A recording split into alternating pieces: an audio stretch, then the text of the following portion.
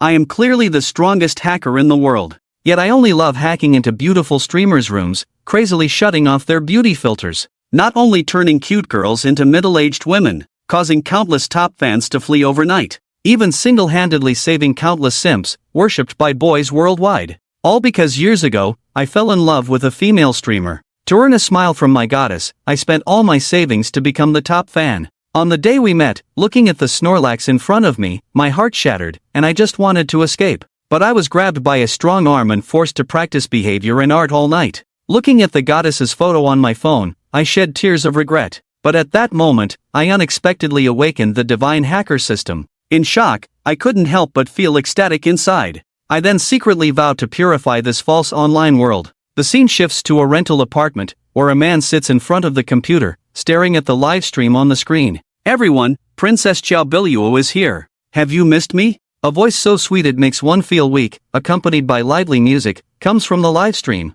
A cute little girl appears in the live stream, her smile radiant like a flower, with a perfect figure and exquisite makeup, all complemented by the perfect lighting, driving countless men in the live stream wild. If I hadn't experienced it myself, I wouldn't believe how terrifying beauty technology is now. Thanks to the Canadian gaming platform for the airplane and to Kai Kunken for the rocket, gifts flood the live stream, one after another, making it hard for the streamer to keep up with the thanks. But at that moment, some discordant messages appeared in the comments, warning others not to be fooled. Xiaobilluo is a fraud. She just turned on the beauty filter, don't believe her. I stroked my chin, slightly frowning. It seems another victim has appeared, but clearly, now is not the best time to act. At this moment, Xiaobilluo also noticed him but naturally pretended not to see, still flirting with her fans, chatting away effortlessly. He knew well that as long as he ignored it, fans would naturally speak up for him. Every time I think back, I was one of those simps, wishing I could slap myself. At the same time, in a distant villa, a wealthy young man adorned in designer brands. A rich young man wearing a big gold chain is staring intently at the live stream. He is Xiaobilluo's current top fan, known as Chasing Windboy, and he is her most loyal simp. When he saw someone slandering his goddess in the livestream, he couldn't help but feel furious, turning into a keyboard warrior, spamming comments at lightning speed. The victims in front of the screen were so furious they were about to spit blood. I couldn't help but chuckle. Let's allow you to flail around for a bit longer, there will be a time when you'll be in for a show. Brother Phone, don't be angry. It's all because Chow Chow isn't good enough, making everyone dislike her, Xiaobilluo said softly, her tone tinged with a hint of grievance and helplessness.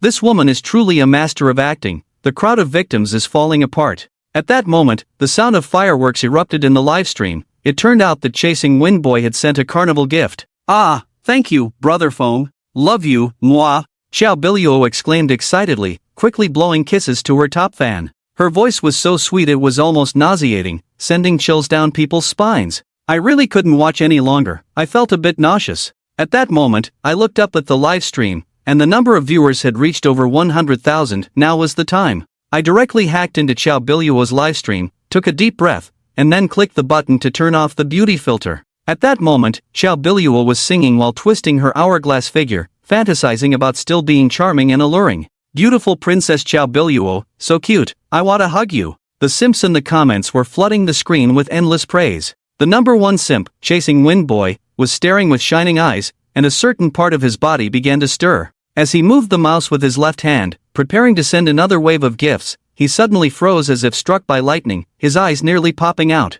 The cute girl on the screen disappeared, revealing a bloated figure with a face full of acne, resembling a Snorlax. Where was the appearance of a beautiful girl? Not just him, but the once lively live stream fell silent in an instant, and the comments stopped scrolling. Only Xiaobilluo remained immersed in her performance, twisting her hourglass figure, completely unaware that her true self had been exposed. At this moment, the top fan finally couldn't hold it anymore and ran to the bathroom to vomit uncontrollably. Many viewers in the live stream also began to vomit. What the hell? My eyes. The live stream erupted in chaos. At this moment, Xiaobilluo sensed something was wrong. Her smile gradually froze, and she let out a scream. She hurriedly rushed to her phone, trying to turn the beauty filter back on, but no matter how she clicked the screen, there was no response. Because at that moment, her phone was being remotely controlled by me. Xiaobilluo, in despair, covered her face and awkwardly fled the camera, causing the live stream to explode in chaos. Various complaints and insults flooded in. Watching this moment of satisfaction, I couldn't help but smile slightly. Looking at the recorded video, I quickly tapped my fingers and uploaded it directly to the Douyin platform. This utterly ruined the reputation of the photo phishing girl. As the live stream ended, a voice echoed in my mind. "Congratulations, host, you have obtained vulnerability scanning technology." I felt ecstatic inside and quickly opened the system to check. With this technology, most live streams could be easily breached. Then I discovered that the system contained many incredible hacking techniques, but they required points to exchange. Then a thought flashed through my mind: I could start a live stream. As long as I gained more followers, I could quickly expand my influence. Naturally, I could earn points faster. With that in mind, I immediately took action, rummaging through my wardrobe for a black mask. I put on a black hooded coat and set up the transformation software. This would ensure my safety. Then I opened the live streaming software.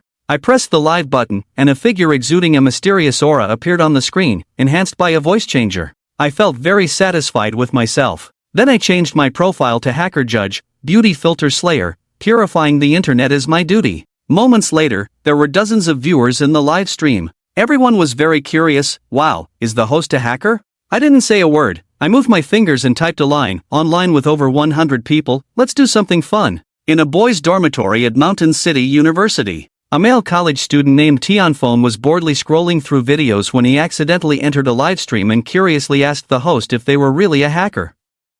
What kind of work are we going to do? However, I still remained silent, sitting there mysteriously, playing tricks. Not interesting. Just as he lost patience and was about to leave, I spoke up to welcome the 100th friend. Okay, the host is live now, and my head is slightly turning. The deep electronic music with a hint of metal resonance came from the live broadcast room. At this moment, the screen switched, and on the main screen, another female streamer's live broadcast room appeared. The female anchor is named Tuan Tuan. She is very beautiful, pure and lovely, wearing a quirky short skirt that reveals a pair of fair and beautiful legs. Playing guitar on the street. Does everyone want to see the real side of this female? The broadcast room once again reminds me of my electronic music. What does it mean? Tianfeng listened in confusion, instinctively widening his eyes, afraid of missing something exciting, turning off the filter, turning off the beauty effect. Close the face slimming, accompanied by a burst of electronic music. The originally pure and lovely female actually in just a few seconds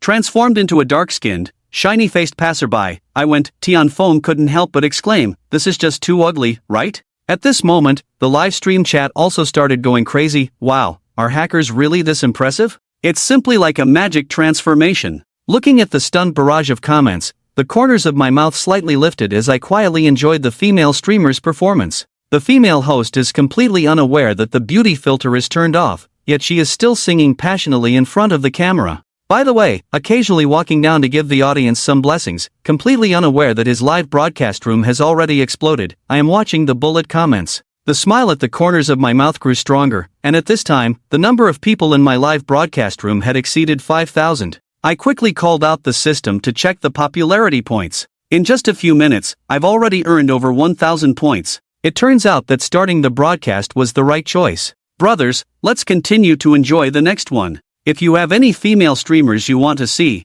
you can type their names on the public screen. This is what countless netizens in the live broadcast room are frantically spamming, requesting me to flip the cards. This is a plain gift, sweeping across the screen. It's a gift from Tianfeng. Big boss, please take a look at Sweetheart Nini. Thank you brother Feng for the gift. This is arranged. At this moment Tianfeng's heart is extremely flustered. Sweetheart Nini is the goddess in his heart. She is the only female anchor who has streamed the carnival for him, and that was when he worked hard for a month, coinciding with the goddess's birthday. He gritted his teeth and spent a month's salary to treat the goddess to a carnival. Others might cheat, but the goddess definitely won't. At this moment, the figure of Sweetheart Nini appeared in the live stream, and she was promoting products in the live stream. Wearing a purple long dress, with an elegant demeanor, poised and confident, exuding a mature and charming charm. Every gesture and movement makes people feel moved. With an astonishing 100,000 online viewers in the live broadcast room, the number of fans has reached 11.2 million. A top internet celebrity in the tens of millions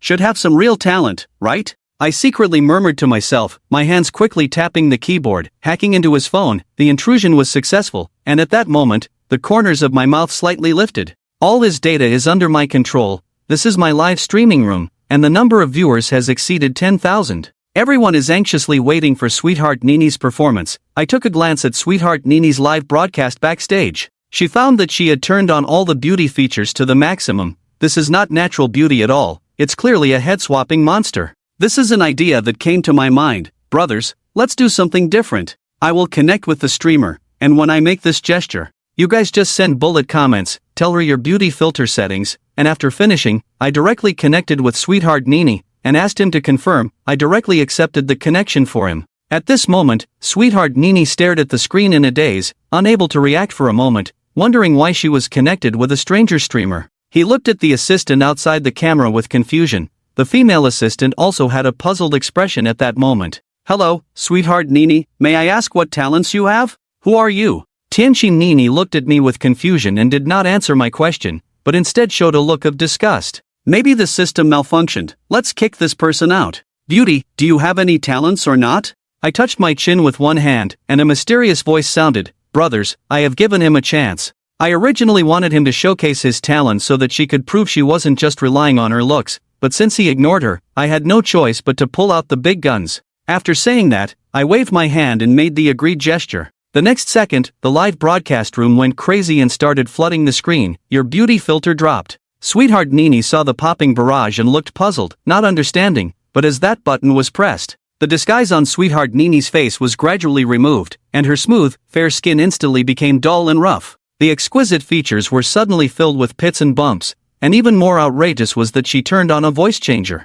That's right, it's actually a man in women's clothing, even more abstract than Xiao Biluo. At this moment in the live broadcast room, 100,000 netizens almost crashed the server. The barrage was like a volcanic eruption, covering the screen so much that she couldn't see it at all. Tianfeng was completely dumbfounded. This was her long-cherished goddess, Xiao Bailu. At least she's a woman, but this one isn't even a woman. How many lonely nights have been spent thinking about him? The next second, Manager Tian covered his mouth and rushed into the bathroom. My eyes went blind, and the number one brother ran away with the train overnight. The person who invented beauty filters is really a genius. In the live broadcast room, the bullet comments fly like snowflakes. Netizens were all shocked by the true appearance of Sweetheart Nini. Looking at the reactions of the netizens, I couldn't help but laugh out loud, feeling incredibly happy. Sweetheart Nini panicked completely, helplessly turned off the livestream. The big boss is awesome, please accept my knee, a collective worship of the big boss. At this moment, the number of online viewers in the live broadcast room has reached 20,000,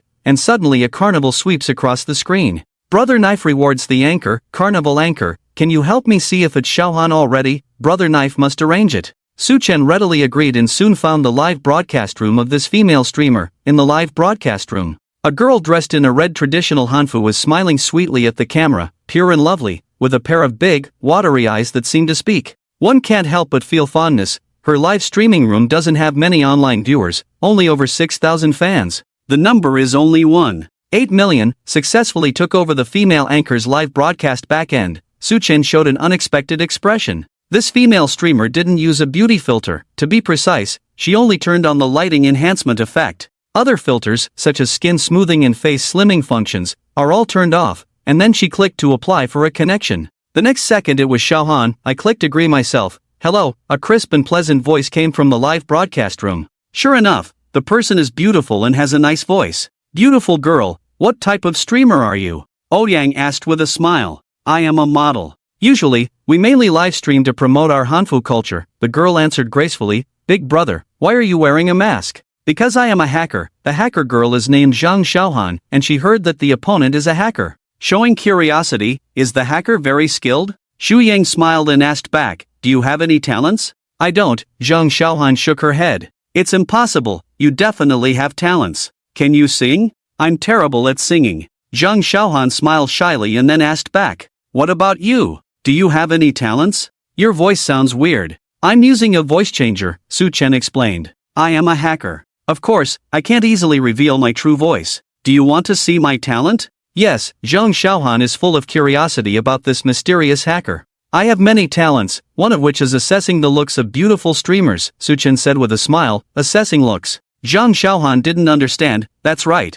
it's to assess the beauty of the female anchor, ensuring 100% accuracy. Su Chen nodded. How to identify through the screen? Zhang Xiaohan became more confused. I can do magic, Su Chen said with a smile. Magic? Zhang Xiaohan was astonished. Don't believe I can do magic. Don't believe Zhang Xiaohan shakes his head. What magic can determine looks? this guy is probably here to be funny. Don't blink, I'm going to perform magic. Su-chen is deliberately keeping it a secret, and as he finishes speaking, the lighting in the live broadcast room dims a bit. He turned off the lighting enhancement effects in the female host's background. Aside from the light becoming a bit dimmer, Zhang Xiaohan's appearance did not change at all. Identification complete, brothers, everyone cheer, we finally encountered a beautiful streamer without beauty filters, Su-chen cheers. Suddenly, the barrage of comments surged like a tide. I cried. I really cried. There is true emotion in the world, it was so moving. Finally, I get to see a streamer without beauty filters. Zhang Xiaohan is confused and still doesn't know what's happening. What magic? What identification? He hasn't figured it out yet. How did the identification finish? Zhang Xiaohan blinked her pair of watery big eyes and curiously asked, what magic trick, big brother? How did you identify it? Haha, this is just a little trick, Su-chen said casually. I have an even more amazing magic trick that will definitely leave you speechless. Before showcasing my talent, let me ask you a question. Su-chen paused, then asked, do we know each other from before? Not knowing, Zhang Xiaohan shook his head. Are you sure you don't know me? I don't know either, are you sure? Zhang Xiaohan nodded, since we don't know each other. Then I could never know your real name, right? Su-chen's lips curled slightly upwards, revealing a hint of a sly smile. You say whether what I said is right or not, Zhang Xiaohan subconsciously nodded, then suddenly realized and widened her eyes in shock. How do you know my name? His real name is indeed Zhang Xiaohan, but he has never revealed his real name in the live broadcast room. He has always referred to himself as Xiaohan, and his fans only know him as Xiaohan, not his surname. How does the brother know? Surprisingly, I can call out my own name in one breath. Not only that, I also know that you are a student at Xiang Province Normal University, currently living on Wui Road, right? Su-chen deliberately paused for a moment, observing Zhang Xiaohan's reaction. Oh my god, Zhang Xiaohan stood up in surprise, her face filled with disbelief. How did you know? His reaction has confirmed everything that Su-chen said, and Su-chen not only accurately stated his name, she also knows his school and address. This is too incredible, isn't it a bit scary? Noticing the panic that flashed in Zhang Xiaohan's eyes, Su-chen said with a smile, don't be afraid, I'm just joking with you. I'm not a bad person. How did you know my information? You are my friend. Zhang Xiaohan still feels apprehensive, doubting whether Su-chen is a friend she knows in real life. I said I can do magic, isn't it amazing? Su-chen chuckled, is there such magic? Wow, how did the streamer do it? It can't be magic, right? I know, the streamer is a hacker. Did they hack into his mobile live streaming backend and see his registration information? Netizens are also guessing, don't joke around. Are you my friend? Zhang Xiaohan pressed on, he naturally does not believe in magic. Where is there such a magical trick that can know information about a stranger? The other party must be a friend, deliberately joking. Still don't believe I can do magic. Your friends in reality probably don't know your ID number either. Should I recite your ID for you? Su-chen said while reading 430,125. No, little brother, don't read it anymore, Zhang Xiaohan quickly said. His expression is a bit fierce. The guy really knows his ID card number, and among friends in reality, not many know their own ID card numbers. It really is magic. Ha ha ha, Su-chen laughed out loud. The girl's expression is too funny. What are you laughing at, little brother?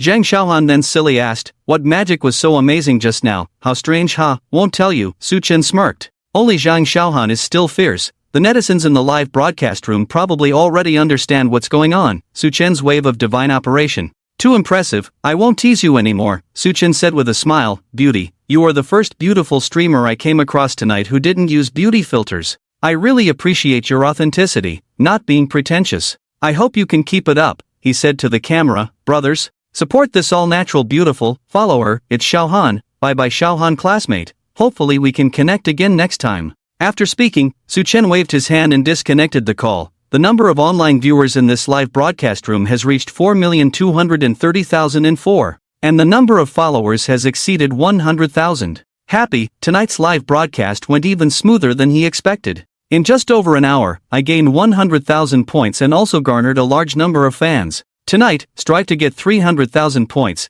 and continue to the next female streamer. The time is in her repeated connections. Time flies quickly, it's 6 a.m., the sky is slightly bright, and Su-chen's live broadcast room is still lively. Su-chen is laughing. The points have finally reached 300,000, and in one night, the female streamer he connected with had not less than 100, but also had 50 or 60. Brothers, today's live broadcast ends here. Thank you all for your support. Friends who like me can click to follow. Tomorrow night we will meet without parting. Suchen finished his first live broadcast, with a peak online audience of 50,000 and 68,000 new fans. This data makes Suchen very satisfied, and what makes Suchen most satisfied is that 300,000 points can be exchanged for hacking tools from them all. At this moment, Suchen let out a long yawn, his eyelids were fighting, feeling so sleepy, might as well sleep first. Wait until I wake up to exchange it, it's not too late. Turn off the computer, quickly took a cold shower, then collapsed onto the bed. Soon, Suchen fell into a deep sleep. Just as he was snoring away, the clips in the livestream where he turned off the female host's beauty filter rapidly spread and fermented on the internet. The girl instantly transformed into a 60-year-old aunt, and the live broadcast room witnessed a face-changing incident. The female internet celebrity turned off the beauty filter and faced a disastrous scene. It turns out that those beautiful internet celebrities online look different without the beauty filter. It turns out like this: the female anchor's filter disappears the moment the beauty effect is turned off in the bright scene. The number one brother ran away overnight carrying a rocket. Haha, a mysterious hacker launched a surprise attack on the live broadcast room in the middle of the night, crazily turning off the beauty filter of the female. Various clickbait articles and short videos have sprung up like bamboo shoots after the rain, quickly occupying the trending lists of major platforms. The first ray of sunlight in the early morning shone into the room through the gap in the curtains, and Li Jie got up early as usual. Come to the community building downstairs to take a walk and run a lap. Find a stone bench to sit down and scroll on Douyin for a while. Wow, at this moment Li Jie showed a look of astonishment. He came across a video where a sweet-looking female streamer appeared. During the live broadcast, the beauty filter suddenly disappeared, revealing her true appearance, a face covered with acne and wrinkles. A big face shining with oil suddenly appeared on the screen. While this is too scary, Li Jie complained it was too ugly. It's a coincidence that I swiped away, and then I came across several similar videos one after another, without exception, all featuring beautiful female streamers after turning off the beauty filter, revealing their true colors. Today's female streamers are really going to great lengths to attract attention. Li Jie sighed as she continued scrolling down and came across a compilation video, in which a trench coat wearing Zhao was featured. Wearing a mask on his face, revealing only a pair of clear and bright eyes, is using hacking technology. Crazy shutdown of female streamers' live rooms, beauty effects. While this hacker guy has some skills, Li Jie came for the interesting video. Later, the hacker boy connected with a top-tier female internet celebrity named Sweetheart Mimi. Isn't this Sweetheart Mimi? Li Jie recognized Sweetheart Mimi at a glance. He often came across Sweetheart Mimi. Then Li Jie saw in the video, Sweetheart Mimi. After turning off the beauty filter, the real appearance left me dumbfounded, with goosebumps all over. The same event. Netizen Zhu Shuai is browsing the Weibo trending search list, and a news article with an eye-catching title has caught his attention. Hacker exposes millions of female internet celebrities. Sweetheart Nini turns out to be a 60-year-old aunt. No way Sweetheart Nini is a 60-year-old aunt. Zhu Shuai clicked on the video news link and saw a person with a bulky figure and a face full of wrinkles. A vivid image of a square dance ant, Sweetheart Nini. Fact, Zhu Shuai loudly complains about how ugly it is. Zhu Shuai feels like his worldview has been refreshed. The comments section below the video was very lively. My goodness, how can this be 60 years old? Isn't it said that even at 70 years old, there are people who believe it? Why should I click on this video? My eyes are going to go blind, covering my face. The taste of the top brother is really becoming more and more unique. I admire it. Ha, in the comments section, netizens are all turning into joke tellers. Various teasing and complaints. In a certain upscale community in the mountain city, Sweetheart Nini wakes up from her dream, looking haggard. Her eyes were vacant. The events of last night kept her awake all night. She never expected that she would encounter a hacker. Moreover, the other party publicly turned off the beauty filter, revealing the real appearance, even though he had already closed the live stream immediately. But he is very clear in his heart that this matter will definitely not pass so easily. He knows what the situation is now and whether this matter has passed. Sweetheart Nini became more and more afraid as she thought about it, anxiously took out her phone, opened Douyin, and entered her account. Backstage fans 9.85 million. Sweetheart Nini's expression suddenly turned ugly, losing over 1 million fans overnight. The total fans originally were 11.2 million, directly dropping below 10 million. Too ruthless, scammer, big scammer, give me back my hard-earned money. This is not Sweetie Nini at all, it's clearly an old lady. Refund, refund, I want a refund, I'm going to throw up, I need to wash my eyes. Grandma, you are already so old, please don't come out to harm young people, hurry back home and hold your grandchildren. The comments section of the work is flooded with various insults, curses, and mockery, overwhelming him like a tide. Sweetheart Nini was so scared that she hurriedly turned it off, not daring to look any further. It's all over, everything is over, after a night of fermentation. The situation not only did not calm down, but instead intensified. For a female anchor who relies on her looks to make a living, this is undoubtedly a fatal blow. Knock knock knock. At that moment, there was a hurried knocking sound. Sister Tion, it's not good, something big has happened. The assistant's voice came from outside the door. With a hint of panic, the assistant then pushed the door open, holding a laptop in hand, with an anxious expression. Sister Tion, our matter is trending. What sweethearted Nini heard, quickly took the laptop to check. Hacker exposes millions of female internet celebrities. Sweetheart Nini turns out to be a 60-year-old aunt. Girl instantly becomes a 60-year-old aunt. A topic event suddenly appeared in the live broadcast room, and Sweetheart Nini felt her vision darken. It was all over, completely over. At the same time, the urgent ringtone of a mobile phone rang, waking Zhang Xiaohan from her sleep. Who is calling so early in the morning? Can people still sleep? Zhang Xiaohan groggily picked up her phone. Sister, get up quickly, it's a huge piece of good news. The assistant's voice came from the phone, full of excitement. What is it? Is it raining red envelopes from the sky? Zhang Xiaohan rubbed her sleepy eyes. I said irritably, Sister, we gained 1 million followers overnight. How many? Zhang Xiaohan instantly woke up. Suddenly sat up from the bed. 1 million, exactly 1 million, the assistant excitedly repeated. Zhang Xiaohan quickly opened Douyin and pressed. Check your own follower count, too. 85 million followers, really gained 1 million followers, what happened? One night, gaining 1 million followers, it can't be a dream, right? Ah, could it be that Zhang Xiaohan suddenly thought of connecting with a black guy last night? At that time, after finishing the line, many netizens entered my live room. Sister Xiaohan, that hacker guy last night was really amazing. He connected with several female streamers and turned off their beauty filters. Now those videos are trending. The assistant said excitedly, it's trending. Zhang Xiaohan quickly opened Weibo to check the trending list. Sure enough, there was a related news item on the trending search list. I didn't expect that last night. The hacker connected with several female streamers. He now knows that the young man doesn't know any magic tricks, but is a powerful hacker who can remotely operate the host's live broadcast backend. Turn off the beauty filter. Thinking of this, Zhang Xiaohan was glad she didn't turn on the beauty filter. Online, news about hackers and female streamers flows like a torrent. While sweeping across the internet, the person involved, Su Chen, was still fast asleep. He didn't wake up until 1 p.m.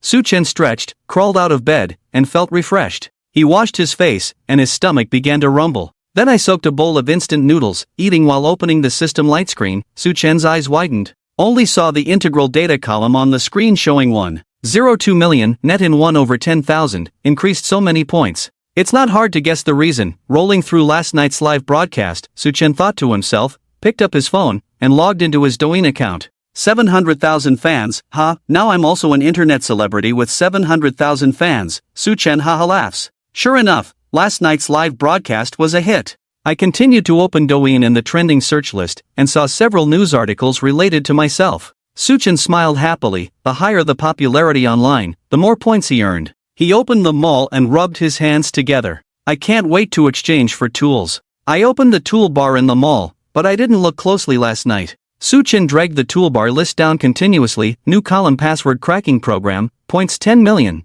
GPS satellite network connector, 30 million points. Eye of the universe, US military satellite super administrator key, 50 million points. I'm going, everything is good stuff. Su Chen is more and more surprised as he looks. The Starlink GPS even has military satellite codes. Just taking out any one of these. All enough to cause a sensation around the world, and the list is not over yet. The one at the bottom of the list is also the highest scoring tool. Manhwa artificial intelligence points 200 million. Su Chen took a sharp breath, feeling like his brain was about to crash. This system all. Even the artificial intelligence in science fiction movies exists, it's incredible. However, 200 million points is also an astronomical number for him, and it's impossible to gather that amount in a short time. Forget it, let's not think about this big weapon for now. One step at a time, grounded and practical. Su Chen took a deep breath and forced himself to calm down. What he needs most right now is a powerful firewall to protect his safety. Su Chen knows that after what happened last night,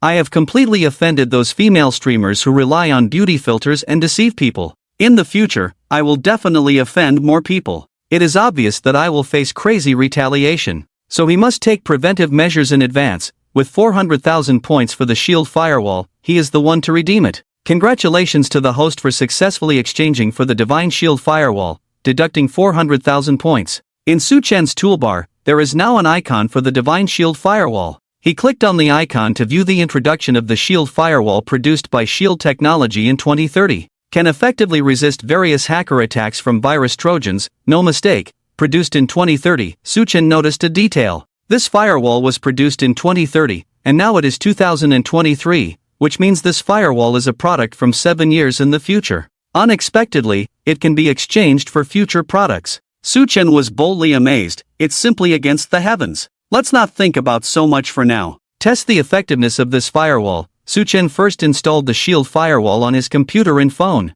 Then he used various hacker tools and virus codes to launch a series of attacks on the Shield Firewall, and the test results made him very satisfied. Whether it is attacks from various viruses or hacker intrusions, they are all easily blocked by the Divine Shield Firewall. Even the vulnerabilities that have not yet been discovered are preemptively patched by the Shield Firewall, proving itself to be future technology. The functionality is extremely powerful. Su Chen was excited. With this powerful firewall, it was as if he had put on an indestructible armor. Next, to exchange for a cryptocurrency tool, Su Chen searched in the mall and chose a product named Super Encryption King. The encryption tool, which costs 300,000 points to redeem, uses a biological DNA molecular encryption algorithm with a very high security level. Su Chen also exchanged a numbered vulnerability, spending 150,000 points. This is a vulnerability in an instant messaging protocol that can be exploited. Cracking the encryption algorithms of chat software like WeChat and QQ, obtaining users' chat records, contact lists, and other private information.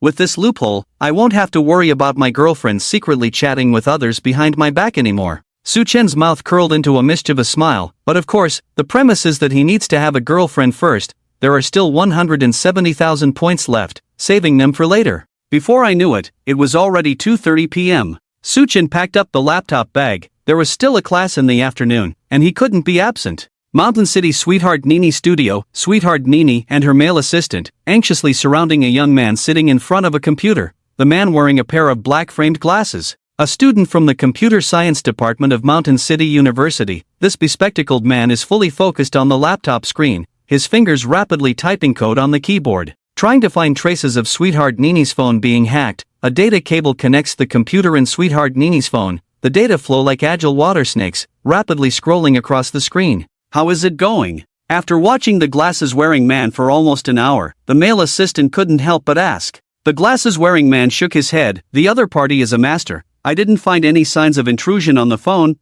Can't handle it? The male assistant's expression immediately turned ugly. They spent a lot of money hiring the glasses-wearing man for help, only to be told that they had gained nothing. I can't handle it, but my master should be able to. The glasses-wearing man said as he took out his phone and dialed a number. Master, I've encountered a. The glasses-wearing man told his master about the general course of events, and the master found the other party's technique to be very skillful. I didn't find any viruses or traces of malware on my phone. Well, I understand now. Send me your phone's IP address, and I'll take a look. A steady voice came from the other end of the phone, in the research apartment room of Mountain City University, filled with various computer equipment.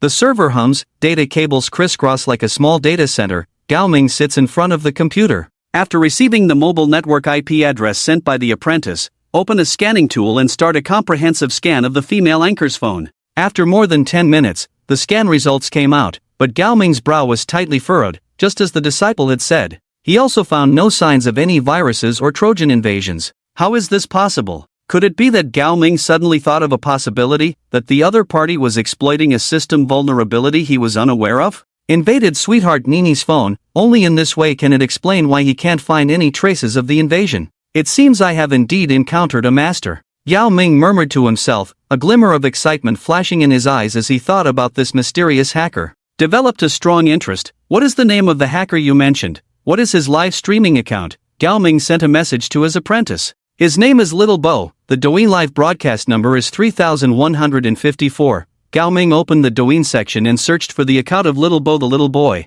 However, what disappointed him was that Little Bo's account had no works, and naturally, no useful information was found. Gao Ming did not give up. He is cracking the back-end information of Leteb, and a few minutes later, the back-end information of Leteb's account appeared on Gao Ming's computer screen. Anchor name Letabu, real name Letabu, phone number 021-031-5642. The ID number 4 multiplied by 312,525. As expected, this information is all fake. The phone number is a non-existent number. The ID card number is also fake. This little boy is really cautious. Gao Ming sighed, knowing that since the other party was an expert, they would not make such a basic mistake of leaving behind real personal information. It seems that to find him, we can only wait for his next broadcast. How is the master doing? Is there any clue? The disciple sent a message inquiring. The other party is a expert. He must have intruded through an unknown vulnerability, and finding out this vulnerability is not so easy. Gao Ming replied, and the glasses-wearing man felt a bit discouraged upon seeing the master's response.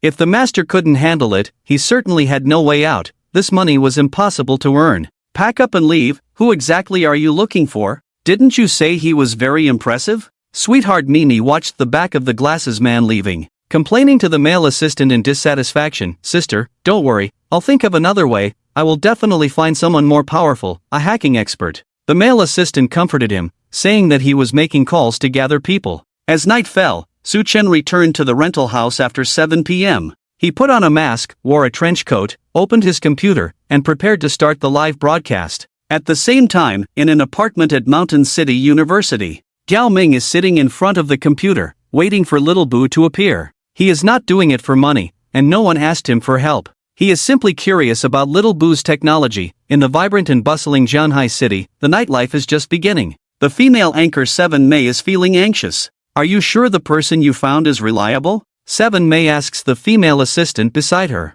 Sister, the person I found is a hacker. He is an expert. He said that as soon as Little Boy starts streaming, he will launch an attack, making it impossible for him to even start the live stream. The female assistant vowed that, regarding last night's incident, 7 Mei's loss was second only to Sweetheart Nini. 1 million followers were lost in one day, and the live streaming career was almost ruined. All of this was thanks to a hacker called Little Boy. How can Sister 7 let it go easily? Sister Little Bo has started the broadcast. The female assistant pointed at the phone screen, and Sister 7 looked at the computer screen. Little Bo's livestream has a picture now. Hurry and notify that hacker to take action, 7 Mei said eagerly. He belongs to Bab, kill Little Bo. The female assistant heard this and sent a text message on her phone. The recipient of the message was a middle-aged man. His name is Lu Xiang. Although the name is ordinary, he is a somewhat well-known figure in the hacker community. The person known as the poisonous little brat has finally started the broadcast. Lu wants to extinguish the cigarette in his hand. He has been waiting for an afternoon.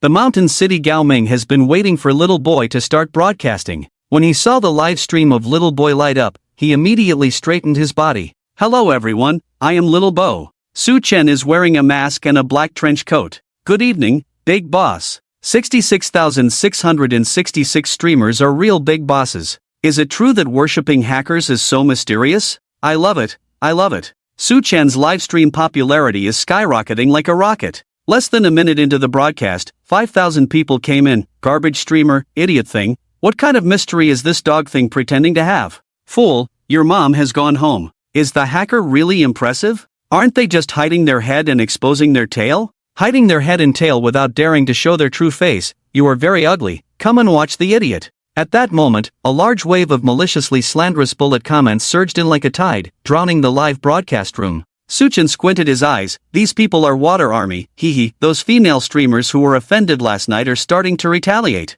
However, with so many private accounts, it's obvious they are trolls. Which streamer offended someone? How could there be so many trolls attacking? Trolls, get out of the live broadcast room. Boss, we support you. This is too despicable, mobilizing internet trolls to smear and cyberbully. I hate internet trolls the most. Is a private account something that can't be seen by others? How much does it cost to post one? Did you see that netizens couldn't stand the paid commenters and started to fight back? The live broadcast room is lively now. This is getting fun. Su Chenfei is not angry, but instead shows a smile. These internet trolls are good. Boosted the popularity of the live broadcast room. Indeed, with the help of the water army, Su Chen's live broadcast room's popularity rose instead of falling. More and more netizens are coming in, and soon the online number broke 20,000. Come on, let the storm come even stronger. Su Chen's smile grew more and more pronounced, and at that moment, the laptop on the table beside him. A sudden urgent alarm sounded, and hundreds of different IPs simultaneously launched attacks on the meat machine. This is the real contest. The water army is just an appetizer, with hundreds of IPs coming in fiercely. There's no need to panic, Su-chen is already prepared.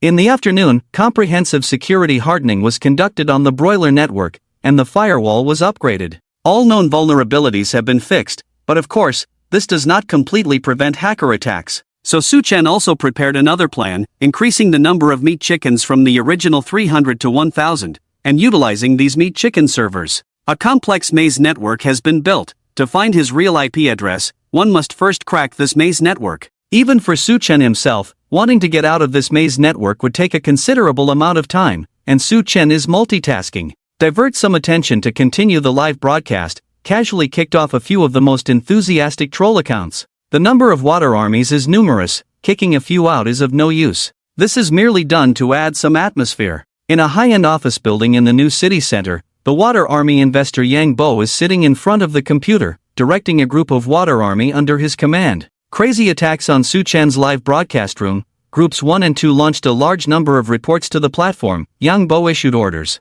An office in the headquarters building of Douyin in Jianghaishi, with more than a dozen staff working the night shift, handling various reports on the platform. At this moment, one of the staff members' computers popped up a series of messages. He opened the messages to take a look. Surprised by so many reports, in just a few minutes, thousands of reports were received. It's all directed at the same streamer Little Bao Little Boy. What's going on? His popularity in the live broadcast room is getting higher and higher. The one speaking in the room is the female host Sweetheart Nini. That's right, it's the water army. He just found the sister. Don't rush. The water army reporting platform has already been activated. Once a large number of reports are received, he will be banned, the male assistant explained beside him. It's best this way, said Sweetheart Nini. At the same time, female broadcaster 7 May was also urging, is that expert you mentioned reliable or not? Why is there still no news? He looked at Su-chen's live broadcast room, where the popularity was constantly skyrocketing, feeling very displeased, saying it shouldn't be so quick, it's just beginning. The female assistant said cautiously, how much longer do we have to wait? Seventh sister is feeling irritable. Huh? Su-chen looked at the ever-increasing popularity in the live broadcast room. Couldn't help but laugh. There are 50,000 people online, and it's only been less than 10 minutes. Thank you comrades in the water army. It is your assist that has brought such high popularity to his live broadcast room. At this moment, the water army becomes adorable in Su-chen's eyes. Just then, the live stream screen froze for a moment, freezing for 2 seconds. But the viewers in the livestream did not notice any abnormalities. Su-chen squinted his eyes and shifted his gaze to the laptop screen beside him. The first meat machine was breached, causing the livestream to disconnect momentarily. However, when one meat machine is disconnected, it will automatically connect to the next one, so it was disconnected for 2 seconds before reconnecting. The computer shows the attacker's IP address 110.42.168. One on the screen, coming from Jianghaishi. Come on, I have plenty of meat chickens. Su-chen smiled in his heart, not at all anxious. Why be nervous with one meat chicken when there are 1,000 meat machines? Su-chen frowned. He noticed that there was another IP address from the mountain city that had silently breached his 13 meat machines. If it weren't for him installing surveillance on every meat machine, the program wouldn't have discovered it. Finally, a master has arrived, and in the blink of an eye, half an hour has passed. Watching the number of online viewers in Su-chen's live broadcast room approaching 100,000, Sweetheart Nini is becoming increasingly unhappy. Didn't they say that the water army had launched a large number of complaints? After a pause, Sweetheart Nini impatiently said, I want to see his live broadcast room now. Saying this, Sweetheart Nini turned to look at the male assistant beside her. You said you know someone from the platform, right? Ask him for help. I can spend money. The male assistant nodded and said, I'll contact him now. While speaking, he walked to the side, took out his phone to contact again. After a while, the male assistant came back and leaned close to Sweetheart Nini's ear, softly saying, Sister, you said it's settled, 100,000 yuan. He can help us close the little BO live stream room. 100,000. Sweetie Nini raised her eyebrows. I can cover the money. Is this person reliable? Don't worry, sister, this friend is absolutely reliable. He lowered his voice and said mysteriously. He is an insider of the platform. We have cooperated with him before, and he gets things done cleanly and efficiently. Sweetheart Nini pondered for a moment and nodded her heart. 100,000 is 100,000. As long as I can close the little boy's live broadcast room and make him completely disappear, I am willing to spend any amount of money. Alright, I'll reply right away. The male assistant added, but we still have to wait for a while. He is outside and can only operate once he gets home. Next is to wait for time to pass second by second, and in the blink of an eye, half an hour has gone by. Damn, how many meat machines does this kid have? Lou irritably grabbed his hair and swore. Within half an hour, he successfully took down more than a dozen meat machines. But the other party's meat machine is like leeks, cut down again and again, and it can never be finished. Suddenly, Lou let out a painful cry and shook his hand violently. It turned out he was too focused. The cigarette butt in my hand has unknowingly burned to my fingers, and the sound of the keyboard tapping echoes in the room like dense raindrops. The skilled hands dance quickly on the keyboard, lines of code leap across the screen like fairies. He has consecutively breached 80 meat machines, yet still cannot find the real IP of Little Boy. The opponent's meat muscles seem endless. Gao Ming also felt a headache, but he did not give up. As a top hacker, what he lacks the least is patience. Hu Gaoming took a deep breath, picked up the cup of water on the table, and gulped down several large mouthfuls. Continuing with Joe Badian, the head of the Douyin platform review team, he had just returned home when he received a text message from the bank, notifying him of a deposit of 100,000 yuan. Hee, this money feels nice. Joe Badian is feeling pleased in his heart as he quickly walks into the study and opens the computer. He logged into the Douyin platform and found the streamer leaderboard in the back-end management interface, with complaint information showing up to 11,200 complaints. With so many complaints, even if I directly ban his live broadcast room, it shouldn't be considered a violation, Joe Badian thought to himself with a clear conscience, moving the mouse. Click the ban button, and the next second a message popped up in Lou Daoda's live room. The system has taken action for violating platform live broadcasting regulations. The Lido department's live broadcast room will be banned for 7 days. If there are any objections, please contact the platform's customer service for an appeal, followed by an interruption of the live broadcast. What happened? Su Chen was startled, thinking that his own meat chicken network had been hacked by hackers. He hurriedly checked the computer. The meat chicken network was functioning normally. What was going on? Could it be a network issue? Su Chen looked puzzled at the live broadcast room. Oh no, was it banned by the platform? Was it necessary to be so quick? Just now, there were over 90,000 people online in the live broadcast room. Almost broke 100,000, and just like that, the losses are all points. Su Chen is very frustrated. How can it be that he wasn't taken down by hackers but was by the platform? Generally, a streamer encountering this situation can only consider themselves unlucky and obediently wait for the platform to lift the ban, or re-register a new account. But Su Chen is not an ordinary person, he is a hacker. There is naturally a way to bypass the platform's blockade, so Su Chen hesitated. He knew that if he really did this, it's like waiting in line peacefully to do something. The consequences are unpredictable. Forget it, it's better to have less trouble than more, just create a secondary account. Su Chen decided to register a small account first.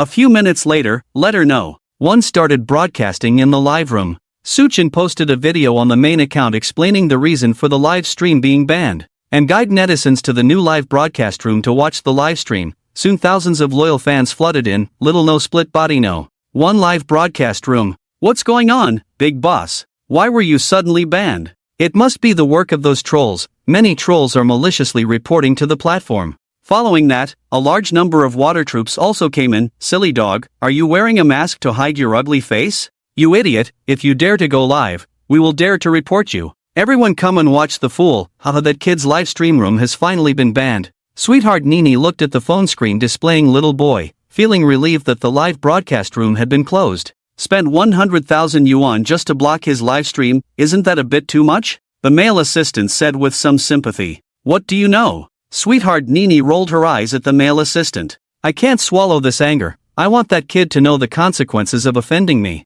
Just as I was saying this, a female assistant in the room stood up and said loudly. Sister Leteb opened a new account and started broadcasting again. When Sweetheart Nini heard this, she walked over and took the female assistant's phone, and sure enough, seeing the popularity of Lu Teibu's avatar no. One live broadcast room, keep banning for me, keep banning. How many alternate accounts does he have? We will ban that many accounts. Sweetheart Nini shouted loudly, and the male assistant helplessly had to contact Zhou Guotian again, asking for 100,000 again, sealing it for 100,000 each time. Sweetheart Nini became furious upon learning Zhou Guotian's reply, so forget it, we have already blocked his main account. The male assistant suggested that it wasn't enough. Sweetheart Nini firmly said, when you talk to him, don't be too greedy, a flat price of 300,000. I ask for later tonight, boy, how many small accounts are all blocked?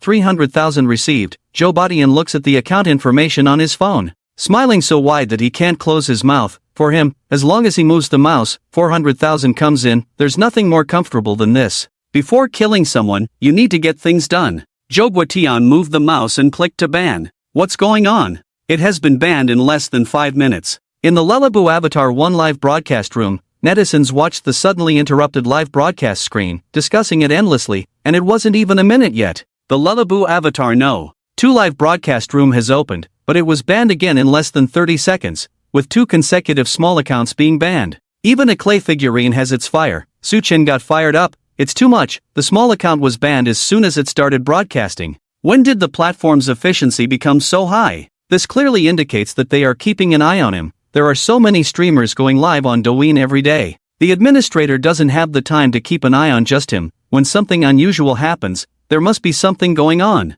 Su Chen thought of a possibility. Someone has bribed someone inside the platform. Upon reflection, this is not impossible. I have ruined the livelihoods of dozens of female streamers. Among them, some fans number in the millions or even tens of millions, and they definitely have some connections with the platform, as long as they are willing to spend money. Buying off 1 or 2 platform administrators is not a difficult task. With this thought, Su Chen no longer hesitated. His index finger flew as he typed on the keyboard. He wanted to check the IP of the platform's back-end administrator. Soon, an IP address appeared before Su Chen, 112. 30. 23. 01, Zhonghai City. It's you. Su Chen's lips curled into a cold smile as he began to scan this IP address, Windows 12 Home Edition. Scan result. This is a Windows personal computer, so it will be easy to handle. Su Chen directly pulls out the CV2024300078 vulnerability exploitation tool. Just a few seconds later, successfully infiltrated the target computer,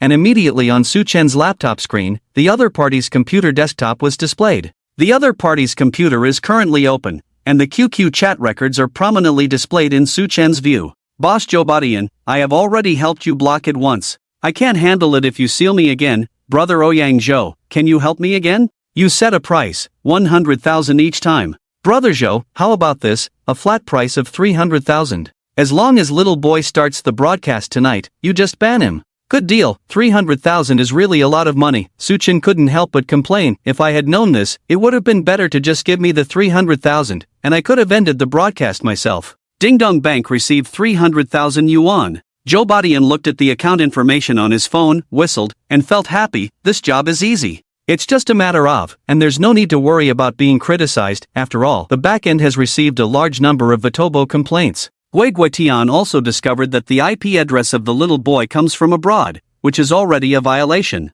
It is reasonable to ban his live streaming room, and no one can say anything about it. At that moment, a video call link suddenly popped up, and before Joe Badian could react, the video call was automatically connected. In the video window, a voice appeared wearing a mask and hood. Kid, you have blocked my live broadcast room, a voice synthesized electronically. It came off from the computer. Joe Badian was startled, and at a glance recognized that this person was indeed a hacker, little boy, with no time to think about how the other party knew his. In a hurry to turn off the video call, but the mouse seemed to have lost control and wouldn't move at all. Turning off the power and about to reach out, 400,000 TSK. What do you think would happen if I exposed this chat record? The sound of electronic synthesis rang out again, filled with a mocking flavor, and Zhou Guotian was instantly dumbfounded. If you don't speak, I'll take it as your default. I will send a copy of this chat record to your company and a copy to electronics. The synthesized sound deliberately prolonged the tail sound. Please, big boss, I was wrong.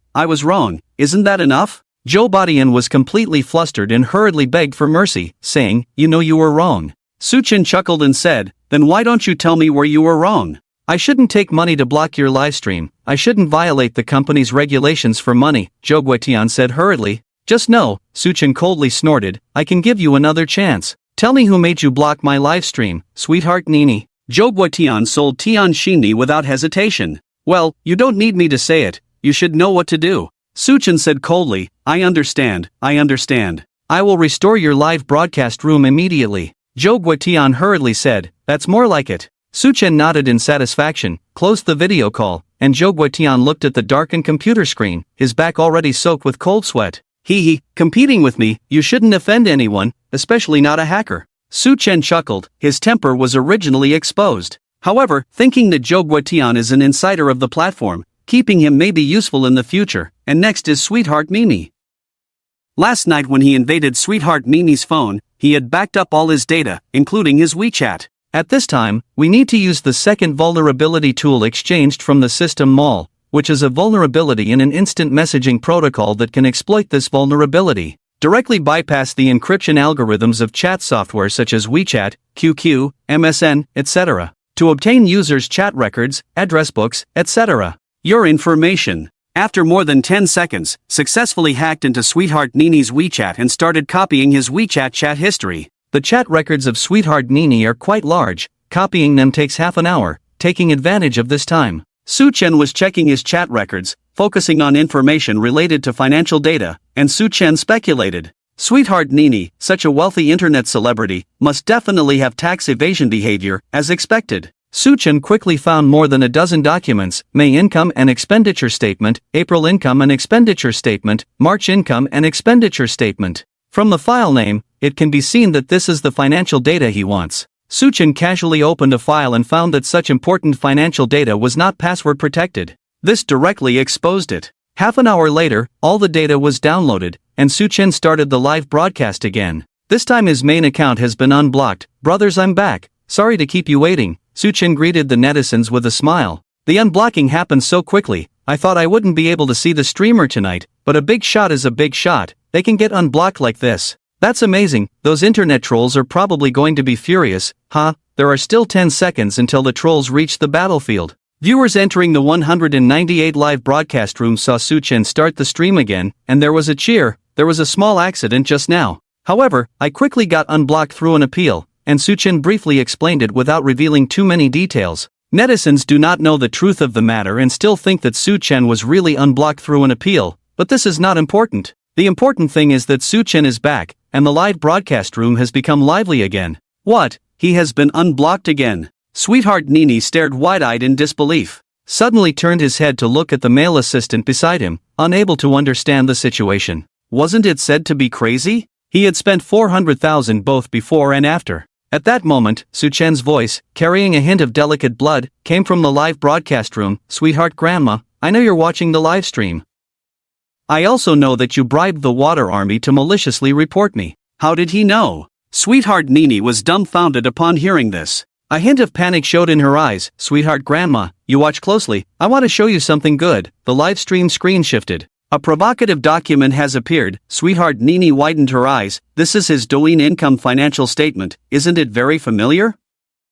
This is your financial flow on Douyin. Come on, brothers, come and take a look at this sweet grandma. Every month he earns several million, sometimes tens of millions, so one can imagine how much money he has deceived from his fans. Su-Chen's voice was filled with sarcasm. I'll ask again, have you paid taxes? Su-Chen's gaze seemed to penetrate the screen. But Sweetheart Mimi, I guess you definitely haven't paid. Since that's the case, I can only act on behalf of heaven and hand over this financial document to the relevant department for processing. The live broadcast screen switches again. A laptop appeared, and on the computer screen, the tax authority's official complaint page was prominently displayed. Friends in the live stream, screenshot as proof. Everyone help me report, Sweetheart Nini, damn it, report her. In the live broadcast room, tens of thousands of netizens witnessed the scene, each one indignantly discussing Tianning. Tianqin Nini was completely panicked. She knew better than anyone whether she had watered it or not. If it's done, everything is over. Sweetheart Nini took a few steps back, slumped down in the chair, her face ashen, as if her mother had just died. At the same time,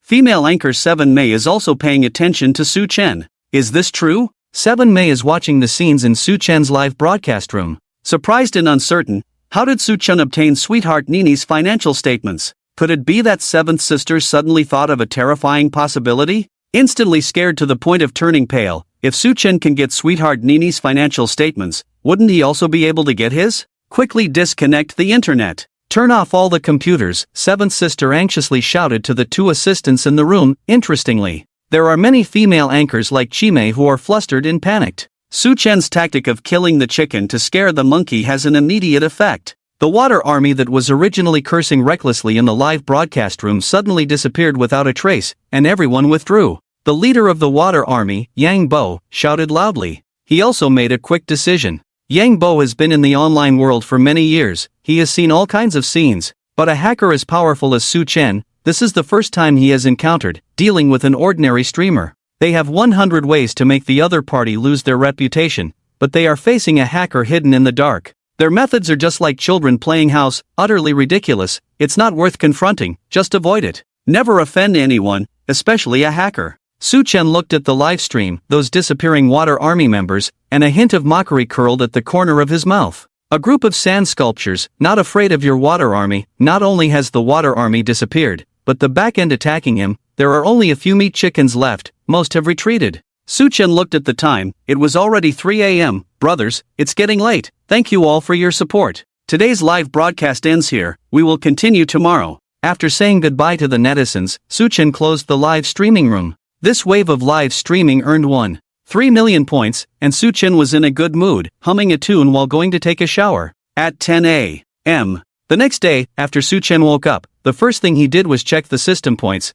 2 million points. Su Chen was in a great mood, and next, he spent 100,000 points to exchange for a super virus package, which contains thousands of various viruses, and he uses this thing to set traps. I saw Su Chen log into a meat machine and start setting traps. This meat machine has been turned into a poison. As soon as you step in, you fall into the poison, and at best, the computer crashes. If the situation is serious, all the files and data in the computer will be destroyed, and the deletion and decryption will fail. Gao Ming looked at the computer screen, helplessly leaning against the back of the chair. His face was full of exhaustion. Last night, he copied a control program from Su Chen's muscle tissue, trying to crack the encryption algorithm within. Busy all night, failure is normal. Gao Ming does not know the encryption algorithm used by Su Chen. It is a biological DNA encryption exchanged from the system mall, and the complexity of this encryption algorithm far exceeds his imagination. To crack this encryption algorithm, not only advanced technology is needed,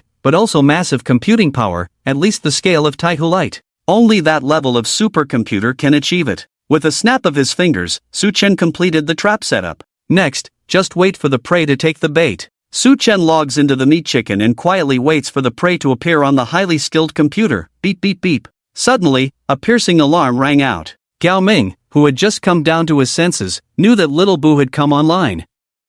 Almost simultaneously, the computer alarm beeped. Liu Xiang, who was also awakened while sleeping at the computer desk, quickly sat up, perked up, and Little Beehole went online. Bang bang, 10 minutes later, Liu Xiang successfully broke through the first meat machine, followed by the second one. The third machine's piercing alarm sounded again, and Liu Xiang's expression changed as he realized he had won the prize. The third meat machine was set with a trap. Countless virus programs surged into Liu Xiang's computer like a tide. Damn, so many viruses. Liu wanted to scream for a lifetime, frantically pounding the keyboard, trying to stop the virus invasion, but everything was too late. The virus program instantly took over his computer. Liu let out a frustrated wail, and the next second, his computer screen turned blue. In contrast, Gao Ming's skills are somewhat better than Liu Xiang's, and he promptly discovered the trap set by Su Chen. And measures have been taken to respond, but there are just too many viruses, so many that even the firewall cannot withstand such a fierce attack. Chowa! Gao Ming shouted loudly. The computer blue-screened. Gao Ming looked at it in disbelief. The computer screen turned into a blue color.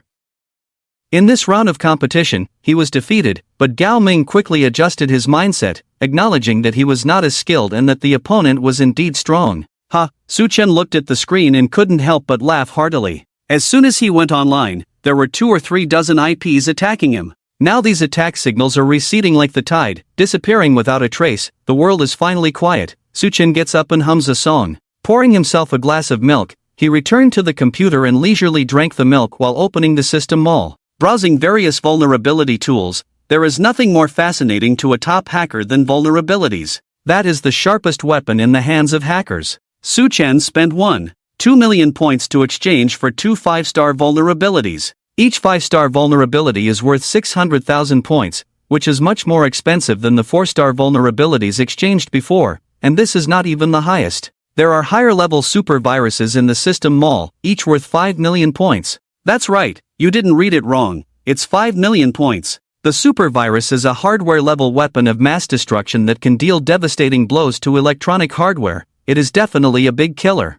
2 5-star vulnerabilities exchanged by Su Chen, one is aimed at the Windows system, and the other is aimed at the Linux system, as is well known. The global computer operating systems are mainly divided into 2 major camps. One is the Windows system produced by Microsoft, which dominates the personal computer market. Another is the open-source Linux system, which holds absolute dominance in the server market, with these two 5-star vulnerabilities. It is equivalent to the global computers opening a door to Su Chen, coming and going freely, with 700,000 points left to accumulate. Time flies quickly, and in the blink of an eye, it was noon. Su Chen was just about to go out for a meal when his phone suddenly rang. It was a call from my roommate Gao Meng, inviting him to dinner together. Okay, I'll be there soon. Su Chen hung up the phone and walked outside. While searching for news about sweetheart Nini, so many netizens reported her last night. I wonder what the situation is now. I found it. I saw millions of female streamers on the trending list. Sweetheart Nini was reported by netizens for stealing a nap. Su Chen's mouth curled up in a hint of mockery. Once it trends, it means this matter is set in stone. Sweetheart Grandma, this is the consequence of offending a hacker. After the dinner party, Su Chen returned to the rental house to catch up on sleep. Today is the weekend, and he doesn't have classes. The courses in his junior year are simply a piece of cake for him. It doesn't matter whether he goes or not. Occasionally taking attendance is the only time he shows up. I slept until 6 p.m. for this nap, and after waking up, Su Chen made some food himself, always pointing to 7 o'clock. Su Chen sat in front of the computer, logged into the Douyin backend, with 900,000 fans, just a little short of 1 million. He's also an internet celebrity, Su Chen is smiling, not in a hurry to start a live stream, first observing if the Meat Chicken network has any new attacks. After waiting for a few minutes, the network was calm as water, with no movement at all. It seems they received a lesson in the morning, Su Chen murmured to himself. That was the trap he set up in the morning, which severely harmed several hackers.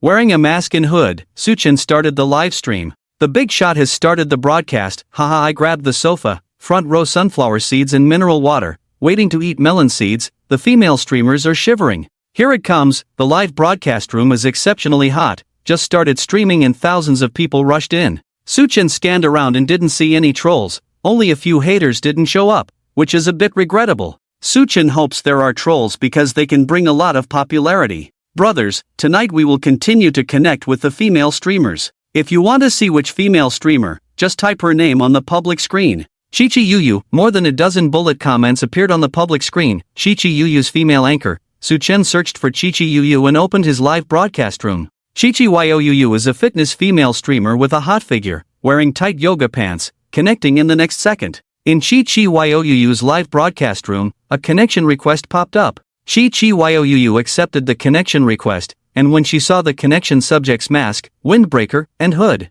the pupils suddenly constricted. You are that hacker type. I know you, Su Chen retorted. Are you really, little boy? Chichi was once again extremely surprised, and then he made an unexpected move, clasping his hands together with a pitiful expression. Big boss, please let me go, it's not over yet. And then Chichi sent another wave of gifts, a few airplanes, over $1,000. This Su Chen brain bucket, the script isn't like this, forget it, the gift has been received. Next Su Chen connects to the next host. What is interesting is that several female streamers, without exception, recognized her the moment they saw her, and then they all tried to please her. Please let go of the 3 consecutive gift spamming moves, suppressing a dance female streamer called Xiaoyu, and continuously sent 3 carnivals. Have I opened up a new path to wealth? Su Chen smiled and then pretended to be confused. Brothers, why is it that I get recognized just by connecting with a female streamer? How can we play like this? Have I suddenly become so famous? Aha, big shot. Your heroic deeds have already spread all over Douyin.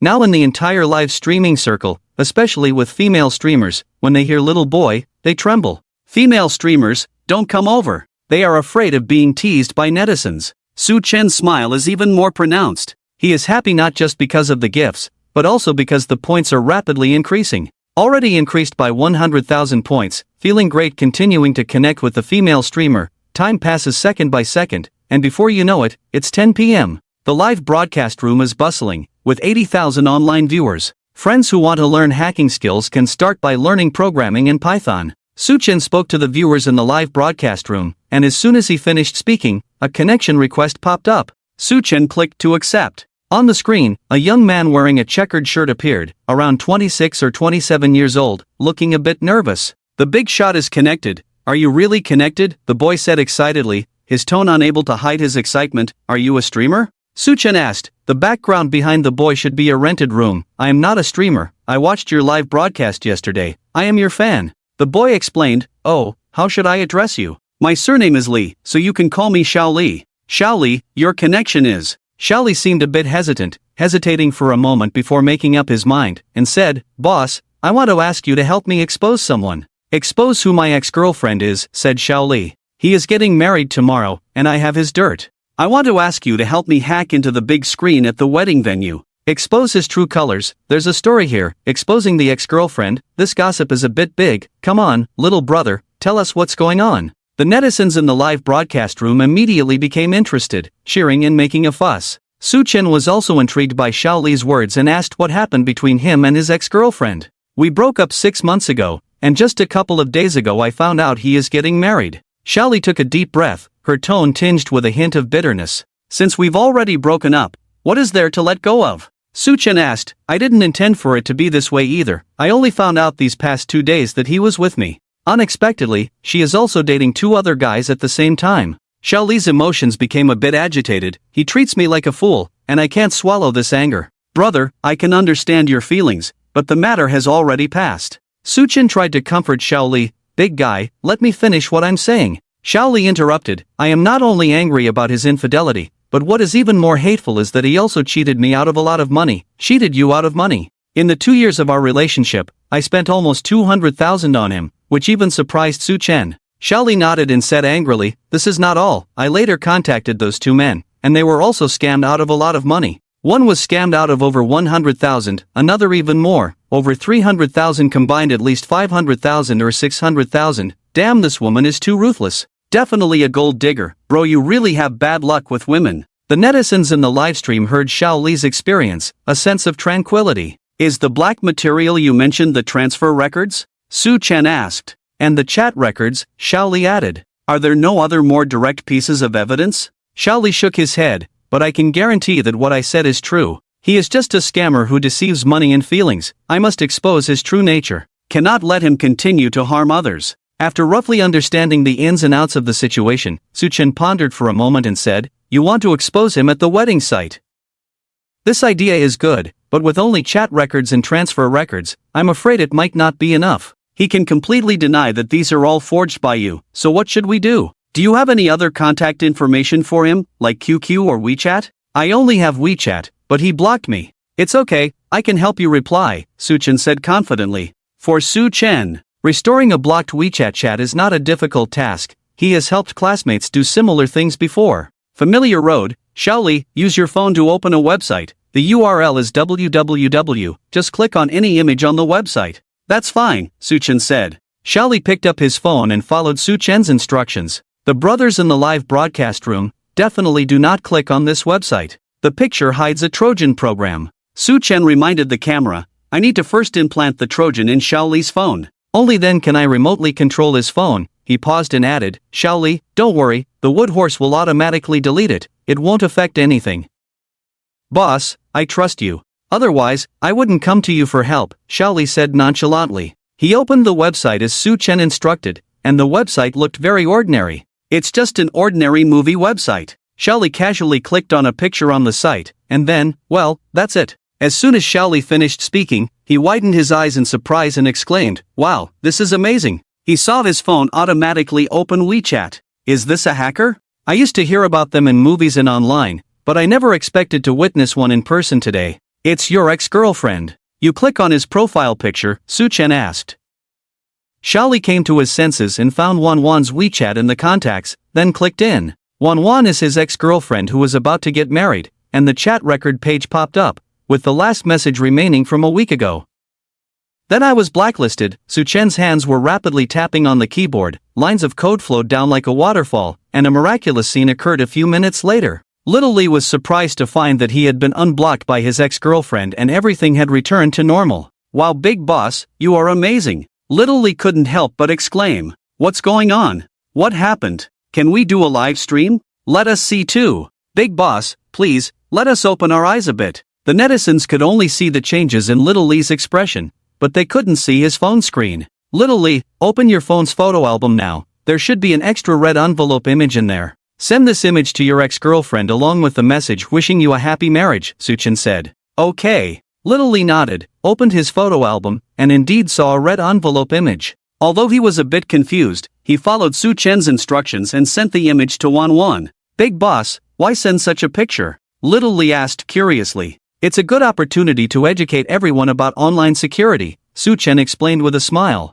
"This image is not an ordinary picture, it contains a Trojan program. As soon as the other party opens this image, the Trojan program will automatically implant itself into her phone, and then I will have control over her phone. So everyone must pay attention to online safety and not easily click on links, images, and files sent by strangers. Be careful of hidden Trojan viruses." 6666. Learn something new.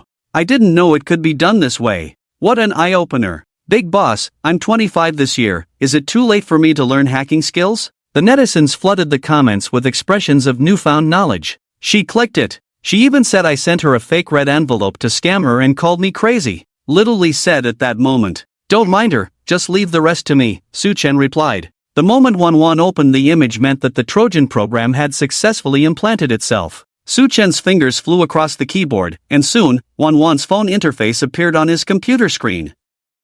He directly opened Wan's WeChat and then clicked on her contacts. Huadu Community Owner Group and Wang Brother Zhang KFC Fish Group. Su Chen's gaze swept over the names, finally stopping at Fish Group. That name felt a bit strange. With a hint of curiosity, he clicked on the chat interface of Fish Group. Fish Group, 488 members, Handsome, Star City, Xiaobin, Shenzhen, Adong, Mountain City, Bad Boy, Beijing. Su Chen browsed through the group member list and immediately understood the nature of this group. This was a fish-raising group. Wan was a professional catcher. This was something Su Chen hadn't expected. He casually clicked on a fish's avatar and looked at the chat records. Sure enough, the chat content was ambiguous and explicit, quite unsightly. Moreover, there was even a video in the chat records. Su Chen opened the video. The video showed a KTV private room with a dozen men and women hugging and cuddling, the atmosphere decadent. Su Chen couldn't determine if Wan was among them. He downloaded this video along with the entire chat record of the fish group.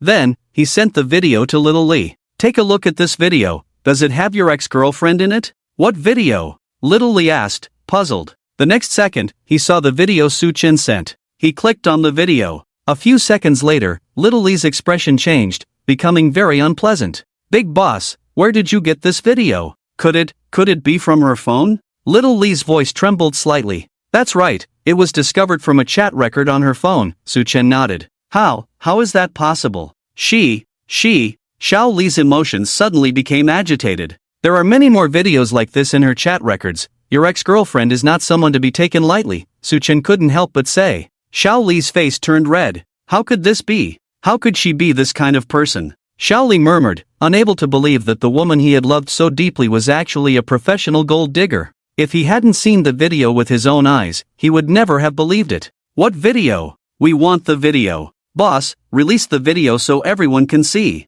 "Yeah, boss, stop keeping us in suspense. What kind of video could make Xiao Li's face look so bad?" The curiosity of the netizens was piqued. "Xiao Li, are you okay?" Su Chen asked with concern. I'm fine," Xiao Li feigned calmness. However, through the screen, everyone could feel the torment in his heart at that moment. It was understandable. He had originally thought his ex-girlfriend had simply cheated on him, but it turned out she was a manipulative gold digger. Anyone would find it hard to accept. "It's a blessing in disguise that you were able to see her true colors in time," Su Chen comforted. Xiao Li lowered his head in silence. "Are you still planning to expose her?" Su Chen asked. Xiao Li suddenly looked up, his eyes filled with anger and determination. "Expose? Of course, I want to expose her. I can't just watch her harm others. Brothers, do you think I should help Xiao Li expose his ex-girlfriend?" Su Chen sought the opinion of the netizens. "Expose? It must be exposed. Support the exposure. This kind of gold digger should be punished. Eliminate the harm to the people. She can't continue to go unpunished. I hate this kind of manipulative gold digger the most. Boss, you must help Xiao Li." The netizens flooded the comments in support of Xiao Li. This was the voice of the masses. "Okay." Su Chen nodded and said to Xiao Li, "Send me the time and place of your ex-girlfriend's wedding tomorrow. Also, can we live stream it?" "Yes." "I mean the whole process of the live stream?" "Yes." Xiao Li nodded without hesitation. "Live streaming is better. Let more people see her ugly side." "Great." Su Chen readily agreed. "Brothers and sisters, tomorrow at 9 a.m., I will start the live stream on time, hacking into Xiao Li's ex-girlfriend's wedding to expose the gold digger and seek justice for Xiao Li. Don't forget to watch the live stream. Looking forward to it. Tomorrow at 9, don't miss it. I will definitely watch, just thinking about it is thrilling. Exciting, I've already set up my little stool, waiting to eat melon. The comments erupted. After agreeing with Xiaoli, Suchen disconnected the call. He glanced at the live stream data, total points 1.3 million, and the live stream had gained 400,000 points so far, with about 70,000 coming from the moment he connected with Xiaoli. It seemed everyone enjoyed watching this kind of punishing evil and promoting good drama. He decided to stream for another half hour before ending. Originally, Suchen planned to stay up all night, but having promised Xiaoli, he would end the stream early to rest and prepare for tomorrow's live show. Half an hour passed quickly. Brothers, that's it for today, I'm signing off. Bye, remember to tune in tomorrow at 9 a.m. Bye. Suchen ended the stream. The backstage live stream data refreshed. Live stream duration, 3 hours 32 minutes average online viewers, 63,200 peak online viewers, 88,600 new followers, 80,000. Not bad. Total followers, 980,000. At this rate, he would break 1 million tomorrow. Total points, 1.35 million, keep accumulating. Time to rest early, there would be a good show tomorrow. Suchen got up to take a shower. There was no conversation throughout the night. The morning sunlight streamed through the gaps in the curtains, spilling into the room. At exactly 9 o'clock, Suchen started his live broadcast on time. Wearing a mask and a hood, he had a black trench coat over it, making him seem shrouded in shadows. The background of the live stream was changed to a historically significant image, a photo from the surrender ceremony of Japan on August 15, 1945. Boss, you finally started the stream. I've been waiting so long that the flowers have wilted. I love this background image. Great background image. Where's Xiaoli from last night? The show is about to begin. As soon as Suchen started the broadcast, over 20,000 viewers flooded into the live stream, and the bullet comments instantly filled the screen. Good morning, everyone. Suchen greeted the online audience with a smile. I didn't expect so many friends to come support me today. I'm truly flattered. Having over 20,000 viewers right at the start was a level of heat that even some internet celebrities with 4 to 5 million followers couldn't achieve. At that moment, he received a connection request. It was Xiaoli. Suchen clicked to accept, and Xiaoli's avatar appeared in the live stream. Boss, good morning. Xiaoli's tone sounded a bit nervous. With so many viewers in the live stream, it was natural to feel anxious. Xiaoli, where are you now? Suchen asked. I'm at the hotel. The wedding is being held in the Qilin Hall on the 6th floor, Xiaoli replied. Boss, what should I do next? Have you connected to the hotel's Wi-Fi? Yes, I'm connected. Great, just focus on keeping the live stream going, and I'll handle the rest. The live feed was being transmitted from Xiaoli's phone camera to the live stream. After finishing his instructions, Suchen began to take action. He pulled up a scanning tool to scan the hotel's internal Wi-Fi network, 192, 168, 0. 30, vulnerability found, 192, 168, 0, 31, vulnerability found, 192, 168, 0, 33, vulnerability found. On Suchen's computer screen, over 300 devices connected to the hotel's Wi-Fi network were displayed. His goal was to find the hotel's internal wedding multimedia management system. Before starting the broadcast, Suchen had already gathered detailed information about the hotel from Xiaoli. This hotel primarily hosted wedding banquets and had multiple banquet halls, each equipped with a multimedia system, including projectors, sound systems, lighting, and more. This multimedia system was controlled by a dedicated management system. What Suchen was looking for was this management system. I found it. A glimmer of excitement appeared in Suchen's eyes. 168, 192, 233 was the computer he needed. At the same time, in a room on the 2nd floor of the hotel, 5 or 6 computers were set up. This was the hotel's computer room. Inside, 2 staff members were present. One was chatting with online users, while the other was engrossed in his phone, completely unaware that one of the computer screens had flickered a few times. Suchen typed a few keys, and the login interface for the hotel's banquet hall multimedia system appeared on the screen. Username, admin password. A password was required to log into the system. What to do if he didn't know the password? Suchen pulled up a password brute force cracking program and began attempting to crack the system password. 1 second. 2 seconds. Oh, in less than 3 seconds, he successfully cracked it. What a fast speed. He knew that hotel systems like this couldn't possibly have overly complicated passwords. The reason was simple: if the password were too complex, employees would find it troublesome to log in every day by typing a long string of characters, just like how most people wouldn't set a long password for their computer startup. They wouldn't. Most of them don't even set a startup password. This gives hackers an opportunity. The hotel's multimedia system password turned out to be the simplest 8 digits: 888888888. So simple, it was naturally very easy to crack. Of course, when faced with a complex password, there are times when things go wrong. If the cracking fails, Suchen has 2 backup plans. Click, click. Suchen entered the password and then pressed the enter key. Login successful. He successfully entered the management interface of the hotel multimedia system. Qilin Hall, Peony Hall, Qin Yuan Hall. Xiao Li's ex-girlfriend's wedding banquet hall is Qilin Hall. He clicked the mouse and opened the multimedia interface for Qilin Hall. Congratulations to the groom Luo Zhiyang and the bride Lu Yujuan. May you be united forever. Next, let me present you with a great gift. A playful smile curled at the corners of Su Chen's mouth. Brothers, I have successfully taken control of the hotel's multimedia system. Next, we just need to wait for the wedding to start, and then replace it with the content I want to play. Su Chen said with a smile to the netizens in the live broadcast room. At this moment, 50,000 netizens had entered the live broadcast room. And Su Chen's points had already risen to 1.5 million. Awesome! Su Chen felt incredibly pleased. At exactly 11 o'clock, Xiaoli walked out of his guest room and arrived at Qilin Hall on the 6th floor of the hotel. He had specially worn a mask today, covering most of his face. In the banquet hall, many guests had already arrived, chatting and laughing. No one noticed Xiaoli. Xiaoli found a corner seat to sit down. After a while, the bride and groom, surrounded by a crowd, walked into the banquet hall. Xiaoli saw the bride, dressed in a pure white wedding gown, her face beaming with a happy smile, and his heart was filled with mixed emotions. Is this Xiaoli's ex-girlfriend? This woman is quite beautiful. What a pity, she's a gold digger. Xiaoli, you must hold on. This kind of woman isn't worth your tears. Big guy, when are you going to make your move? I can't wait to see the show. Li Gu, rise up. The netizens became lively upon seeing the bride. Xiaoli noticed the support and encouragement from the netizens, and his mood improved a little. As the clock struck 12, the wedding officially began.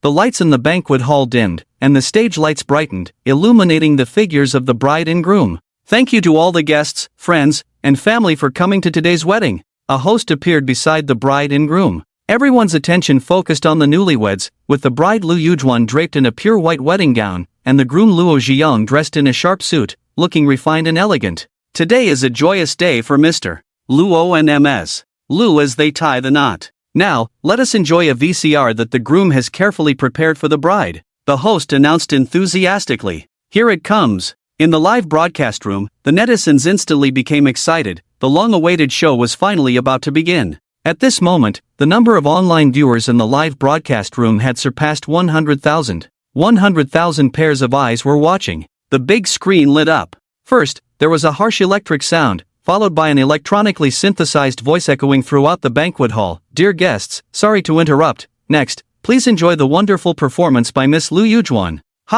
Only the groom Luo Zhiyong felt surprised. This wasn't the VCR he had prepared. The bride Lu Yujuan beside him had no idea anything was amiss. What's going on? Luo Zhiyong looked at a staff member below the stage, thinking it was a mistake on the staff's part. At this moment, the large screen had already started playing a video. In a dimly lit KTV room, a group of men and women were hugging and embracing, reveling wantonly, the scene filled with a chaotic atmosphere. This isn't my VCR. Luo Zhiyang was about to say there was a mistake when he suddenly saw a familiar figure in the video: bride Lu Yujuan. Lu Yujuan was wearing a sexy off-shoulder short dress, behaving intimately with several men, toasting and drinking, completely devoid of her usual gentle and virtuous demeanor. Drink up! Beautiful lady, give us a smile. The video was filled with all sorts of vulgarities, unbearable to hear. This scene was witnessed by hundreds of guests present, and the originally lively and festive wedding venue fell into an eerie silence. This was just the beginning. The next video played pushed this farce to a climax. In a hotel room, Lu Yujuan was embracing a strange man without a care in the world, their actions ambiguous, the footage unbearable to watch. Oh! The venue erupted in an uproar, guests murmuring, their gazes towards the groom and bride filled with various strange colors. The groom, Luo Zhiyong, looked dumbfounded. Meanwhile, Lu Yujuan was completely panicked, her face pale as she shouted loudly, "No! This isn't me! This isn't me! The video is wrong! This isn't me! What a joke! Were the eyes of so many guests blind? Just then, the large screen changed again, and a voice chat record appeared. Juju, this Luo Zhiyong is a wealthy second-generation heir, you better seize the opportunity. Once you get married, you'll be living the good life, no more hard work. A woman's voice said. Of course, he's just a fool. With a little manipulation, he'll obediently fall at my feet. Lu Yujuan's voice was filled with pride and disdain. He still thinks I'm in love with him at first sight. It's really laughable. Ha ha ha. Lu Yujuan's arrogant laughter echoed in the banquet hall, sounding particularly harsh. Bastard! The groom's father could no longer contain himself. He suddenly stood up, pointing at Lu Yujuan and shouting, "You liar! You dare to deceive my son! Turn it off! Turn it off!" Someone shouted loudly. It was all too late. The wedding scene had descended into chaos. Guests were discussing and pointing fingers. This wedding that should have been filled with happiness and joy had completely turned into a joke. Ha ha ha. Wonderful. So wonderful. This woman really knows how to play. This is a living example of a gold digger. Gold digger, get lost. So satisfying. Truly a relief. Netizens began to flood the screen with comments, laughter echoing. Ha ha ha. Looking at the chaotic wedding scene on the screen, Suchen couldn't help but laugh out loud. So satisfying. This gold digger finally got the punishment she deserved. What made him even happier was that the system points had skyrocketed along with the live broadcast's popularity. The total points had already surpassed 2 million. Meanwhile, at the wedding venue, slap. A loud slap echoed sharply amidst the chaotic noise. Lu Yujuan covered her face, looking incredulously at the person in front of her. It was her mother. Mom! You hit me? Lu Yujuan's voice was filled with grievance and disbelief. Hit you? I should beat you to death, you unfilial daughter. Lu's mother, her eyes red, trembled as she pointed at Lu Yujuan's nose and scolded. How did I teach you back then? To be down to earth, how could you do such a disgraceful thing? The more Lu's mother spoke, the more agitated she became, raising her hand to hit again, but was stopped by someone beside her. Enough! The groom, Luo Zhiyong, could no longer bear it. He pushed aside the person blocking him and walked up to Lu Yujuan, coldly saying, Lu Yujuan, I was truly blind to fall in love with a woman like you. Everything between us ends here. After saying this, Luo Zhiyong took off the ring on his hand and smashed it hard on the ground, turning around and leaving without a trace of nostalgia. Luo Zhiyong's father followed closely behind, and before leaving, he cast a deep glance at Lu Yujuan, his eyes filled with disappointment, anger, and disgust. With the departure of the Luo father and son, this farce finally approached its conclusion. Lu Yujuan slumped to the ground, looking at the mess around her, the voices of accusations and insults echoing in her ears. She finally realized that she was completely finished. Ha ha ha. Shali couldn't help but burst into laughter at the scene before him. At that moment, he felt no sadness, no anger, only endless exhilaration and relief. The woman he once loved to the point of madness now seemed to him nothing more than a clown. He had finally let go completely. Boss, thank you. Shali bowed deeply to Suchen. Thank you for helping me vent this anger. Just a small matter, Suchen said with a smile. You should live well from now on and find a girl who truly loves you. That's the most important thing.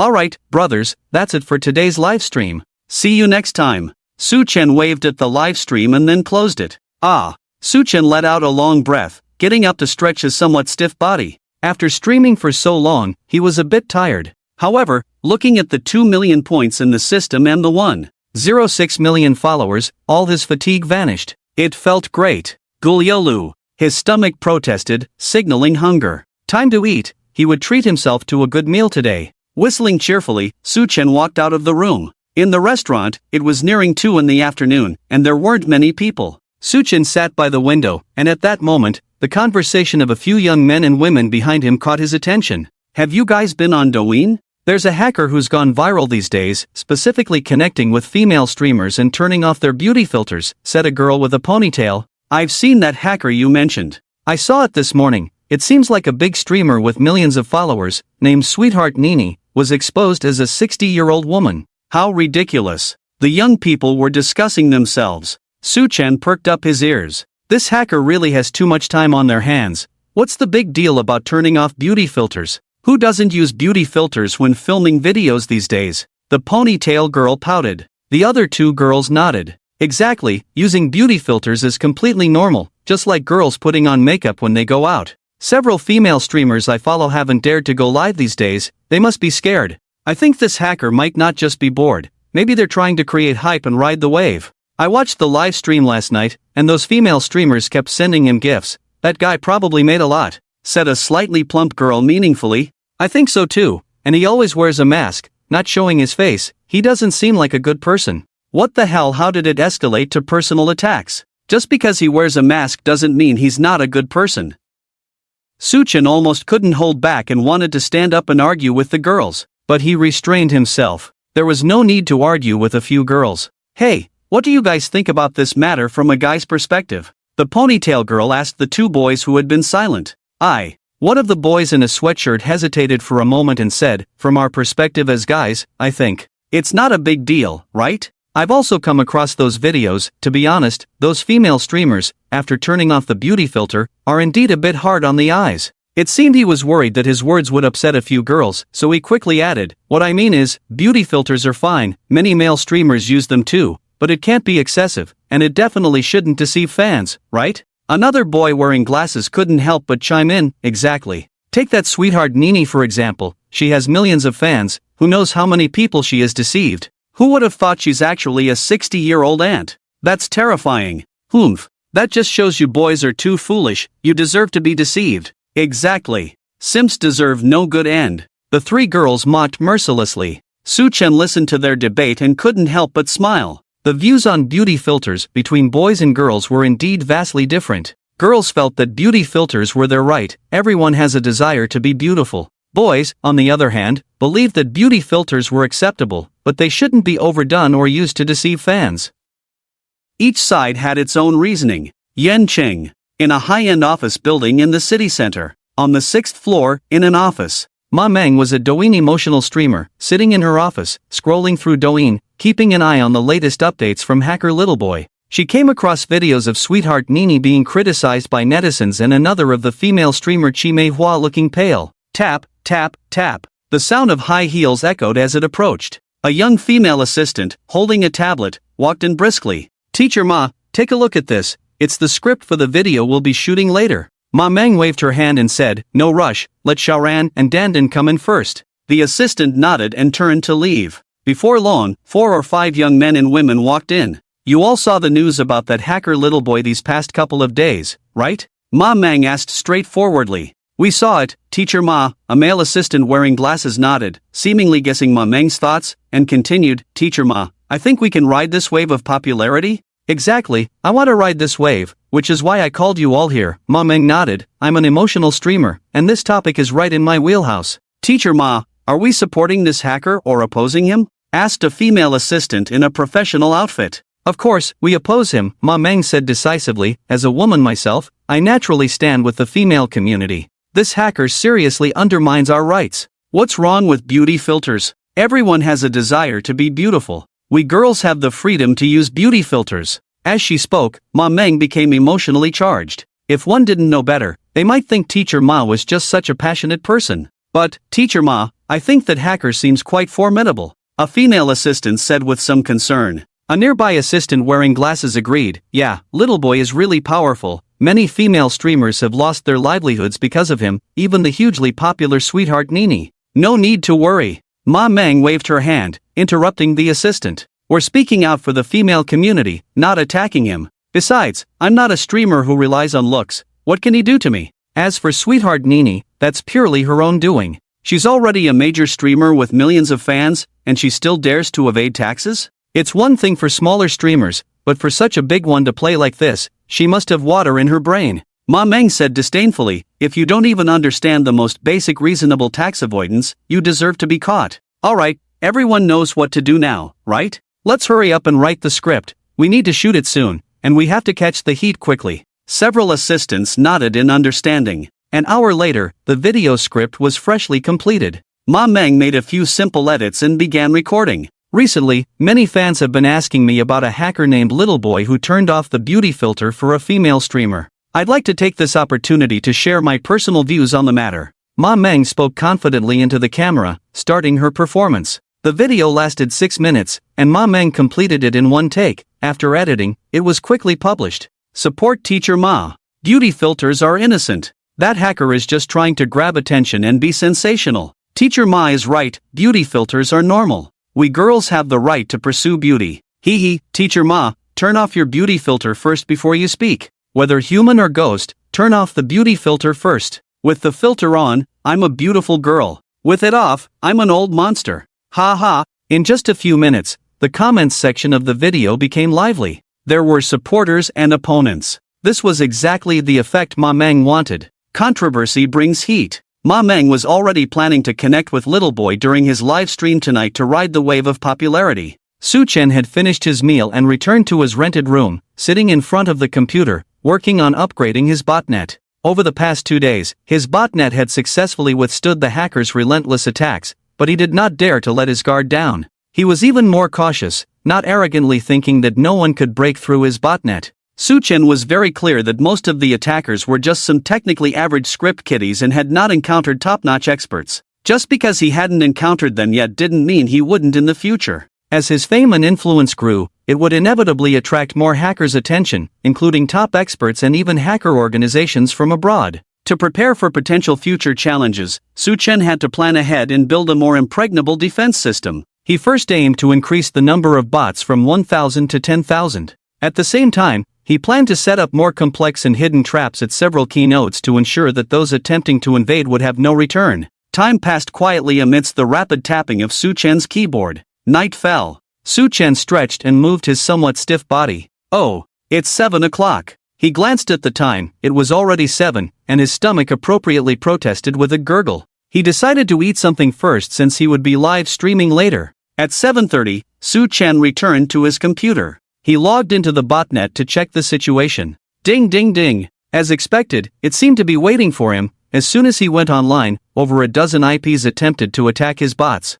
Su Chen observed for a while and laughed. A bunch of rabble. The attack methods of these IPs were very crude. It was clear they were just low-level amateurs. Ignoring them for now, Su Chen put on a mask and hood and started the live stream. Good evening, brothers. Whoosh. In the live stream, a plane flew across the night sky, particularly eye-catching. Thanks for the plane sent by Little Lee, Su Chen said with a smile. Little Lee has arrived. Brothers, Little Lee's story really touched me. I decided that from now on, I will seek justice for the countless victims like Little Lee. If anyone encounters any unfair situations or needs my help, feel free to email me. My email address is on the public screen, Su Chen said, posting an overseas email address on the public screen. This morning, hacking into Little Lee's ex-girlfriend's wedding was a hot topic. Su Chen thought he could carve out a new live streaming path of upholding justice. The female streamer path would continue tonight. Alright, enough small talk, let's get to the point. Tonight, we will continue connecting with female streamers.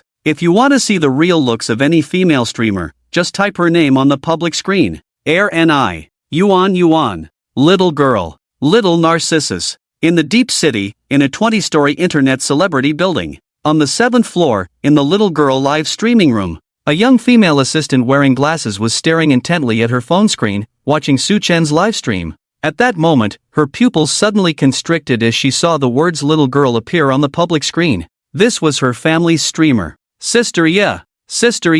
Not good, something big has happened. The assistant exclaimed, quickly getting up and rushing into the next office. What's wrong? Why are you so flustered? The female streamer little girl frowned. Really? Something big has happened, Sister Ya, you should take a look. The assistant handed the phone to Sister Ya. Little girl, whose real name is Li Xiaoya, is an internet celebrity with 1 million followers. At this moment, she was applying a thick layer of foundation in front of a mirror, heavily made up, almost unrecognizable from her original appearance. What's going on? Li Xiaoya impatiently took the phone and glanced at it. The next second, her expression changed. Clearly, she knew the hacker Little Boy. In the past 2 days, this hacker had stirred up a bloody storm on Douyin. Sister Ya, what should we do? The netizens are all calling your name. What if? What if they connect with you? The assistant's words made Li Xiaoya panic. She relied on her looks for her career. If she turned off the beauty filter in front of all the netizens, how could she continue to stream in the future? How about we don't stream tonight? The assistant suggested. No streaming, we'll postpone it to tomorrow morning. Li Xiaoya didn't even bother to notify that tonight's stream was cancelled. Avoiding Little Boy should keep them safe. You go inform everyone else, cancel all activities for tonight, Li Xiaoya said. Okay, Sister Ya. The assistant hurriedly ran out. Many smart people like Li Xiaoya chose to protect themselves. Originally, many female streamers who planned to go live tonight changed their minds upon hearing about Little Boy and opted for a strategic retreat. In Irai City, In a rundown residential building on the outskirts, on the 4th floor, in a small room of less than 10 square meters, a young girl was sitting in a wheelchair, live streaming on her phone. The girl's name was Yi Qingqing, online known as Little Leaf, a handmade woven goods streamer. She had a delicate appearance, but there was a noticeable burn scar on the left side of her face near her ear, adding a touch of regret to her otherwise pretty face. In Yi Qingqing's live streaming room, there were not many viewers, only less than 300. This handmade woven little pouch is a new product, made from high-quality silk thread, handwoven, each one is unique. Yi Qingqing patiently explained while showcasing the exquisite little pouch in her hand. Just then, a request to connect prompt suddenly popped up. After hesitating for a moment, Yi Qingqing clicked to agree. The next second, a figure wearing a mask and hood appeared in the live streaming room.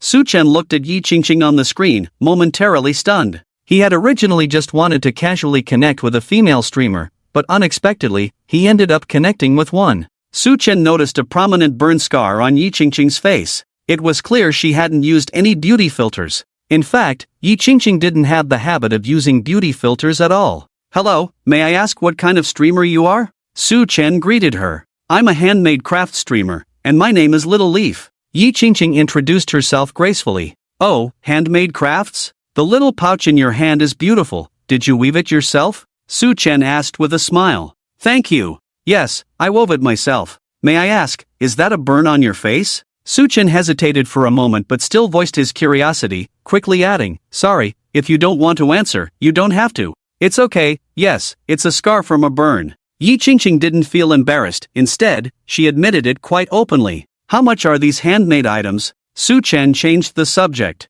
5 yuan. So cheap? While speaking, Su Chen opened Little Leaf's streamer backend and found that she had published over 100 works, yet her follower count was less than 30,000. Su Chen understood that in this era where looks matter, the scar on Little Leaf's face was undoubtedly her biggest obstacle in her streaming career. At that moment, the door to the room suddenly opened, and a middle-aged woman walked in. Little Leaf quickly turned her wheelchair to back away but accidentally bumped into the corner of the table. Only then did Su Chen notice that Little Leaf was in a wheelchair. The middle-aged woman picked up the trash can from under the table, turned, and walked out, gently closing the door behind her. "Do you usually sit in a wheelchair?" Su Chen asked. "Yes, my legs are not very mobile," Little Leaf said softly. "Is it also because of the fire?" Little Leaf silently nodded. Su Chen felt a mix of emotions, unable to imagine that a girl who should have had a beautiful youth lost her looks and ability to walk because of a fire. Su Chen opened his mouth, wanting to say some comforting words, but found that words felt pale and powerless.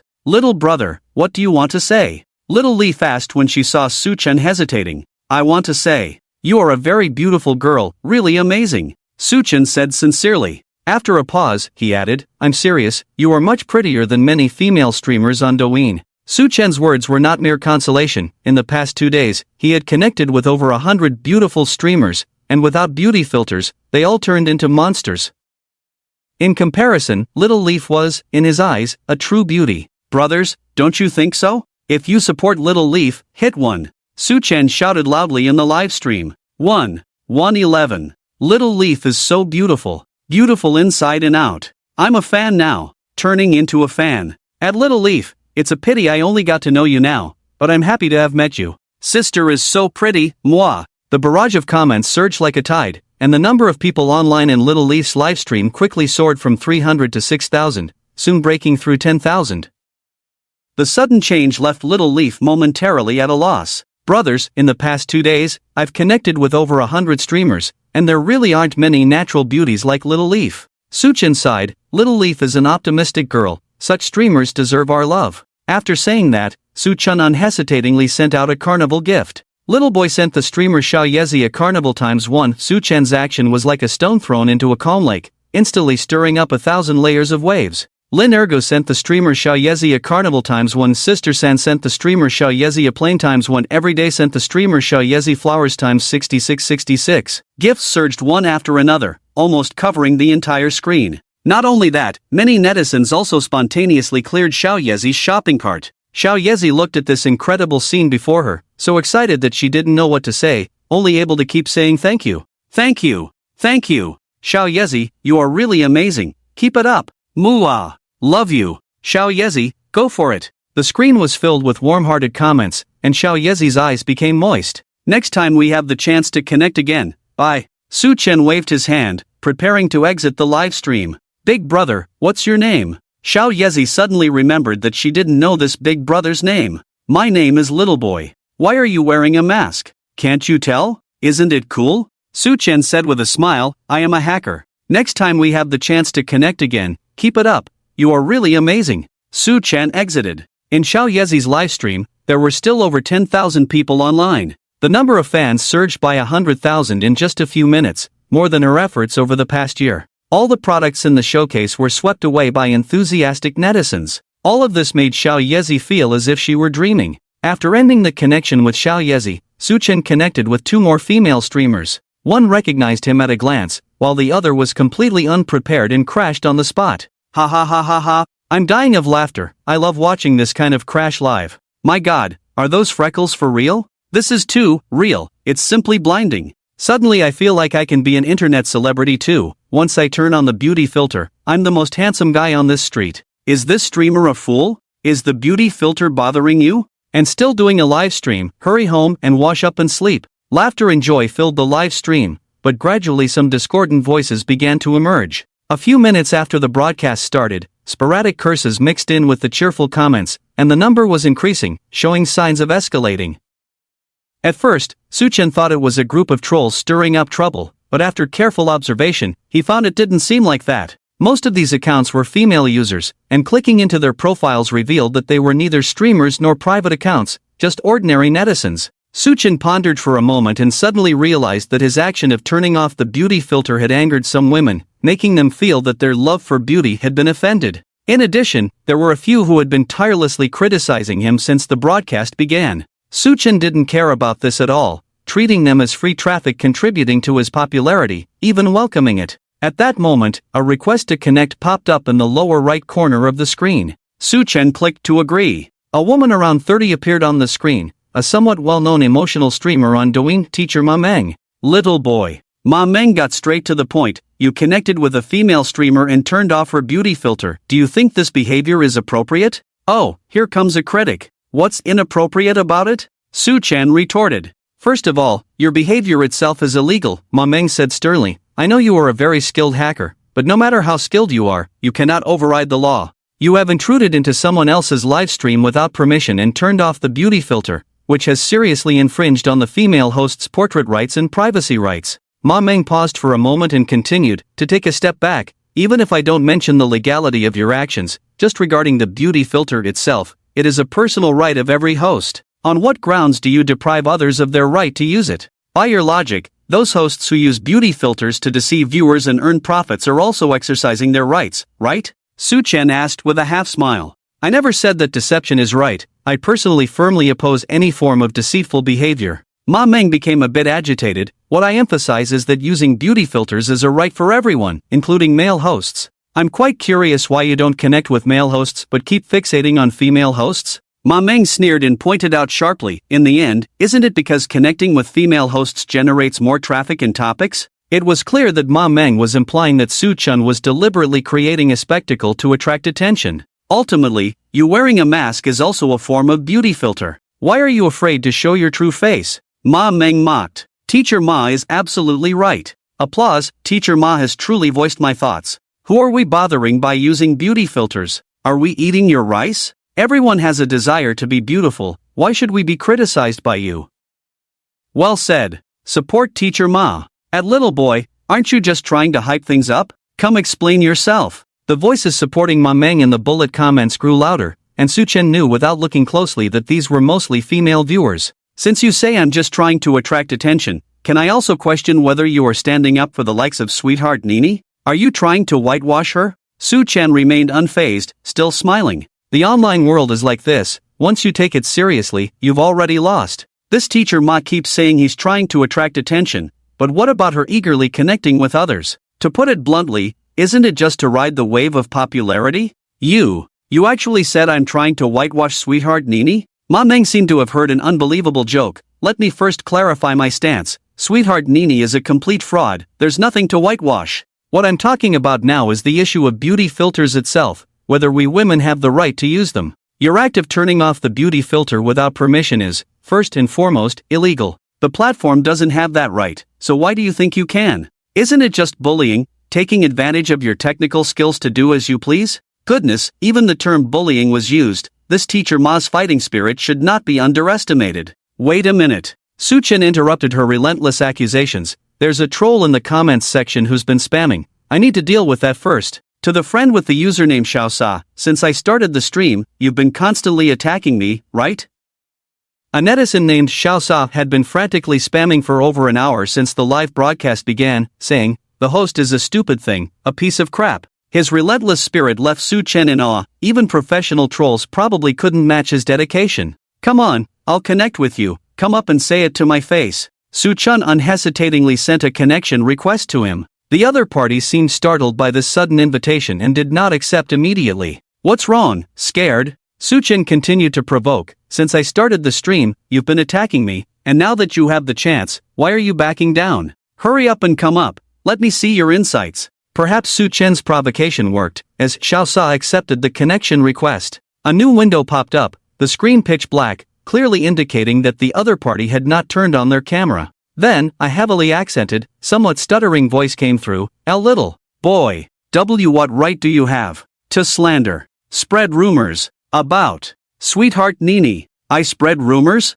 Su Chen laughed at his words. What rumors did I spread? Why don't you tell me? Why, you said sweetheart Nini is a 60-year-old aunt. The suave guy spoke as if he had been greatly wronged. Sweetheart Nini is a 60-year-old aunt, isn't that a fact? Su Chen asked in surprise. As sweetheart Nini said, she has an old age special effect. You don't understand a thing, the suave guy said, exasperated. What special effect did she have? Su Chen doubted if he had heard correctly. Old age special effect. What special effect? Su Chen still didn't understand. Even teacher Ma Meng, who was beside him, showed a puzzled expression. What special effect? The suave guy's Mandarin was truly hard to commend, and Su Chen and Ma Meng exchanged glances, completely unable to comprehend what he was saying. What nonsense is this? What kind of contestant is this? Can't even speak clearly? How dare he come on stage? Hurry up and get off, don't embarrass yourself here. Dude, go home and straighten out your tongue before coming back. The netizens all switched to mockery mode, with very few able to understand what the suave guy was actually saying. Old age special effect. Old age special effect. You idiot can't understand Mandarin? The suave guy said angrily. This time, Su Chen finally understood what he was saying. Old age special effect? Ha ha ha ha ha. Su Chen couldn't hold back and burst into laughter. Suave guy, you are just too funny. Even the usually composed teacher Ma Meng couldn't help but cover her mouth and chuckle. What are you laughing at? The suave guy shouted in dissatisfaction. Alright, we won't laugh. Su Chen tried to suppress his laughter and asked, Suave guy, where did you hear this term old age special effect? Sweetheart Nini said it in her own video, the suave guy replied confidently. So you believe what she says? Su Chen countered. Why wouldn't I believe her? If I don't believe her, should I believe you, you idiot? The suave guy unhesitatingly chose to stand by his goddess. Suave guy, can you speak properly? Su Chen helplessly rubbed his forehead. You idiot, hurry up and apologize to sweetheart Nini. The suave guy not only didn't hold back but became even more arrogant. Slander. Idiot. $#UN star. The suave guy completely ignored Su Chen's words and launched into a frenzied output mode. Su Chen was utterly speechless. He had witnessed what it meant for a scholar to meet a soldier, unable to articulate reason. Suave guy, can you please talk properly? Su Chen tried to communicate again. And %yuan and your mom. Idiot. Yuan #% and ****. All he received in response was an even more intense verbal assault. Su Chen gave up. He realized that there was simply no way to have a normal conversation with someone of such questionable intelligence. You should just get off. Su Chen shook his head helplessly and directly kicked him out of the livestream. The world finally became quiet. What was that? Completely impossible to communicate. Su Chen couldn't help but complain, old age special effect. How can someone even make that up? It's just ridiculous. Exactly, what a weirdo. With that IQ, he's basically given up on the internet. Old age special effect, I'm dying of laughter. Do people not even draft their nonsense these days? The netizens were all in awe of the suave guy's wonderful performance. Just as everyone was still recovering from the earlier farce, a user named CoolBro123 initiated another connection request. It was obvious to anyone with eyes that this was the same CoolBro from before. Suchin couldn't help but laugh. This guy was really persistent, getting kicked and then coming back with a different account. He accepted the request with a mindset of just wanting to watch the show. Little boy, you idiot % and Yuan. As expected, Cool Bro immediately launched into a tirade against Suchen. Damn, kicked again. Suchen kicked him once more. It was useless. Cool Bro quickly registered a new account and came back again. You sneaky dog, if you have the guts, take off your mask and show us what you really look like. Cool Bro shouted angrily. I say, Cool Bro, since you want to see my face so badly, why don't you turn on your camera first so everyone can see your glorious visage? Su Chen retorted with a half smile. Fuck you. Cool Bro cursed in frustration. What's wrong? Scared now? Su Chen deliberately provoked him. You don't think I can't do anything to you, do you? Come on. Who's afraid of who? Others might fear you, but I don't. If you have the guts, come and bite me. Cool Bro shouted defiantly. So you're tough, huh? Okay, then let me see who you really are. Suchen stopped wasting words and began typing on the keyboard, easily hacking into Cool Bro's phone. On the laptop screen beside him, Cool Bro's true face appeared. Ha ha, Suchen was amused. The person on the screen was not the young, hot-headed keyboard warrior he had imagined, but a lecherous old man in a security uniform, slightly balding, and over 50 years old. The contrast was too great. Speaking of which, this Cool Bro and his goddess sweetheart Nini were quite the match. Cool Bro, I'm giving you one last chance to turn on your camera and show everyone your true self, Suchen said to the camera. You son of a %UN hashtag. Cool Bro was still lost in his own world, completely ignoring Suchen's words and continuing his furious output. Looks like you don't want to, huh? Suchen turned to the viewers in the live stream. Brothers, you all saw it, I gave him a chance, but he didn't cherish it. Don't say I'm bullying an old man. Cool Bro, I'm asking you one last time, do you want to turn on your camera? If you don't want to, then I'll have to help you. %Yuan at end. All he received in response was an endless stream of curses. Ah, looks like you prefer punishment over a toast. Suchen shook his head and typed a few more keys. The next second, Cool Bro's majestic beauty appeared before all the viewers in the live stream. Everyone was stunned. They never expected that the Cool Bro who struck hard online and spewed flowery language was actually an old man over 50, with thinning hair, dressed in a security uniform. Holy shit. Is this really Cool Bro? I'm dumbfounded. The contrast is just too much. Put.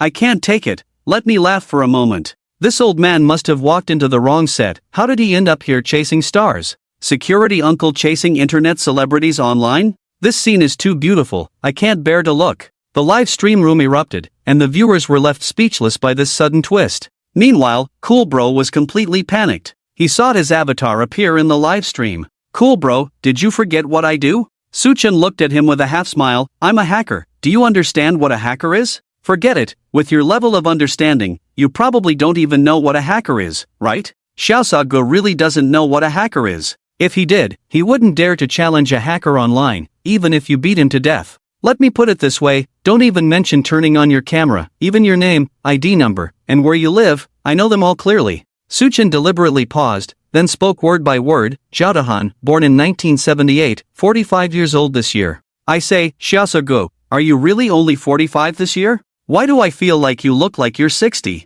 You. Zhao Dahan was so scared he started to stutter. Do you want me to read out your ID number too? Hey, Xiaosago? Disconnected? Where did he go? Suchen looked at the suddenly interrupted connection, somewhat surprised. I didn't kick him. Did he leave on his own? In the live broadcast room, netizens also expressed their confusion. No way? He just ran away? What happened to his earlier arrogance? Haha, this is too funny. He's so cowardly. He probably went to hide under the covers and cry? Xiaosago, don't go. I haven't had enough of watching it. Zhao Dahan, do you know you've gone viral? The netizens were all amused by Xiaosago's mysterious operation. In front of the live camera, netizen Wang Jun was laughing so hard he was pounding the table. Tears were streaming down his face from laughing. What are you laughing at? A roommate wearing a basketball jersey just came back and saw Wang Jun laughing uncontrollably, curiously asking, Oh my, I'm dying of laughter. Wang Jun said while wiping away the tears from laughing, Let me tell you, this live broadcast is too funny. It's like a large-scale sand sculpture scene. What is it? The roommate curiously walked over. The live broadcast continued, with Su Chen and teacher Ma debating the topic of beautifying filters. Before long, another male netizen applied to connect, joining this smoke-free war. Soon after, 2 female netizens also joined in, and the 5 of them engaged in a heated discussion about the pros and cons of beautifying filters. Of course, a topic involving gender differences could never reach a conclusion. After more than 2 hours, the debate ultimately ended without resolution. Suchin didn't mind, he was in it for the popularity and points. This live broadcast reached a peak of over 150,000 online viewers, setting a new record since he started streaming. The total points had also accumulated to 2.6 million. Suchan was in a great mood. Emotional broadcaster teacher Ma Meng was also in a good mood. She was a winner in this live broadcast as well, gaining a lot of traffic and attention. Brothers, that's it for today, I'm signing off. If anyone has something to say, you can email me, bye.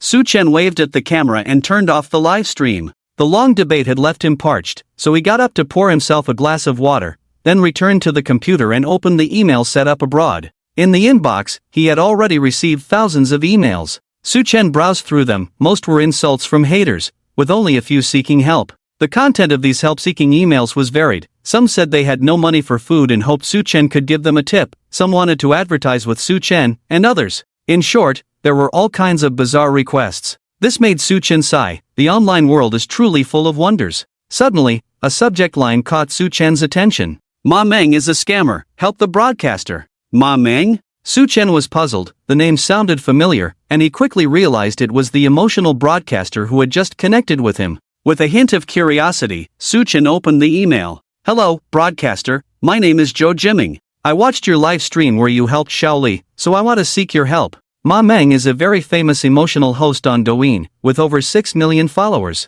6 months ago, I spent 18,888 yuan to purchase her emotional course. The contract stated that Ma Meng would provide one-on-one guidance, but when I attended the class, a female instructor showed up instead, and she didn't actually teach me, she just made me watch videos. These videos were pieced together from other emotional hosts online, completely a scam. I just want her to refund my money. After reading the entire email, Suchan understood what was going on. There are many hosts online now, selling various courses under the guise of emotional consulting, investment management, and entrepreneurial guidance, deceiving fans out of their money. Teacher Ma Meng is one of them. Teacher Ma, how could you be selling courses? I thought you were so noble, what a joke. Suchan spat. If he had known earlier, he wouldn't have debated with Ma Meng for so long, wasting his breath, he would have just blasted her. After venting, Suchan clicked on Ma Meng's Douyin homepage. 6 million followers is quite a lot, making her a big host in the emotional broadcasting field. Looking at her showcase, The Art of Flirting, priced at 988 yuan, sold 45,899 copies. Finding Love is That Simple, priced at 2,000 yuan, sold 8,099 copies. Teacher Ma's Emotional Course, One-on-One, priced at 18,888 yuan, sold 669 copies. 18,888, is this what Zhou Jiming meant by one-on-one courses?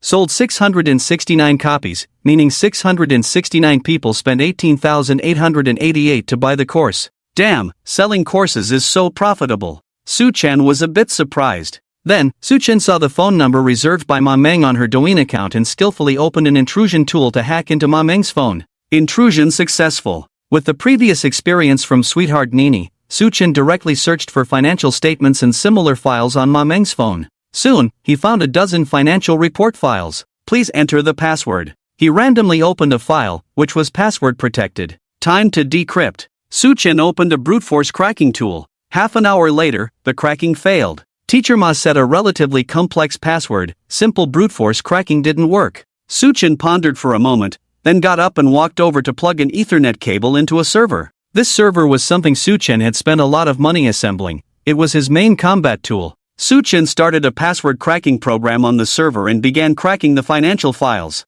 According to the program's estimate, the cracking time would take about 7 hours. Hello, I'm Little Boy. Suchan sent a message to Zhou Jiming. A few seconds later, Zhou Jiming replied, Big guy, I didn't expect you to reply to me, thank you so much. I read the email you sent and wanted to understand the situation in detail, it wasn't very clear in the email. Okay, can I tell you via voice? Sure. Soon, Zhou Jiming sent a voice message, detailing how he was deceived by Ma Meng. It turned out that Zhou Jiming was already 30 years old this year and had been single. Watching his friends settle down one by one, he started to feel anxious, so he thought about finding an emotional teacher online to learn some dating skills. I'm curious, Ma Meng's course is so expensive, 18,888 is not a small amount. You're a rich second generation, you have money, right? Su Chen asked. No, I'm just an ordinary office worker, Zhou Jiming explained. I hesitated for a long time, but Ma Meng promised that as long as I bought her one-on-one course, she would guarantee I would find love within 3 months, or I would get a full refund.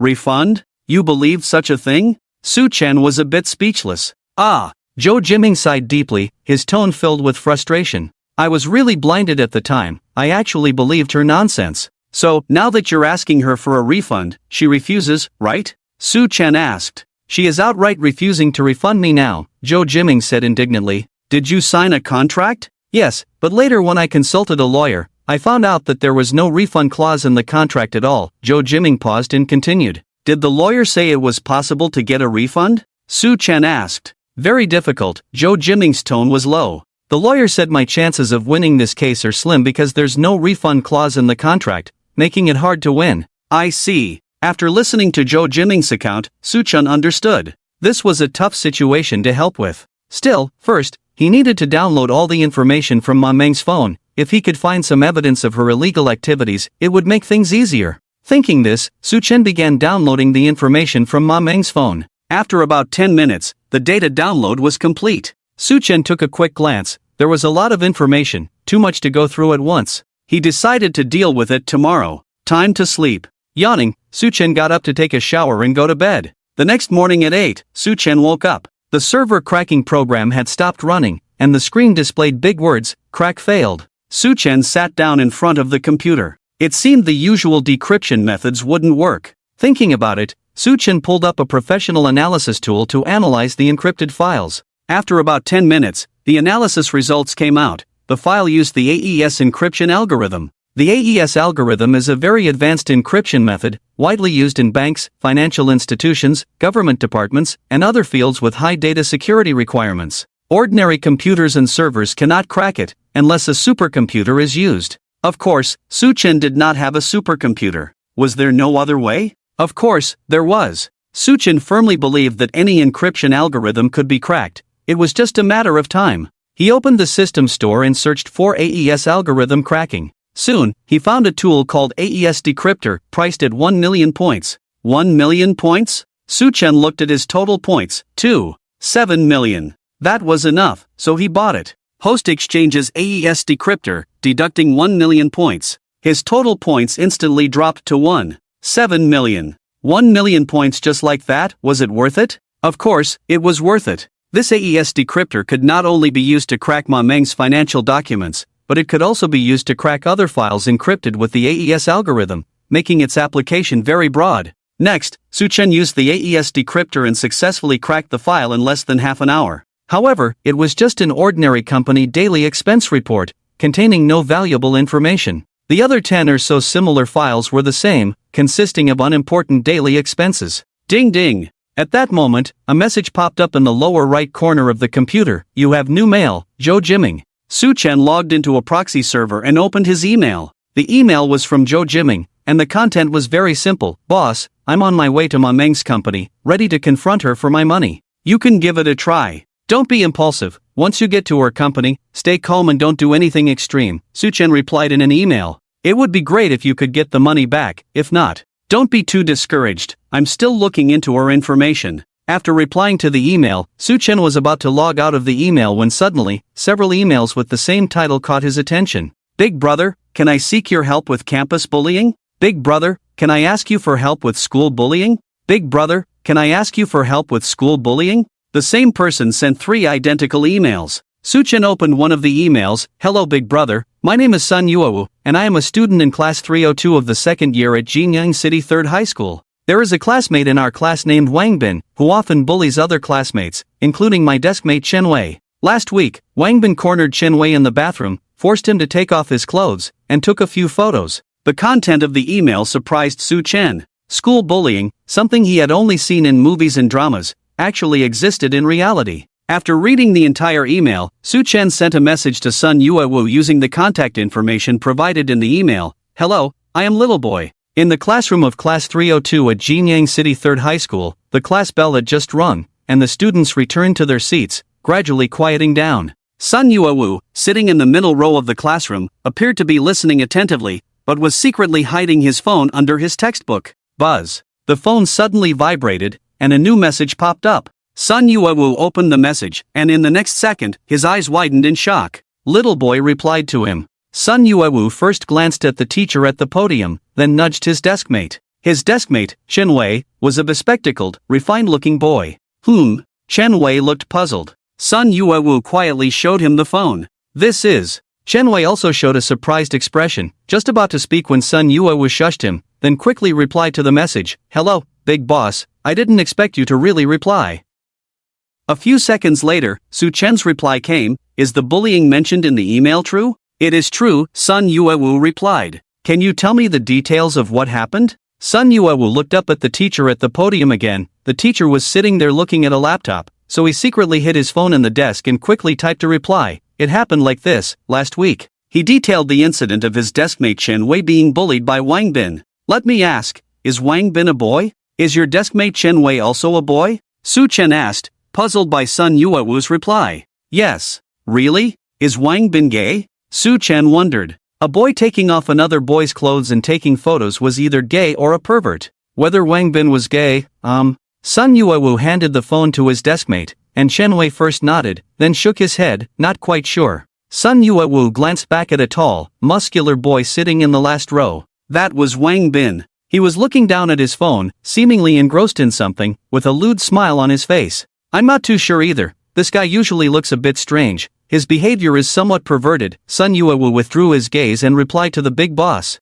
Okay, I understand. You want me to hack into Wang Bin's phone and delete the photos of Chen Wei, right? Yes, big boss, can you really do it? Sun Yuewu asked. Of course. Really? Chen Wei, who was listening, said in a low voice, somewhat incredulous. Of course it's true, this guy is a master, you've seen his live streams, Sun Yuewu said excitedly. At that moment, the phone vibrated again, and Su Chen sent a new message. What is Wang Bin's phone number? 138 ******. Sun Yuewu replied. Send me a photo of your deskmate. Sun Yuewu glanced at Chen Wei. Chen Wei showed a hesitant expression, or rather, a bit worried that things might go awry and be noticed by Wang Bin. What are you afraid of? Do you want Wang Bin to keep threatening you with those photos? Sun Yuewu said somewhat exasperatedly. Chen Wei was persuaded and pulled out a photo of himself from his phone, sending it to Sun Yuewu, who then forwarded it to Su Chen. Also, send me that photo of Wang Bin you mentioned, Su Chen messaged again. Sun Yuewu looked back. Wang Bin was still engrossed in his phone. He opened the class group chat and found Wang Bin's photo in the group album, sending it to Su Chen. By the time Su Chen received the photo, he had already hacked into Wang Bin's phone. With a tap on the keyboard, he activated the target phone's camera. On the laptop screen, a boy was seen scrolling through his phone. The boy had an ordinary face, with a hint of a lewd smile at the corner of his mouth. Su Chen compared this face with the one in the photo, confirming that it was indeed Wang Bin.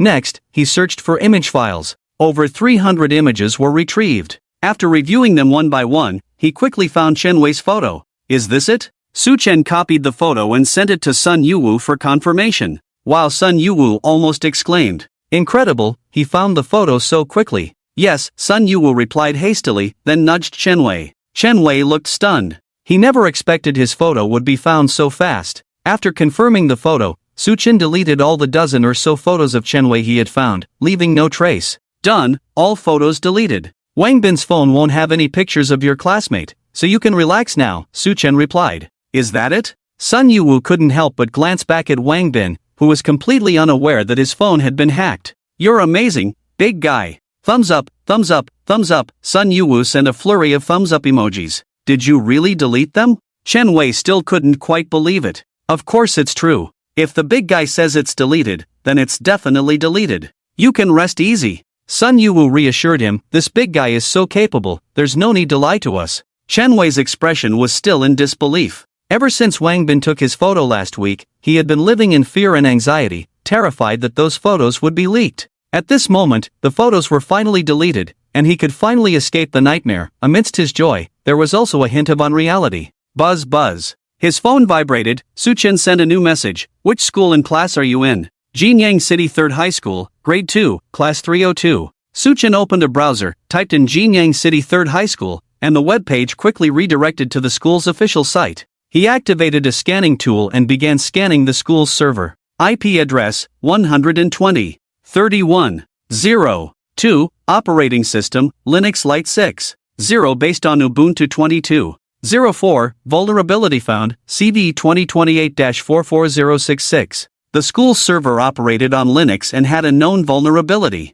The next steps were simple. Suchin pulled up the CVE 2028-44066 intrusion tool and easily hacked into the school's mainframe. At that moment, in the server room on the top floor of the school library, a staff member on duty was dozing off at his desk, completely unaware that one of the mainframes had been compromised. Even if he weren't asleep, he wouldn't have noticed the intrusion. Click click. Suchen's fingers flew across the keyboard, and soon he found the control system for the multimedia classroom on the school server. He attempted to log into the system. To everyone's surprise, there was no password, and he logged in directly. Such an important system login without any password showed a complete lack of security awareness. Suchen shook his head and swaggered into the system's backend. Grade 10, Class 101, Grade 10, Class 102, Grade 10, Class 103. The backend interface was very simple, listing all the multimedia classrooms corresponding to the school's classes. Clicking on Grade 11, Class 302, a control panel appeared, with several buttons corresponding to the classroom's cameras, LED display screens, routers, and other devices.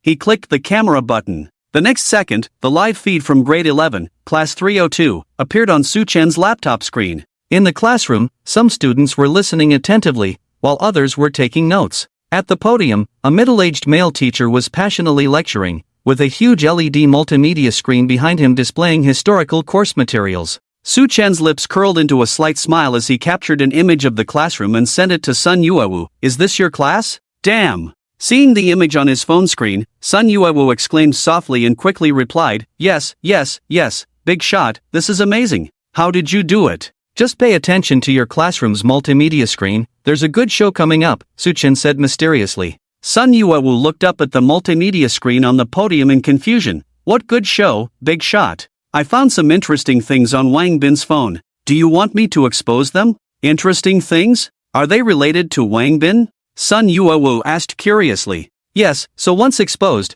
Wang Bin will face social death. He probably won't have the face to stay at your school anymore. Do you want to see him punished? If not, I won't expose it, the choice is yours." "I choose to expose it." Sun Yuewu replied without hesitation. "People like Wang Bin should be punished." "Big shot, what did you find?" "Don't rush, you'll know soon. Just keep your eyes on the big screen and don't blink." Sun Yuewu and Shan Wei exchanged glances and simultaneously looked up, staring intently at the multimedia screen. Ha ha! At that moment, laughter erupted in the classroom. Sun Yuewu turned around to see Wang Bin laughing, his head down, looking at his phone screen, his shoulders shaking as he laughed lewdly. This guy really had a nerve. It was one thing to secretly look at his phone during class, but to laugh out loud was something else. "Who's laughing?" Teacher Lu at the podium stopped the lecture, his sharp gaze sweeping around the classroom before landing on Wang Bin. Wang Bin put away his phone, pretending nothing was wrong. Teacher Lu frowned slightly but said nothing and continued the lecture. Ha ha, another burst of laughter.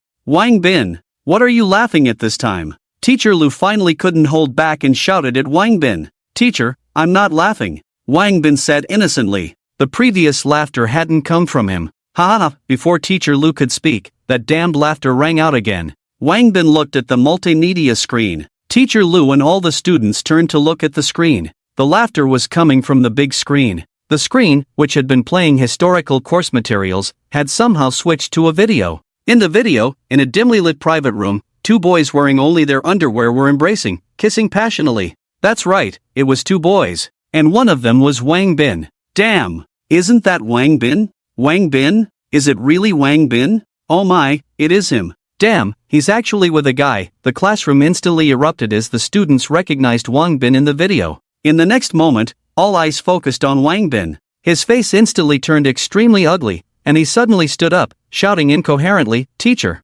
turn it off! Turn it off now!" Just then, the multimedia screen changed again. A cheerful tune played, and a new video appeared, showing Wang Bin wearing a wig, his upper body bare, with two conspicuous silicone big white rabbit props on his chest. His lower half was clad in sexy black fishnet stockings, and he wore sky-high heels, posing and dancing provocatively for the camera. The classroom fell silent in an instant, everyone staring at the scene, as if time had stopped. Even Teacher Lu at the podium was frozen in place. A few seconds later, Sun Yuwu broke the silence first, standing up and bursting into laughter. Ha ha, this is killing me. This is too eye-watering. Ha ha ha, I'm blind. Wang Bin has this talent. What a character. Wang Bin, you really know how to have fun. Wow, I didn't expect Wang Bin to have this kind of hobby. No wonder he likes taking pictures of boys. The classroom erupted in laughter. Chen Wei felt a chill run down his spine. He finally understood why Wang Bin took his photo. He didn't dare to think further. It wasn't over yet.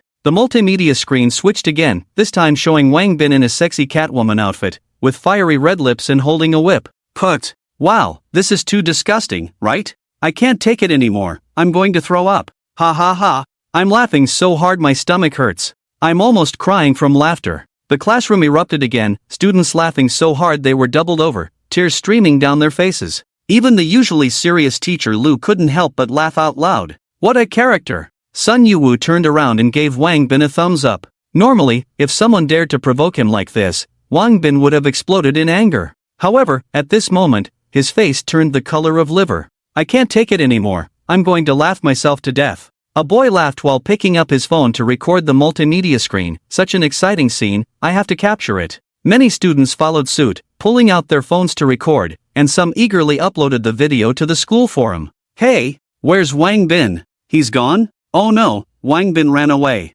Some students noticed that Wang Bin had fled the classroom in a panic. Of course, he wouldn't stay here to embarrass himself. Ha ha ha. The classroom erupted in laughter again, the sound echoing endlessly. It was still teacher Lu who couldn't stand it anymore and turned off the power. I didn't expect Wang Bin to be gay. So disgusting. I'm really curious, how did his video end up on the big screen? Did the teacher accidentally play the wrong one? Impossible, how could the teacher have such a video? Someone must have pranked him. Who did it? That's amazing. The students were buzzing with speculation, trying to guess who had the ability to hack into the school system. Only Sun Yuwu and Chen Wei knew that all of this was the work of the mysterious little boy boss. Boss is amazing. I admire you like the endless flow of the Yangtze River. Sun Yuwu sent a message to Su Chen, expressing his admiration. Just a small matter, Su Chen replied casually. After this incident, Wang Bin probably won't dare to show up again. He'll either choose to drop out or transfer. In any case, you guys shouldn't be bullied by him anymore.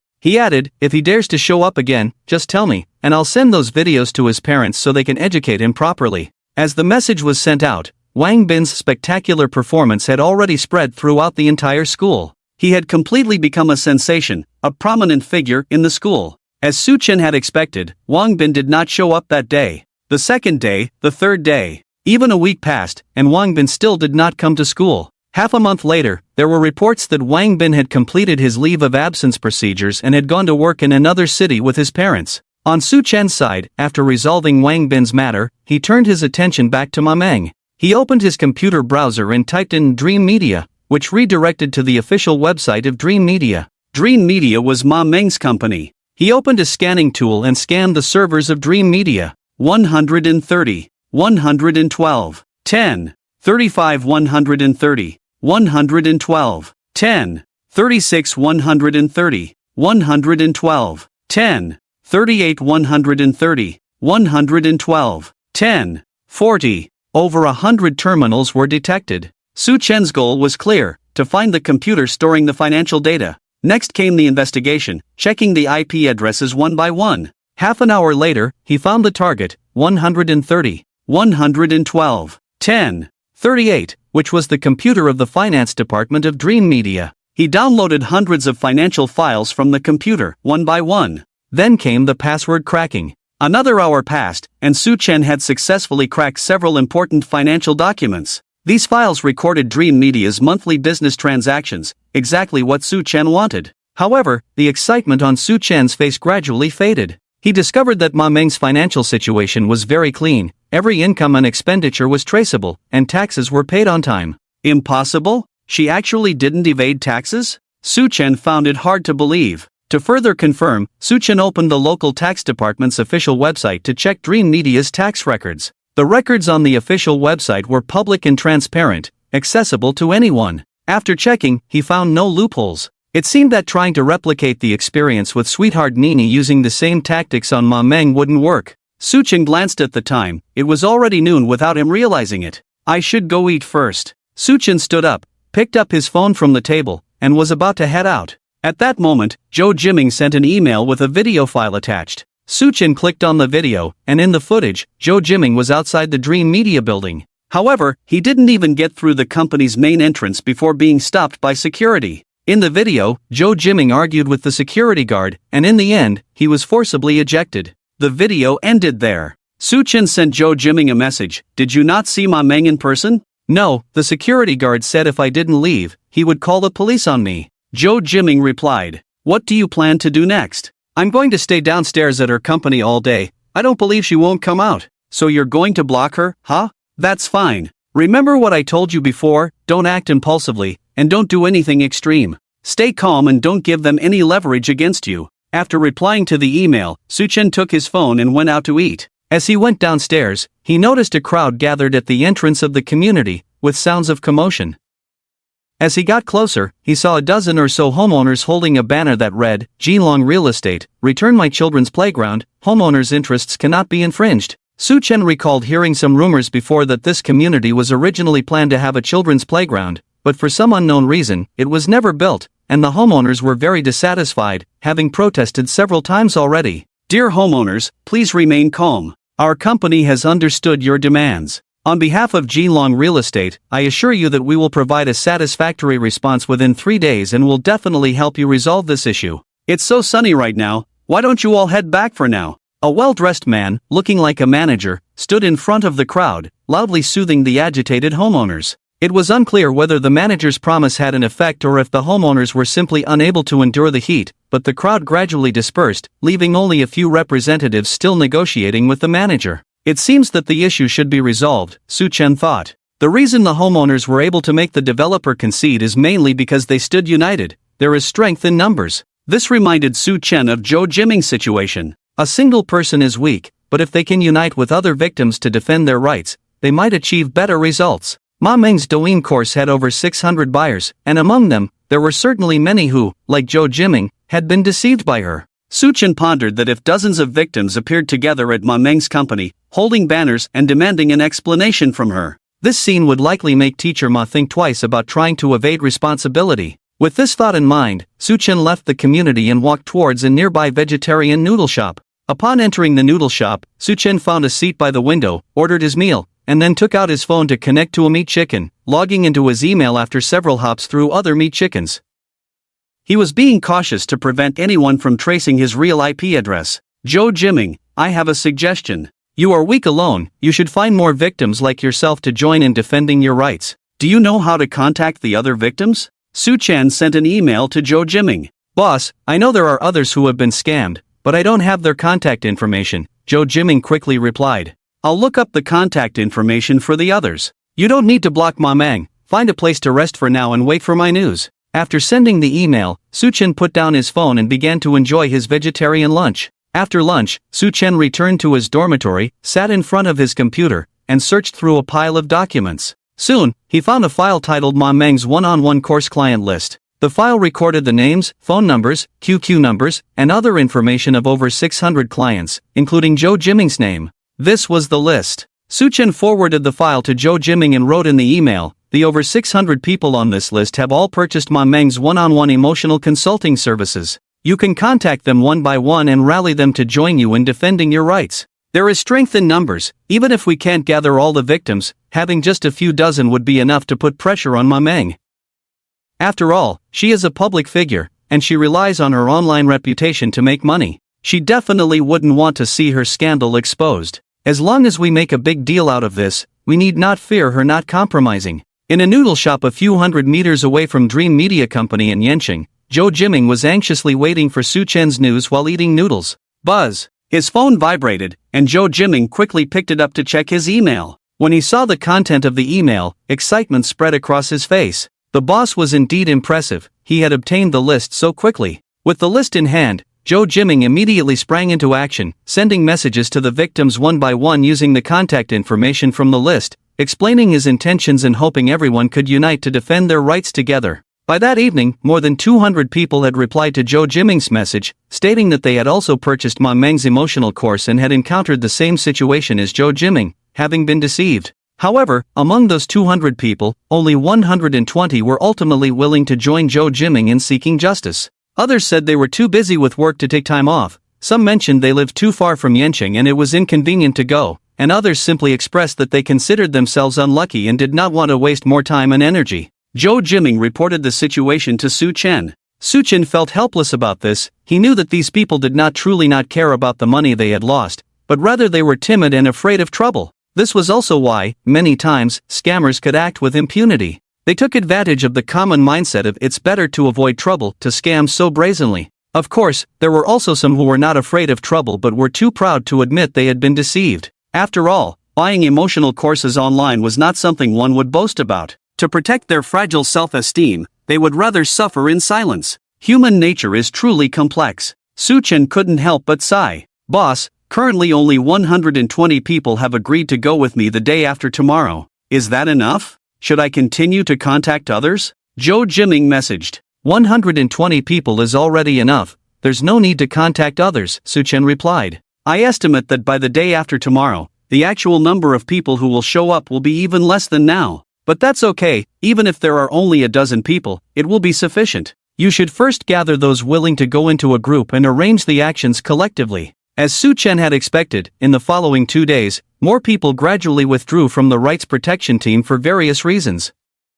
By the agreed day, 70 people ultimately arrived in Yanqing to participate in the rights protection. Although the number was somewhat less than expected, it still far exceeded Su Chen's minimum expectations. This matter could succeed. The morning sunlight filtered through the gaps in the curtains, spilling into the room. Su Chen slowly opened his eyes, picked up his phone from the bedside, and habitually opened Douyin. Follower count, 1.4 million. In just 2 days, his follower count had surged by 300,000, and he was now a bona fide internet celebrity with over 1 million followers. System points, 2 million. He was still quite away from his first small goal of 5 million points. No worries, after watching a few more live streams, it should be enough in a few days. Su Chen thought to himself, feeling pleased. He got up to wash up. He went downstairs to buy breakfast, returned to his room, and while eating, opened his computer. He launched a monitoring program, and Ma Meng's voice came through the computer speakers. Baby, say goodbye to mommy. Goodbye, mommy.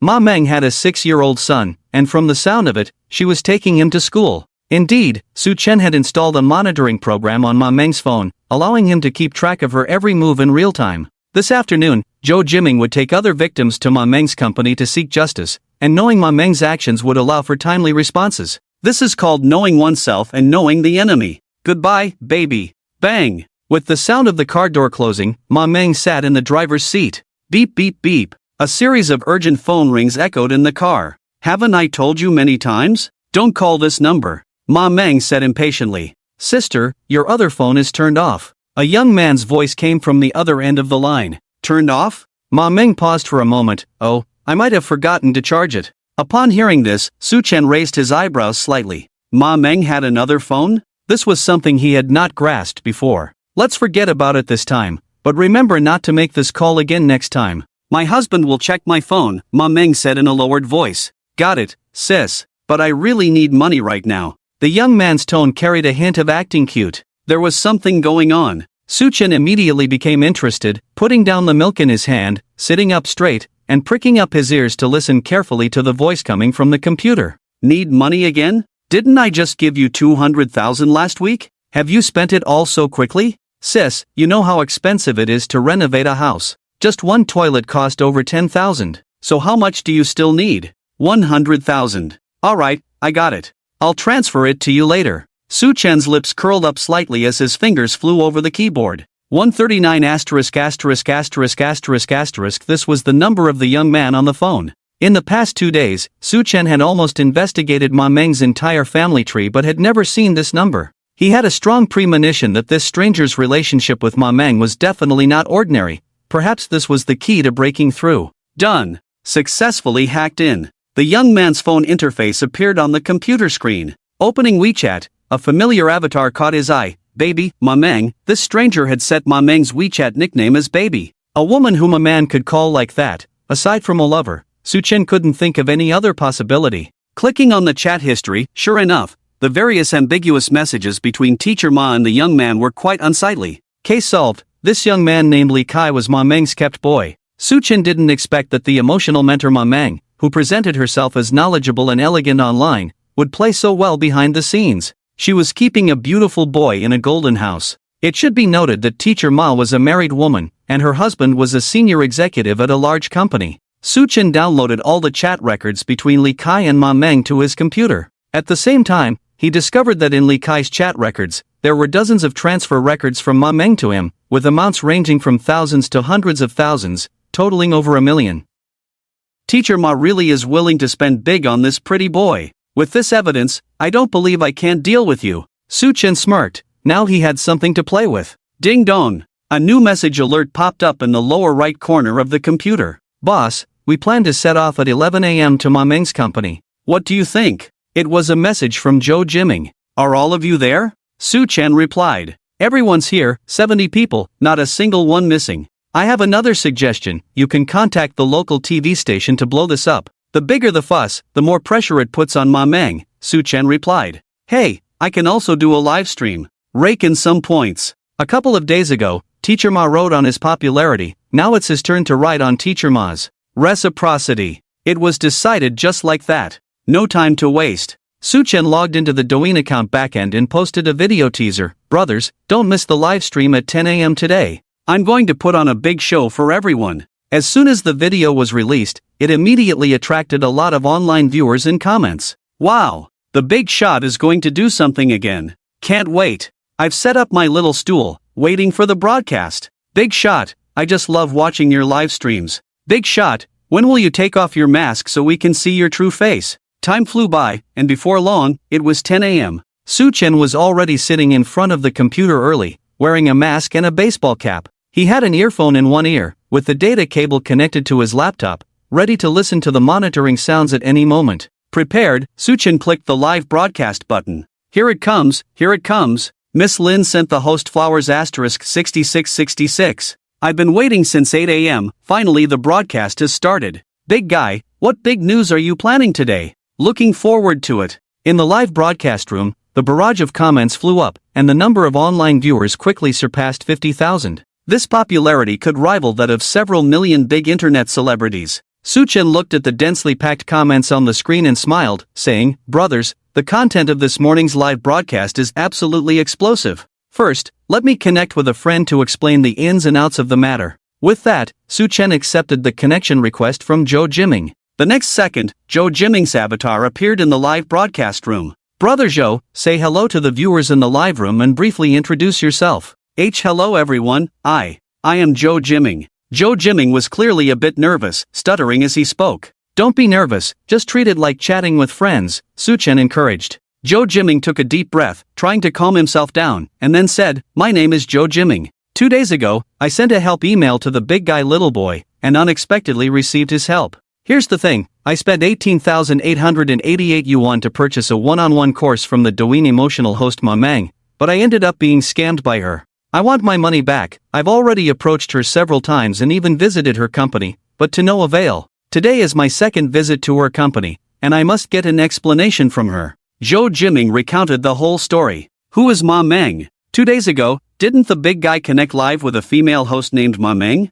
I thought that woman seemed very fake. Is she the emotional host on Douyin with 6 million followers? Yes, that's her. A person who specializes in selling courses to scam money. Scammers should just die. All those selling courses on Douyin, one and all, are scammers. Brother Zhou, we support you. Dude, you bought an 18,888 yuan course? You really are a fool with too much money. Can you believe there are still people who trust emotional hosts like Ma Meng? It's just laughable. In the live broadcast room, the barrage surged like a tide, with netizens expressing sympathy for Zhou Jiming's experience while also strongly condemning Ma Meng's behavior of hanging a sheep's head while selling dog meat.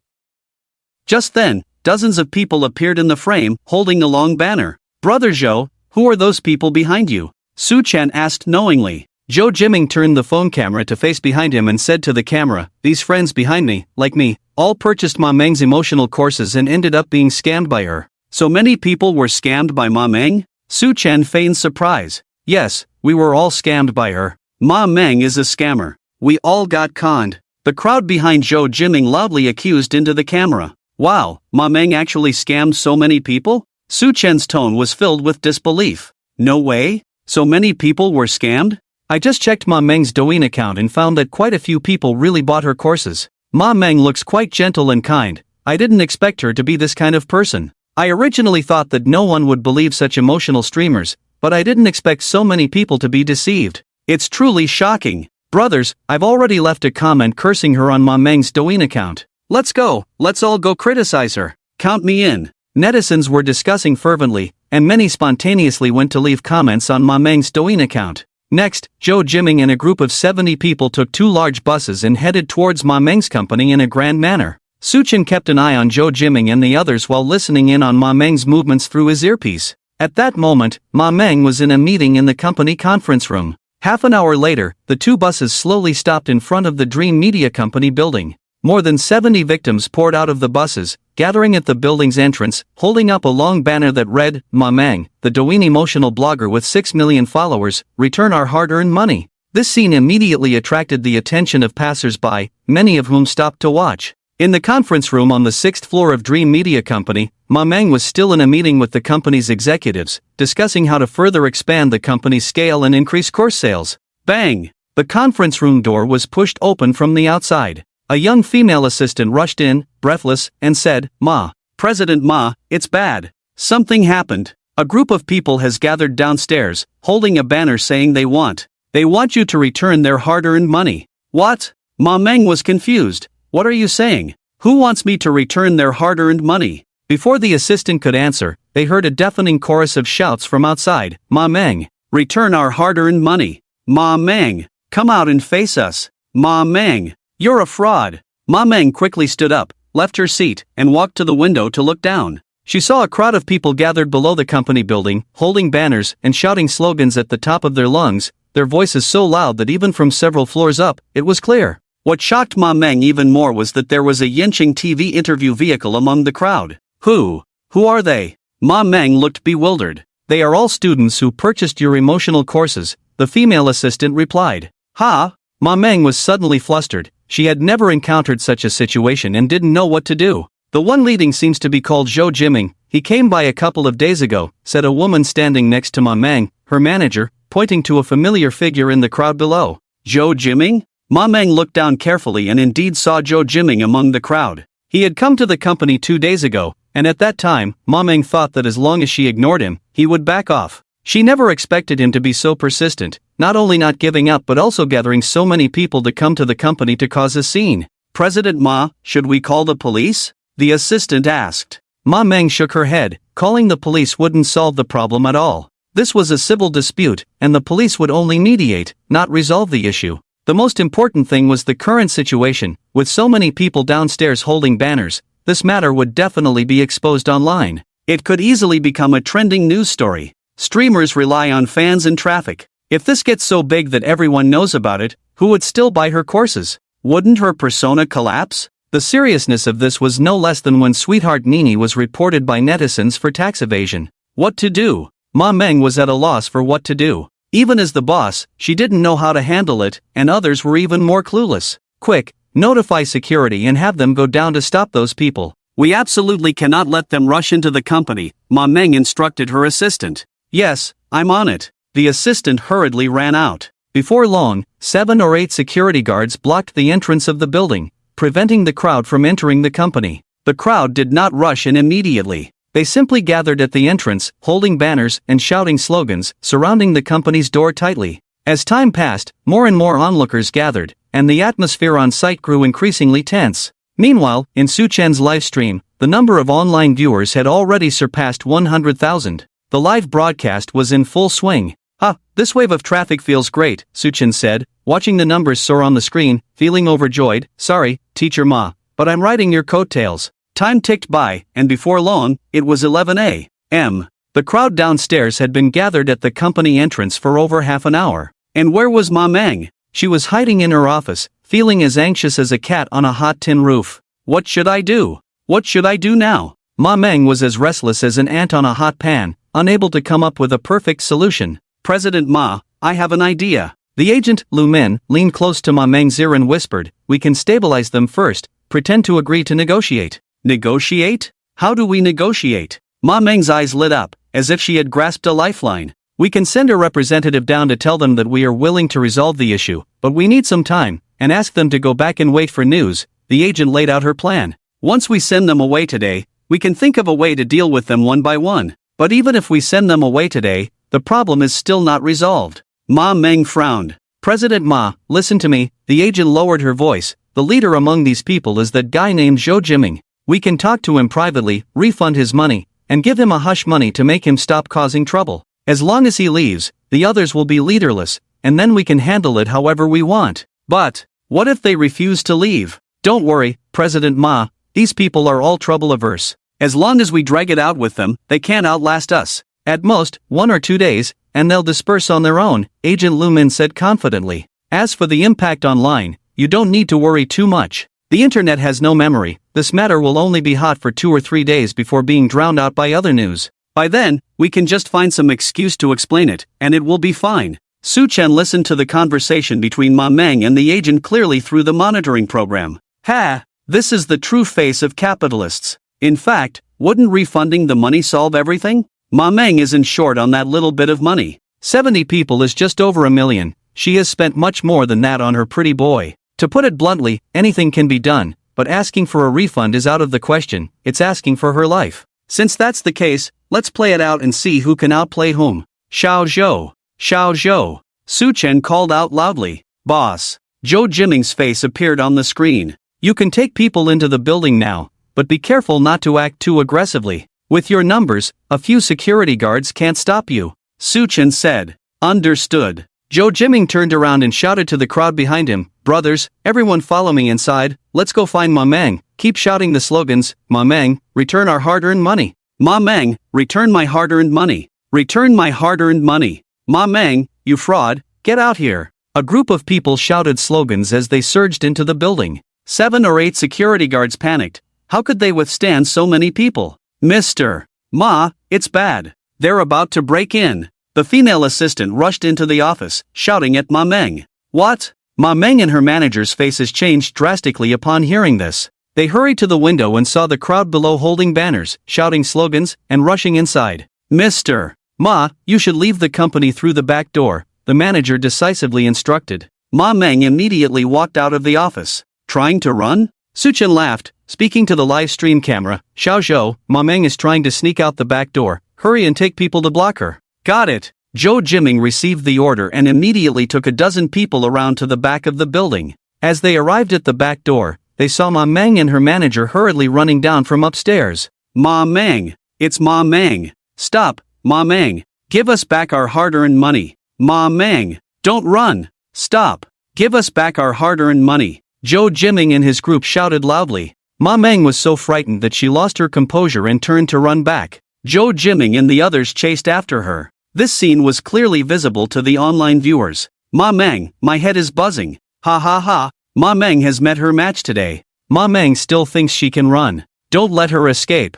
She must return the money. This woman is truly despicable. By the way, how did the streamer know Ma Meng was going to escape through the back door? Is he clairvoyant? The live stream was very lively, with viewers enjoying the spectacle. Some viewers noticed that the streamer seemed to anticipate Ma Meng's escape. Su Chen smiled without saying a word, continuing to enjoy the show. At this moment, the live stream footage shook violently as Zhou Jiming ran, chasing after her. They chased into the building and up the stairs. Ma Meng ran up the stairs. This woman was incredibly fast, running all the way to the 2nd, 3rd, and finally the 4th floor. She shouted as she ran. She hid in an office. The manager called in 20 or 30 employees to block the office door. Thus, a standoff occurred. Zhou Jiming and his group faced off against the employees of Dream Media in the hallway. Ma Meng, give us back our hard-earned money. Ma Meng, give us back our hard-earned money. Ma Meng, give us back our hard-earned money. Zhou Jiming and the others shouted, their voices rising higher and higher. Inside the office, Ma Meng slumped on the sofa, gasping for breath, her face pale. She had never felt so embarrassed. Ma, why don't we just give them the money back? The female assistant timidly suggested, if this goes on, I'm afraid something will happen. Impossible. Not a single cent. Ma Meng suddenly raised her head, gritting her teeth. They want money? No way. Su Chen sat in front of the computer, listening to the sounds coming through his headphones, narrowing his eyes. Even at this point, this woman was still stubborn. Suchen realized that getting Ma Meng to voluntarily return the money was like trying to cut her with a knife. The standoff continued, but the atmosphere in Suchen's live stream grew increasingly heated. At this moment, the number of online viewers had surpassed 200,000, and the barrage of comments in the live stream was dense, while the system points had accumulated to 2.8 million. Undoubtedly, this live stream had achieved tremendous success. However, for Suchen, this was far from enough. Only by helping Zhou Jiming and the others successfully recover the money they had been cheated out of would it be a true victory. After more than 10 minutes, the police finally arrived at the scene, with a leading captain mediating between both parties. Ma Jia, let's stick to what we discussed earlier. First, pretend to agree to negotiate with them and try to buy some time. The agent's voice came through Suchen's earpiece. Meanwhile, in the live broadcast room, Zhou Jiming also received Suchen's instructions. Boss, Ma Meng said she wants to negotiate with us. Should we agree? Of course we should negotiate, but if I were Ma Meng, I definitely wouldn't actually negotiate with you. Suchen said lightly. Are you saying she has some schemes? Zhou Jiming asked. Exactly. Getting her to obediently return the money won't be that easy. Someone like Ma Meng values money as her life. Prying money from her hands is almost worse than killing her. Suchen analyzed, the only reason she's willing to negotiate with you now is to buy time, to stabilize you first. As long as things can be dragged out, even if it's just until today, it will be easier to handle. Suchen paused and continued, moreover, I'm sure Ma Meng will soon seek you out for a private conversation because you are the leader of these victims. Once you are dealt with, the others will be leaderless and naturally won't stir up any trouble. Boss, are you saying Ma Meng wants to divide us? Zhou Jiming was somewhat surprised. Hee, just wait and see, someone will come looking for you soon. Suchen said confidently, remember, don't speak yet.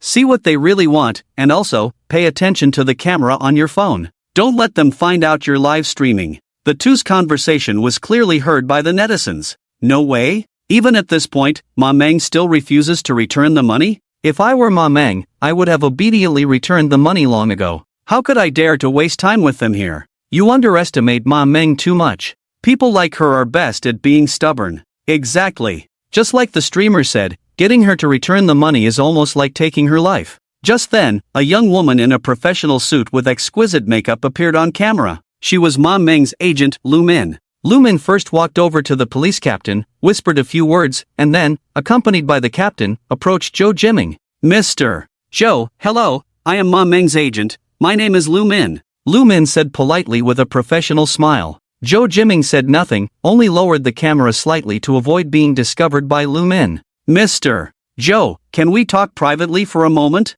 Here it comes. The boss was right. Next, Zhou Jiming followed Agent Lu Min into an office. The door closed. Mr. Zhou, the previous matter was all a misunderstanding. I would like to express our company's apologies on behalf of us. Lu Min said sincerely. Zhou Jiming still said nothing, quietly watching her performance. How about this, Mr. Zhou? I won't beat around the bush. To express our apologies, we will refund you the full amount of the course you purchased. In addition, we will also compensate you for your transportation, accommodation, and lost work for these 2 days, totaling 30,000 yuan. How does that sound? Lu Min smiled. You mean, refund me the money and give me additional compensation? Zhou Jiming finally spoke. Yes, Mr. Zhou, as long as you agree, I can transfer the money to you right now. Lu Min said, pulling out her phone from her pocket, ready to proceed. What about the others? What will happen to their money? Zhou Jiming asked. The others? Lu Min was taken aback for a moment, then shook her head.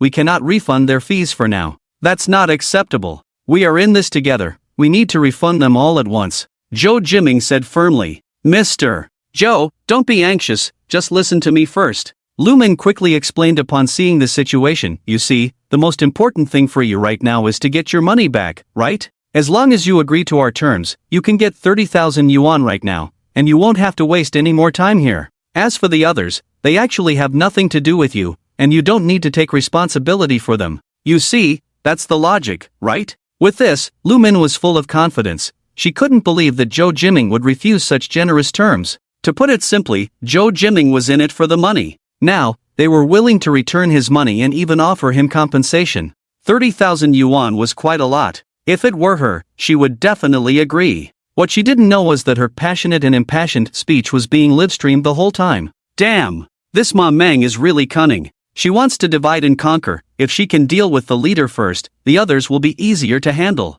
Joe Good, don't fall for it. She's setting a trap for you. Exactly. She's agreeing so readily now, who knows if she'll backtrack later. I have a bold guess, is the streamer monitoring Ma Meng's phone? Otherwise, how would he know every move she makes? Oh, finally, some netizens noticed. They noticed the streamer's incredible predictions. Streamer, you're amazing. You even guessed that Ma Meng would send someone to contact Jogo privately? Is the streamer some kind of fortune teller? Ma Meng first wanted to run, and now she's trying to use divide and conquer tactics, all predicted by the streamer. It's simply incredible. What fortune teller? I say, have you forgotten who the streamer is? Isn't it simple to know Ma Meng's every move? Right, the streamer is a hacker. Hacking into phones is a piece of cake for him. Could it be that the streamer really installed monitoring software on Ma Meng's phone? That's terrifying. I'm getting more and more curious about the streamer's true identity. Who could it be? At this moment, the live stream changed again. Joe Jimming suddenly exploded, pointing at Lu Min's nose, angrily saying, "What do you take me for?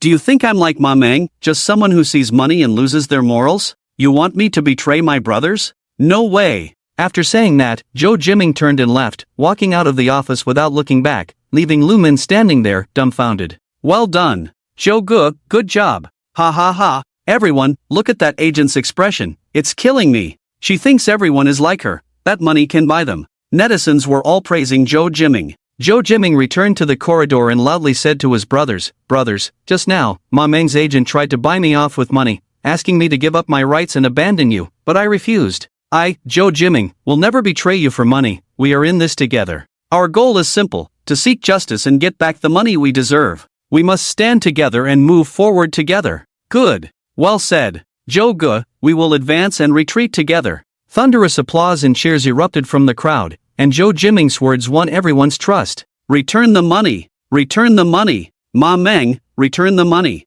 The crowd shouted in unison again, the momentum overwhelming and deafening. Go for it! Joe Gu, return the money! Ma Meng! At Ma Meng, hurry up and return the money! Netizens were also infected by the atmosphere on site, cheering for Joe Jimming and the others in the comments. Lu Min returned to the office, covered in dirt and shame. How did it go? Did he agree? Ma Meng asked anxiously. No. Lu Min stammered. He refused. What? He actually refused? Ma Meng said incredulously, he doesn't want money? Is he out of his mind? Lu Min forced a bitter smile. She hadn't expected that Joe Jimming would be unmoved by money. Their plan had already failed at the first step. What do we do now? Ma Meng was at a loss, completely lacking any ideas. Do. At that moment, her phone rang. The caller ID read, "Husband." Ma Meng hung up the phone immediately. She was so flustered that she had no mood to talk. Do. The phone rang again. Her husband was calling back. Irritated, Ma Meng answered the call. Hello? What is it? I'm very busy right now, no time. Are you at the company? Is something wrong at your company? Her husband's voice sounded somewhat anxious on the other end. How do you know? Ma Meng was taken aback and asked. I'm watching a live stream. A hacker called Little Boy is live streaming, and he's connecting with the people causing trouble at your company. Ha! Finally, Teacher Ma knows. But it's too late. It turns out that all of this was orchestrated by Little Boy behind the scenes. Ma Meng quickly opened Douyin and searched for Little Boy, and soon she saw the live stream. In the live stream, Joe Jimming was passionately accusing Ma Meng of various crimes, while the victims behind him expressed their anger and dissatisfaction to the camera. Little Boy, damn you! Ma Meng cursed furiously. What's wrong, sister? Lu Min was confused as to why Ma Meng suddenly cursed at Little Boy. It turns out this guy is the one causing trouble. Look at him live streaming, Ma Meng shouted. Lu Min leaned in quickly and, upon seeing the live stream, suddenly understood. No wonder Joe Jimming refused our offer. Someone is backing him up.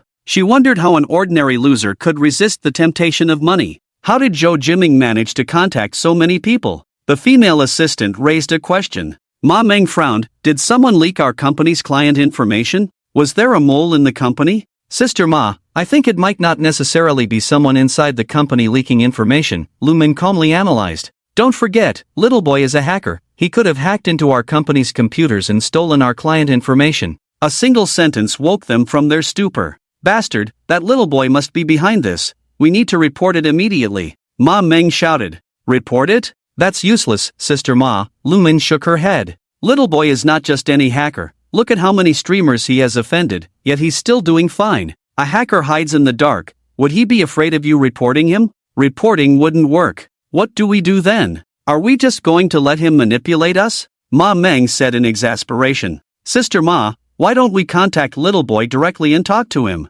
Lu Min suggested. Talk to him? Ma Meng hesitated. Would he be willing to talk to us? Let's give it a try. It's better than doing nothing. Lu Min opened Douyin and found little boy's account, but there was no contact information listed. Sister Ma, it seems he announced an email address in the live stream. The female assistant reminded. Email address? Quick, find it. Soon, Lu Min found little boy's email address. Ma Meng immediately composed an email and sent it. Little boy, I know you instigated Zhou Jiming to cause trouble. I ask myself, have I ever offended you? Why are you targeting me? After sending the email, Ma Meng anxiously awaited a reply. If little boy ignored her, she would have to connect with him directly in the live stream. Ding! A crisp notification sound rang out. Little boy had replied to her email. Ma Meng quickly opened the email. Teacher Ma, you must be misunderstanding me. Misunderstanding? Upon seeing the word misunderstanding, Ma Meng couldn't help but sneer. She didn't believe little boy would help Zhou Jiming for no reason.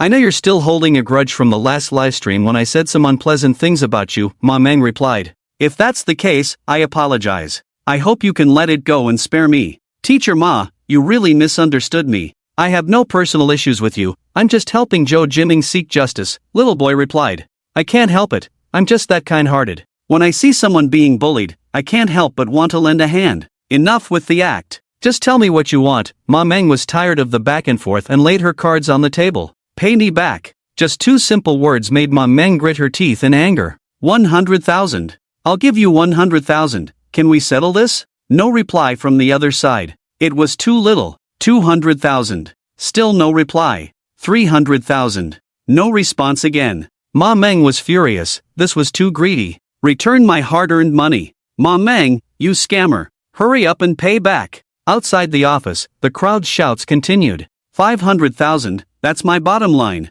If you don't agree, I'll report you. Ding. Little boy replied, sending a string of bank account numbers. Ma Meng couldn't help but sneer. What a show, pretending to be just, all for money. Sister Ma, are you really going to give him 500,000? Lu Min, who was beside her, saw the chat records between Ma Meng and little boy. Transfer the money. Ma Meng's expression was grim. She wasn't afraid of the shouting crowd outside. They were just a bunch of ordinary workers, not capable of causing much trouble. But little boy was different. He was a hacker, a highly skilled one at that. If he kept holding on to this matter and continued to stir it up, it would be a big problem. It was better to spend some money to settle things down. Lu Min transferred 500,000 to the account provided by little boy. The money has been transferred. I've sent you the screenshot. Can you let your people leave now? Ma Meng messaged little boy. Watch the live stream. Little boy replied with just 3 words. Ma Meng was confused and quickly opened little boy's live stream. She saw little boy smiling at the camera, saying, Brothers, there's an unexpected situation. The live stream might have to end temporarily.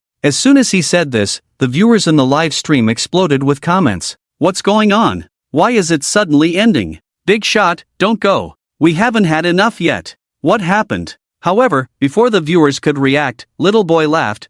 Just kidding. Even if the King of Heaven comes today, this live stream must go on. Suchin smiled and said, however, something very interesting just happened, and I want to share it with everyone now. As he spoke, he posted the transfer screenshot that Ma Meng had sent him earlier, along with their chat records, into the live stream. Did you see that? Brothers, Ma Meng just privately transferred me 500,000, asking me to back off. Suchin chuckled, 500,000, Teacher Ma is quite generous. Ma Meng watched this scene, dumbfounded. Has he gone mad? She couldn't understand little boy's actions. The manager and assistant were also stunned by little boy's move, completely baffled as to why he would expose himself. He had already received the money. What benefit did this exposure bring him? A voice came through the earpiece. Suchin secretly laughed. They couldn't understand, could they? Brothers, are you curious why I accepted 500,000 and still exposed this matter? Suchin said to the camera, I'll give you a hint, pay attention to the receiving account on this transfer screenshot. Does anyone sharp-eyed see any clues? Account? What clues? I don't get it, big shot, just say it directly, stop keeping us in suspense. Can someone explain this? The netizens were filled with confusion. In front of the computer screen, a bespectacled office worker carefully examined the transfer screenshot,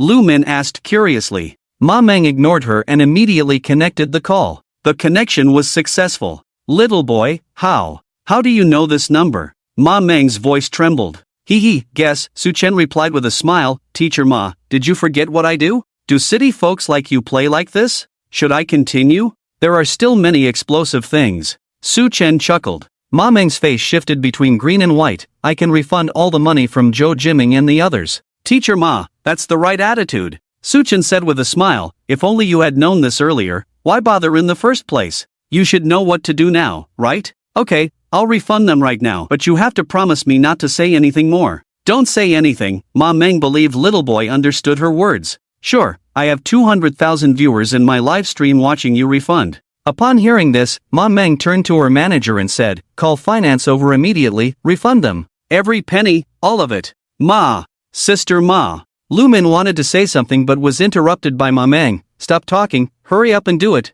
now. The voice of little boy came from the live stream again. Teacher Ma, they came all this way, it's not easy for them, you handle it. I understand. Ma Meng gritted her teeth and said, in addition to refunding the tuition, I'll also compensate each of them 5,000 yuan for travel and lost work. Teacher Ma, so generous. Su Chen gave a thumbs up to the camera. Get finance over here, stop dawdling. Lu Min finally came to her senses and quickly ran out to call finance to handle the refund. The following events proceeded surprisingly smoothly. In front of the netizens, Zhou Jiming and the other 70 victims received their money, each also getting an additional 5,000 yuan in compensation. Looking at the bank transaction record, Zhou Jiming felt a sense of disorientation. Ma Meng's attitude had changed too quickly. Just a few minutes ago, she was completely unbothered. In the blink of an eye, not only did she refund the money, but she also gave extra compensation, and just now, Ma Meng had come out with a sincere attitude.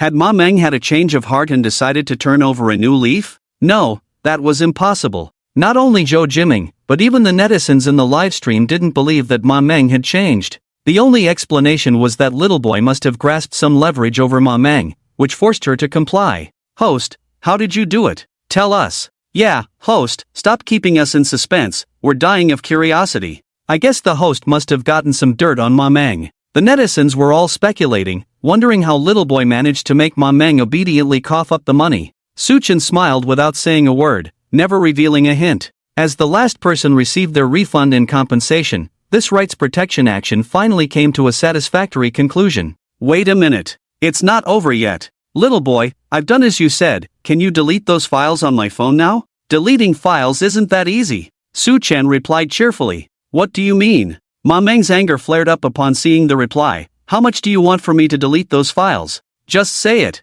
10 million. 10 million? Ma Meng's eyes widened in shock. Why don't you go rob a bank instead? Teacher Ma, others may not know your background, but I'm very clear about it. Su Chen's voice suddenly rang out in the livestream. The netizens in the livestream didn't understand what Su Chen meant, but Ma Meng understood perfectly. Little boy was reminding her that he knew she was very wealthy, and 10 million was nothing to her. Ma Meng took a deep breath, trying to suppress her anger, and typed, I can give you 10 million, but how can I trust that you will really delete those files after you get the money? You have no choice but to trust me, Su Chen said lightly, and this 10 million isn't for me personally. What do you mean? Ma Meng was taken aback. I suggest you hold a live stream and donate 10 million to a charity in your name, Su Chen said. This way, you'll do a good deed, restore your public image, and gain some popularity, lots of benefits. Ma Meng hesitated. 10 million was not a small amount. But if little boy really exposed those files on her phone, everything she had worked hard for would be ruined in an instant.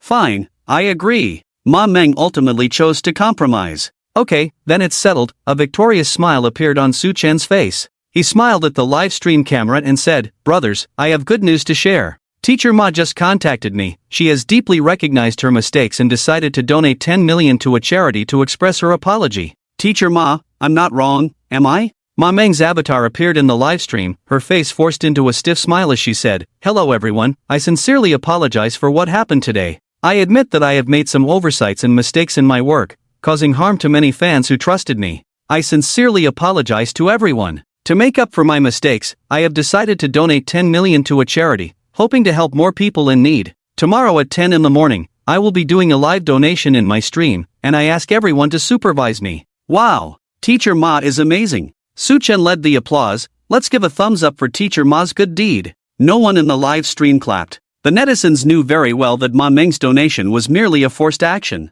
Teacher Ma, you're welcome to connect with my live stream again next time, Su Chen said with a smile. Ma Meng nodded with a forced smile and then ended the connection. Alright, brothers, that's it for today's live stream. Thank you all for your support, and see you next time. Bye bye. Host, don't go. Stream a little longer. Stream a bit more. I haven't had enough yet. 6666. The host is simply amazing. So exciting. Su Chen turned off the live stream. The backstage data of the live stream quickly refreshed. Total live duration, 3 hours 02 minutes. Average online viewers, 160,000 peak online viewers, 250,000 followers, plus 500,000. This data once again broke Su Chen's record since he started live streaming. And the system points. Wow, a total of 3.6 million. Su Chen clenched his fist in excitement. After the excitement, he felt a bit hungry. Not wanting to go out, Su Chen ordered takeout. While waiting for the delivery, he opened the system mall.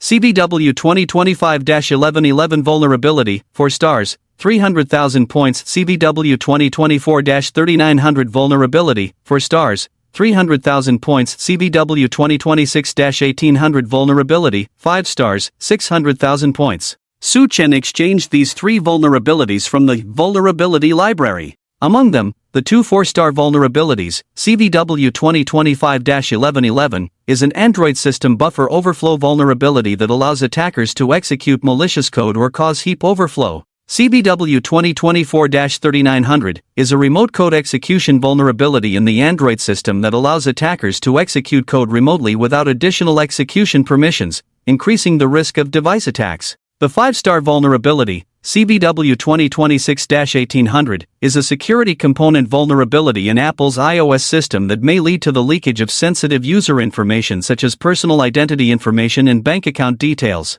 The three vulnerabilities cost a total of 1.2 million points. Adding to the previously exchanged 4-star Android system vulnerability, a 5-star Windows system vulnerability, and a 5-star Linux system vulnerability, Suchen now possessed a total of 6 powerful vulnerabilities. Any of these vulnerabilities could sell for over $1 million on the dark web. The 6 vulnerabilities cover the major mainstream operating systems for computers and mobile phones, meaning that with these vulnerabilities in hand, 90% of personal computers and mobile phones worldwide would be defenseless against Suchen. Even the top hackers in the world wouldn't dare to boast like this. So impressive. Suchen continued to spend 10,000 points to exchange for 3 professional books in the field of artificial intelligence from the knowledge base, convolutional neural networks, generative artificial intelligence, and deep learning. For the next 2 days, Suchen planned not to live stream. After a week of continuous streaming, he felt a bit tired and wanted to take a break while also studying to recharge. Ding dong! The doorbell rang. The takeout had arrived. Suchen got up to grab the takeout, and after eating his fill, he intended to take a nice nap, but lying in bed, he just couldn't fall asleep. He simply got up, took his laptop, and went to the school library. As the sun set, golden rays spilled over the campus, draping the buildings in a layer of colorful light. In the library, Suchen was focused on studying the artificial intelligence books he exchanged from the system mall, reading and taking notes. Buzz! His phone vibrated on the table. Suchen picked it up and saw a notification from the class group. At everyone, tonight at 7 p.m., there will be a lecture on artificial intelligence in the lecture hall. Please attend on time. Suchen didn't want to go, but thinking that he was currently studying artificial intelligence, he might learn something new from the lecture, he decided to attend. Night fell. The lecture hall was brightly lit, and every seat was filled. On the podium, a professor with graying hair was animatedly lecturing. In the last row of the classroom, Suchen sat in the corner, staring at a large screen behind the professor, his brow furrowed. At that moment, the professor was explaining convolutional neural networks. Convolutional neural networks are one of the most important algorithms in the field of computer vision. Suchen noticed that there seemed to be some issues with an algorithm formula displayed on the presentation on the big screen. Talent, algorithms, and computing power are the 3 core elements in the field of artificial intelligence. Among them, computing power involves multiple aspects such as chips, energy, and electricity. The algorithm formula in the presentation on the big screen had particularly high energy consumption and low efficiency. Coincidentally, during the morning study session, Suchen had just seen a better algorithm formula in the book Convolutional Neural Networks that he exchanged for in the system store, which could not only reduce energy consumption by 60% but also increase chip computing power utilization by 80%. He raised his hand and then put it down. Suchen hesitated. It wasn't that he was afraid of embarrassing the professor, he had a bit of social anxiety. Looking around, he saw a student on his left recording the presentation video on his phone, while a student on his right was quickly taking notes on a laptop. Suchen picked up the laptop on the table, placed it on his lap, leaned back slightly, trying to avoid the gaze of his classmates on either side. Click, click. His fingers flew across the keyboard, typing rapidly. After 2 or 3 minutes, the content of the presentation appeared on the laptop screen. Suchen had successfully hacked into the classroom's multimedia system and gained control of the big screen. Without any hesitation, he directly modified the presentation content. First, he deleted the original algorithm formula, then replaced it with the new algorithm formula. Ha! In the front row, a boy wearing glasses was the first to notice the anomaly on the big screen. He blinked in confusion and adjusted his glasses, thinking he must have seen it wrong. Hey, what's going on? A girl in the second row also noticed something unusual. The professor was only 1 or 2 meters away from the podium and hadn't moved the presentation. How could the content on the big screen have changed by itself? Hey, why was it changed? A boy in the middle row with a center-parted hairstyle looked astonished. He was about to copy the algorithm formula from the presentation, but it had changed. Could such an important formula be altered? No, wait. The boy quickly realized something was off. The professor was standing outside the podium and hadn't touched the laptop on the desk. If the professor hadn't moved, how could the presentation change by itself? Am I seeing things? Classmate, did you see that? How did the presentation content change? What changed? An algorithm formula was changed. The professor didn't move. What's going on?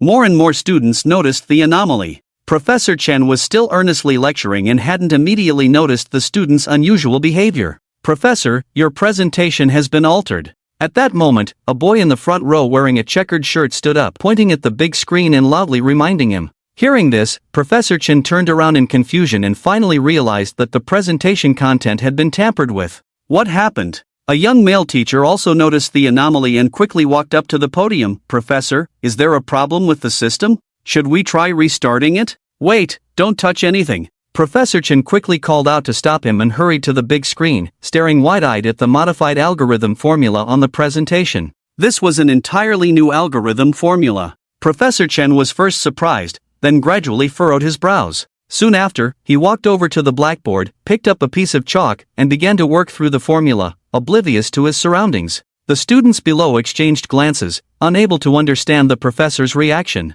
"What's going on? What's wrong with the professor? Could someone be deliberately causing trouble?" The students whispered to each other, but no one could explain what was happening. Meanwhile, the instigator of it all, Su Chen, quietly closed the laptop and, taking advantage of everyone's distraction, stealthily slipped out of the classroom through the back door. Until the next day, Su Chen learned from the class group that last night's incident had actually alarmed several professors from the school's computer department. The counselor questioned each student one by one, trying to find out who had modified the course materials. Su Chen was also asked, but naturally, he wouldn't admit to anything and pretended to know nothing, managing to slip through. After leaving the lecture hall, Su Chen returned to his dormitory and continued studying. Time passed unknowingly, and it wasn't until 11 at night that he finally put down his pen and got up to make himself a cup of hot milk. Holding the warm milk, Su Chen returned to his computer, just about to relax. Ding! A message suddenly popped up on the computer screen, the bright red text particularly eye-catching. Red Hacker Base calls on all hackers to participate in the 4/18 operation.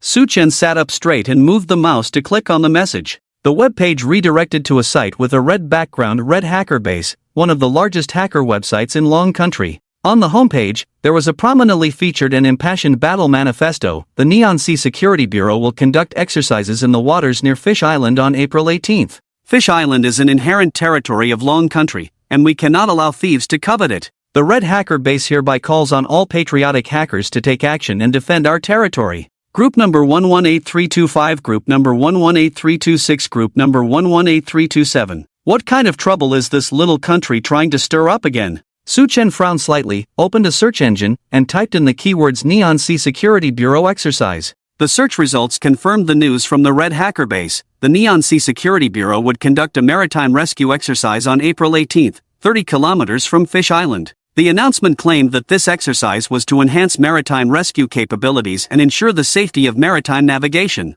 However, anyone with a discerning eye could see through their true intentions. In recent years, Neon had been coveting Fish Island, and this exercise, under the guise of rescue, was actually a drill for seizing the island. Their wolfish ambitions were glaringly obvious. This little country is itching for a fight, it needs to be dealt with. Then let's go after them. Returning to the Red Hacker Base website, Su Chen clicked on one of the group numbers and applied to join. The group verification page popped up. Question 1, please answer, is Fish Island part of Long Country?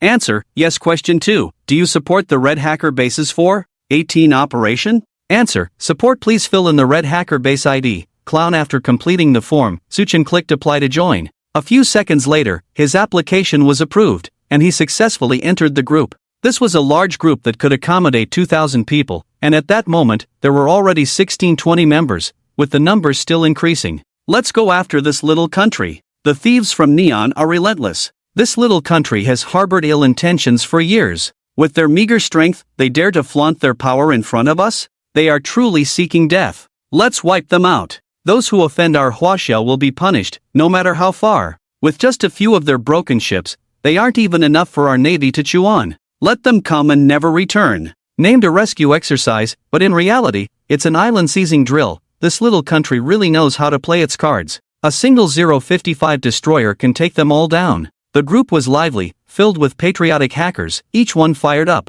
At all members, please read the group announcement after joining. The administrator sent a message in the group. Su Chen opened the group announcement and read carefully. This operation code named 4/18 Operation Objective, expose the conspiracy of the Neon Sea Security Bureau and declare to the world that Fish Island belongs to Long Country. Operation time, April 18th at 8 a.m. Specific attack targets and action plans will be announced before the operation begins. Please pay attention to group notifications. Operation requirements, unified action, all members must obey commands and demonstrate team spirit. Attack tool, everyone please download the Red Hacker-based DDoS attack tool from the group files and watch the related tutorial videos. After reading the announcement, Suchin downloaded the DDoS attack tool from the group. After scanning it with antivirus software and confirming that the tool had no viruses, he saved it to a compromised server. The so-called DDoS attack, also known as a flood attack, is one of the most commonly used attack methods by hackers. Its principle is to generate a large amount of junk data to bombard the target server,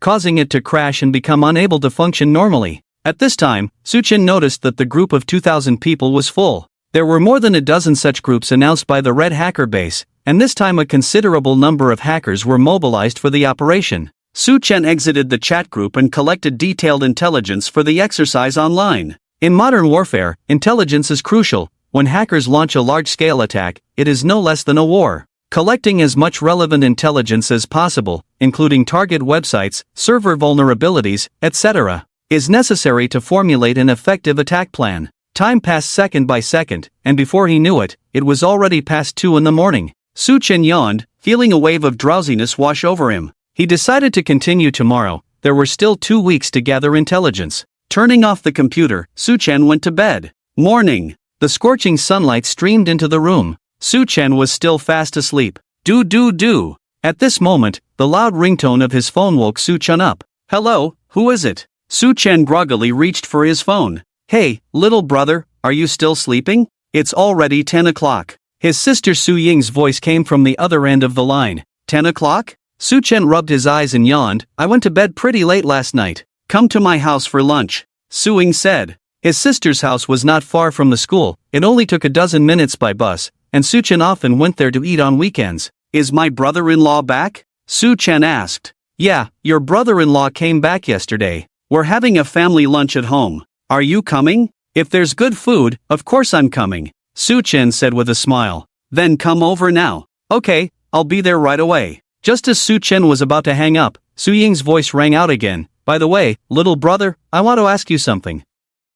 Do you have any ideas? What's the matter? Little Jia has recently become addicted to games, playing at home every day and even during school. His grades have dropped a lot, and I'm almost at my wit's end. Do you have any way to help him quit his gaming addiction? What did you say? I didn't hear clearly. What's wrong with little Jia? Suchin was still a bit groggy from just waking up. I said little Jia has become addicted to games recently. Playing games? This time Suchin heard clearly. Little Jia was his sister's son, 14 years old, currently in middle school. Kids will be kids. Playing games isn't a big deal, Suchin said dismissively. It's not just playing, he's completely immersed in it, sneaking in games during class. The teachers have even called to complain. Su Ying said anxiously. Is it that serious? Haven't you done anything about it? Suchin asked. Of course I have. I've scolded him, hit him, and even took his phone away. But he's something else. He even borrows his classmates' phones to play. He won't eat his lunch money and runs off to the internet cafe to play games.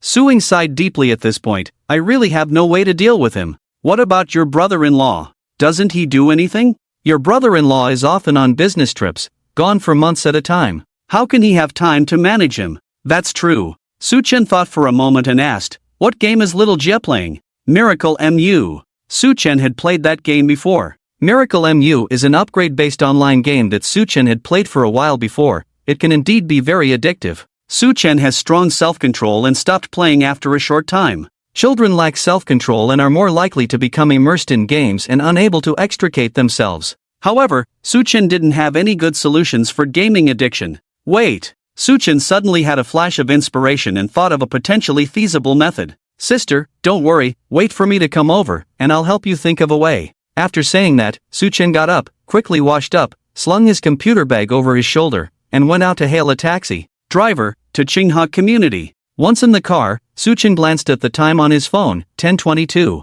He remembered. At 10 in the morning, Ma Meng said she would go live to donate 10 million to a charity. With that in mind, Suchin opened Douyin and clicked on Ma Meng's account. 20 minutes ago, Ma Meng had updated a video, revealing the live scene of her donating 10 million to the charity. At the end of the video, she even showcased the donation certificate to prove that her donation was real and verifiable. Suchin smiled. Teacher Ma really did obediently donate 10 million. Also, compared to the consequences of her scandal about keeping a young lover, which would be far more severe, not only would it ruin her reputation and career, but it would also destroy her family, undoubtedly a devastating blow for her. Ding! A notification sound came from his phone. Su Chen received an email from Ma Meng. I have donated 10 million as you said. Shouldn't you fulfill your promise to me now? Su Chen did not reply. He wasn't planning to delete those materials for the time being. Let this sword hang over Ma Meng's head, constantly reminding her not to engage in illegal activities again. Su Chen exited Douyin and put his phone back in his pocket.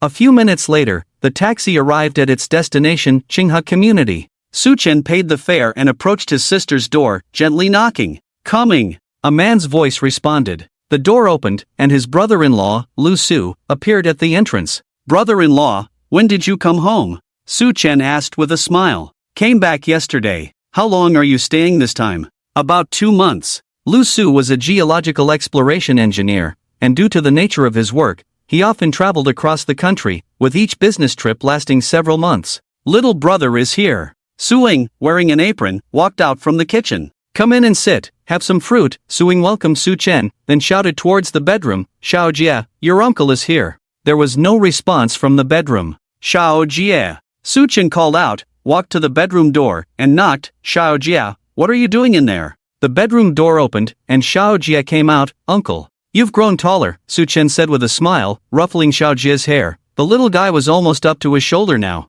Returning to the living room, he took a seat. Just as Xiao Jie sat down, he got up again, wanting to return to his room. Your uncle is here. Why are you going back to your room? Chat with your uncle, Lu Su said. Xiao Jie remained silent, got up, and continued back to his room, closing the door behind him. Lu Su showed an unhappy expression, about to scold him, but Su Chen stopped him. It's fine, brother-in-law, he's just a kid, they all do that. Don't mind him. Su Chen said, my sister told me that Xiao Jie has recently become obsessed with games? Yeah, Lu Su nodded helplessly. This kid has become so engrossed in gaming. Last night, he played until 2 or 3 in the morning before sleeping, and he wouldn't listen no matter how much I scolded him. My sister mentioned it to me. Su Chen glanced at the kitchen where Suing was busy cooking. Brother-in-law, I have a method that might help Xiao Jie quit his gaming addiction. Do you want to give it a try? What method? Lu Su immediately perked up. Let's talk in the study. Su Chen stood up and walked towards the study. His brother-in-law quickly followed. Su Chen entered the study, took out his laptop from the computer bag, powered it on, and connected to the Wi-Fi. Then, he skillfully opened a scanning tool and began scanning the home network devices. IP 192, 168, 1, 21, Redmi Turbo 3, vulnerability found. IP 192, 168, 1, 100, Mate 50, vulnerability found. IP 192, 168, 1, 112, Magic Book Art 13, vulnerability found. This Redmi Turbo 3 should be Xiao Jie's phone, right? Su Chen pointed at the device information displayed on the screen and asked. That's right, it's his phone. Lu Su nodded and curiously asked, what software is this? It can scan all the devices connected to our home Wi-Fi? Although his brother-in-law wasn't a computer major, he was somewhat of a tech guy and understood a bit about computers and networks. This is a network scanning tool that can scan all devices within the local area network and check if there are any vulnerabilities. Su Chen explained, you see, these devices all have security vulnerabilities. I can exploit these vulnerabilities to hack into Xiao Jie's phone, not only to monitor his every move but also to control his phone, so I can know at any time if he's playing games. As Su Chen spoke, his fingers danced over the keyboard. After several seconds, he pressed the enter key. A mobile interface appeared on the computer screen, showing the game screen of Miracle MU. It was undoubtedly Xiao Jie's phone. Look, Xiao Jie is indeed playing a game, Su Chen said. Lu Su leaned closer to the computer and, as expected, saw Xiao Jie secretly playing games in his room. This little brat hasn't stopped playing games, Lu Su said angrily. While he was angry, he was even more surprised at how Su Chen managed to do it. You just typed a few keys and hacked into his phone? That's incredible. It's just a small skill, Su Chen humbly replied. Let's keep watching. Su Chen moved the mouse to enlarge the game screen on the phone. Moonlight Night, this is Xiao Jie's game ID, Su Chen said. Let's see which server he's in. Su Chen directly closed the game. What's going on? In the room, Xiao Jie looked confused at his suddenly black screen phone. Why did the game suddenly exit? However, he didn't suspect anything, thinking it was a network issue, and logged back into the game. Please select a server, Xuanwu District. Xiao Jie chose Xuanwu District, then entered his account and password, clicking login. All of these actions were clearly seen by Su Chen. Xuanwu District. Su Chen noted down the server name and then started downloading the Miracle NU game client. 5 to 6 minutes later, the game download was complete. Su Chen began installing the game. During this time, Su Ying came out of the kitchen, saw Su Chen and her brother-in-law in the study, and curiously asked, "What are you guys doing?" "We're discussing how to help Xiao Jie quit his gaming addiction," Lu Su explained, then added, "Don't let Xiao Jie know." Su Ying looked at them suspiciously, glanced at the computer, which she couldn't understand, and then turned back to the kitchen. The game installation was complete, and Su Chen logged into the game, selected Xuanwu District, and created a new game character ID, big knife slashing the enemy character level 1 equipment, cloth clothes, wooden stick. Next, Su Chen opened a cheat program. "I used to play this game for a while, so I developed a cheat," Su Chen explained to his brother-in-law. The interface of the cheat program displayed various functional options. Su Chen checked the boxes for 10,000 times experience and 100% equipment drop rate. Xiao Jie is currently level 70, and he's on the 3rd floor of the Tower of Despair. This map has a level restriction, so we can't enter at our current levels, so we need to level up first. As Su Chen spoke, he operated his game character. He controlled the character to leave the novice village, went outside the city, and found a group of small spiders. Bang! With one hit, a small spider fell to the ground. A dazzling golden light suddenly rose from Su Chen's character, and the level increased to 6. Swish, swish, swish. Su Chen maneuvered his character, darting through the pile of monsters, taking one down with each hit, and the experience points soared rapidly. In less than 20 minutes, Su Chen's character reached level 60, and he was wearing a set of shiny top-tier equipment. This cheat is too powerful, right? Lu Su looked at Su Chen's actions, unable to hide his astonishment. Su Chen just smiled and didn't explain. "Alright, we have enough levels now, let's go meet him." Su Chen glanced at the monitoring screen, where the Moonlight Knight was still on the 3rd floor of the Tower of Despair. Su Chen directly teleported, sending his character to the 3rd floor. Once on the 3rd floor, he dashed forward and quickly found the Moonlight Knight. Without saying a word, Su Chen controlled his character to swing the large sword in his hand and charged at the Moonlight Knight.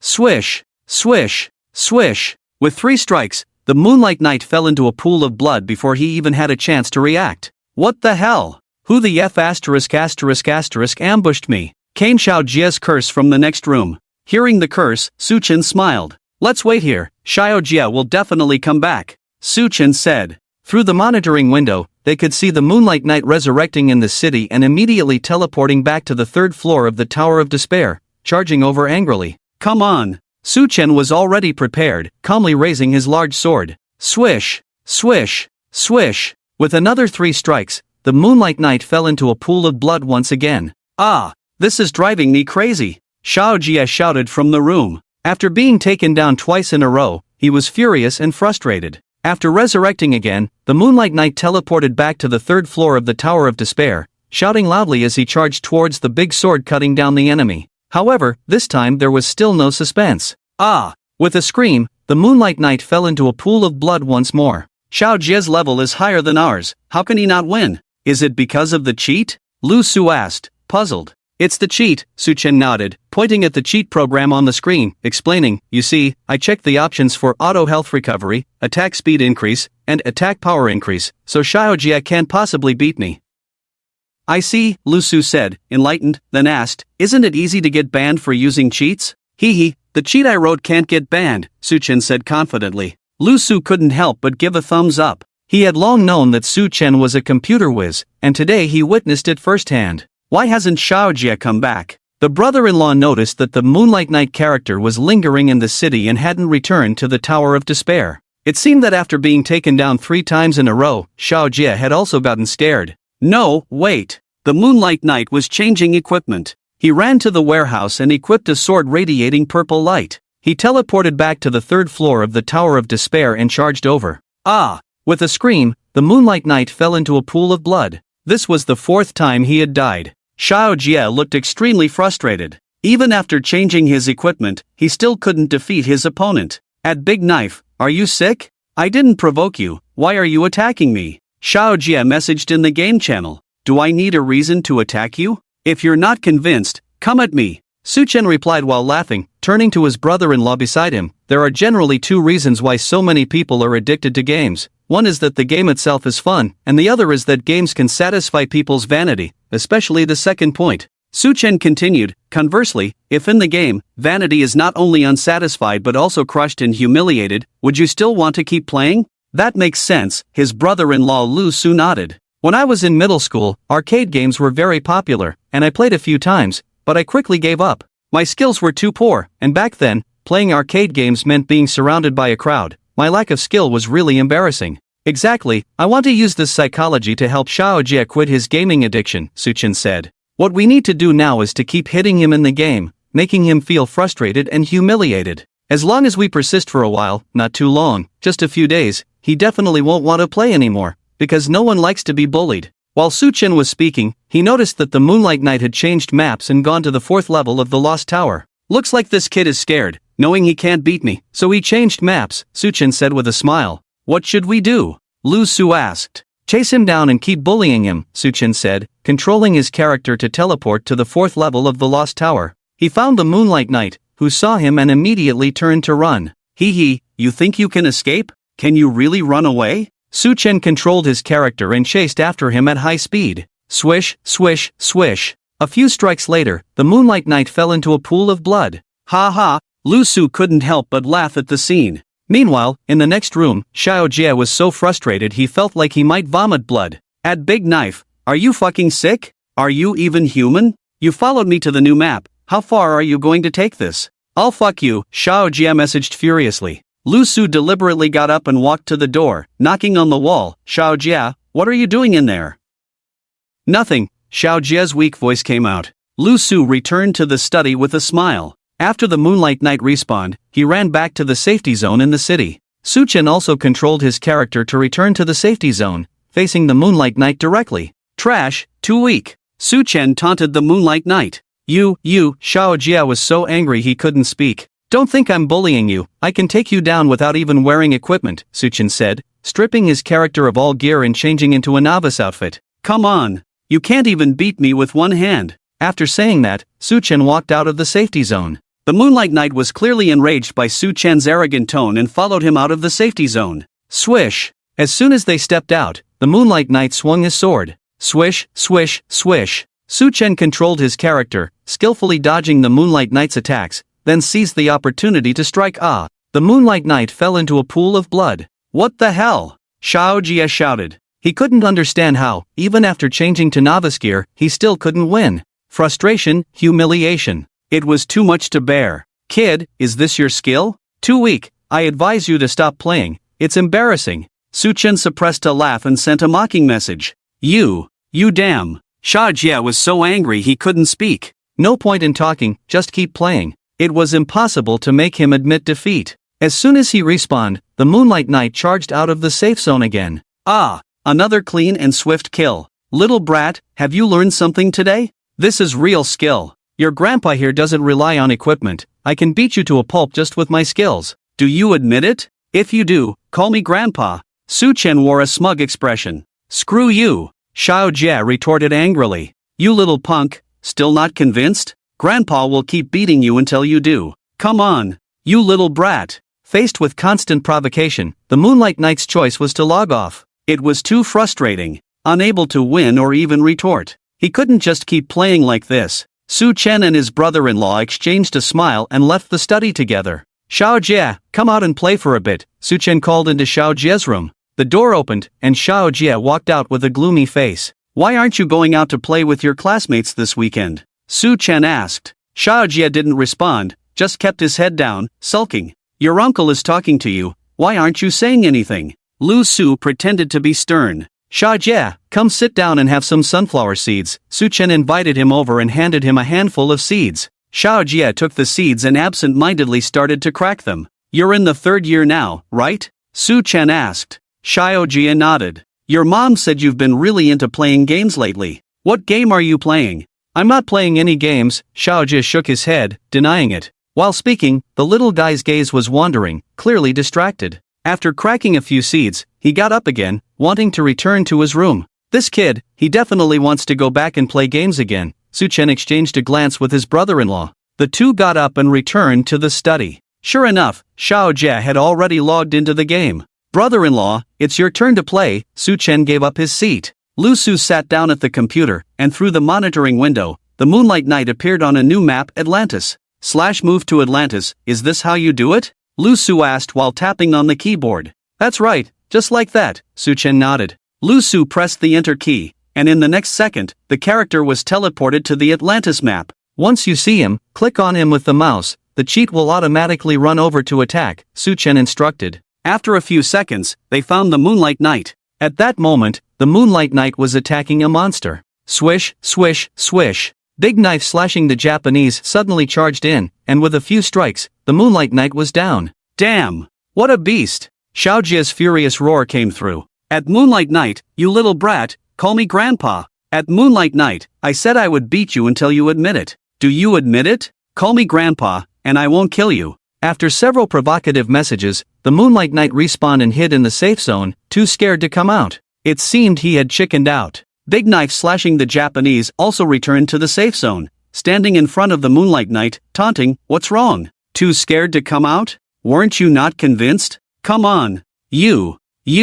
Are you sick?" Xiao Jie was exasperated. Did I provoke you? You're the one chasing me to attack. Stop whining. If you're brave, come out for a one-on-one. The two began to hurl insults at each other in the game. However, not long after, the Moonlight Knight logged off again. No, he switched servers. Moonlight Knight changed to a new server, Blood and Passion World, logging in with a new account. Character ID, Flower Face Cat character level, level 6. We should also go to the Blood and Passion World area and create a new account, Su Chen said. Lu Su nodded, exited the current server, selected Blood and Passion World area, and created a new character. Character ID, Spring Breeze Caressing Face character level, level 1. Xiao Jie is also a low-level character now. We don't need to level up, let's just go to the novice village and find him, Su Chen said. Spring Breeze Caressing Face ran to the novice village. He saw Flower Face Cat. Then bang, bang, bang. He rushed in with a few hits. Flower Face Cat didn't even react before Spring Breeze Caressing Face knocked him dead with a few blows.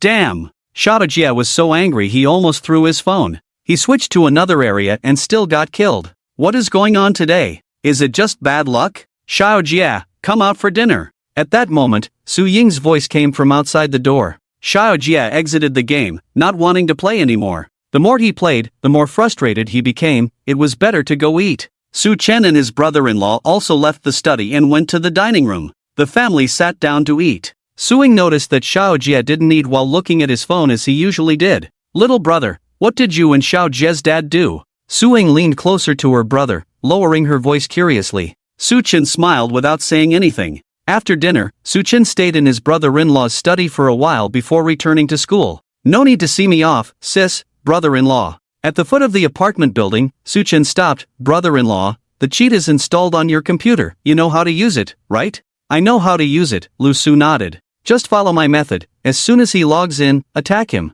In a few days, Xiao Jie will definitely not want to play anymore. Little brother, is this method really effective? Sister Su Ying asked, already knowing what was going on. Don't worry, it will definitely work, Lu Su said confidently. Then I'm off. Call me if you need anything, Su Chen said, turning to walk out of the apartment complex. He got into a taxi at the entrance of the complex and returned to school. As soon as he got back to his rental room, he received a message from his brother-in-law. Xiao Jie just logged in again. I attacked him a few times, and he got so angry he logged off. Now he's sleeping and not playing games anymore. Smile, thumbs up, well done, brother-in-law, keep up this pace. Every time he logs in, just attack him until he has no temper left. Wicked smile. After replying to the message, Su Chen opened the door and walked into the rental room, took a sip of water, then sat down at the computer to continue gathering information on the Neon Sea Coast Guard's exercise. Time flew by. In the blink of an eye, a week had passed. The afternoon sun shone through the window into the room, bringing a wave of heat.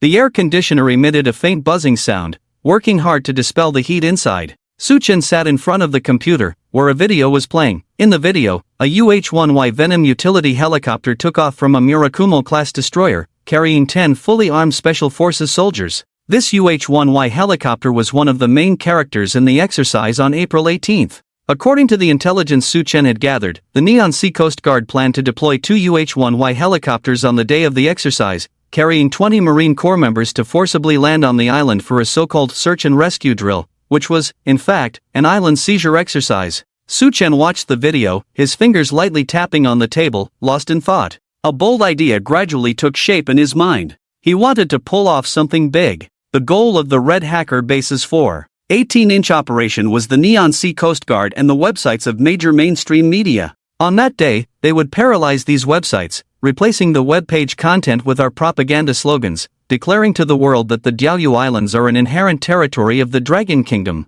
To put it simply, this type of action is nothing more than hacking into the opponent's website and leaving our footprints on it. Although it can have a certain promotional effect, it won't have any substantial impact on the exercises. The enemy's drills will continue as usual. Su-chen's idea was to create a big wave that could directly affect the enemy's exercises. If he could make their drills completely fail, that would be even better. But what kind of action could lead to a failure of the exercises? Su-chen's gaze fell on the UH-1Y helicopter in the video. What if this thing suddenly crashed into the sea during the exercises? This thought excited Su-chen. It was indeed a bold idea, even whimsical. Hackers are not omnipotent. It's impossible to make a helicopter crash from thousands of kilometers away just by tapping a few keys. Ordinary hackers certainly can't do that. Because it requires powerful technical support, resources like satellites, military communication systems, and so on. These resources are simply unattainable for individual hackers or even typical hacker organizations. Only state-level cyber warfare teams can call upon supercomputers, military satellites, electronic warfare aircraft, submarines, and even spies to accomplish such tasks. Others lack such resources, but Su-chen has them. He has a system. As long as he has enough points, anything in the system's shop can be exchanged, which provides infinite possibilities for Su-chen's bold idea. Now, Su-chen needed to think about how to hack into a military-armed helicopter. First, let's see if there are any good items in the system shop. With this thought in mind, Su-chen opened the system shop and entered the search keyword, UH-1Y Venom Utility Helicopter. Searching. 2 seconds later, the search results came out. UH-1Y Venom Utility Helicopter, produced by Bell Helicopter. Autonomic Logistics Information System, ALICE, Vulnerability, Exchange Points 5 million. Joint Reprogramming Enterprise, JRE, Vulnerability, Exchange Points 5 million. Network Control System Module Vulnerability, Exchange Points 5 million. Flow Reconnaissance System Module Vulnerability, Exchange Points 5 million. Su-chen's spirits lifted immediately. The system had actually found over 100 vulnerabilities in the UH-1Y helicopter. A military helicopter has so many vulnerabilities? Su-chen muttered, somewhat surprised. However, upon reflection, it wasn't too strange. He had once seen someone selling the source code of the F-15 fighter jet on the dark web, which had over 40 million lines of code. The complexity of a multi-role armed helicopter is not inferior to that of a fighter jet, and the code volume is estimated to be in the tens of millions of lines. It's quite normal for so many lines of code to have vulnerabilities. And as long as there are vulnerabilities, there is a possibility of intrusion. Ding ding!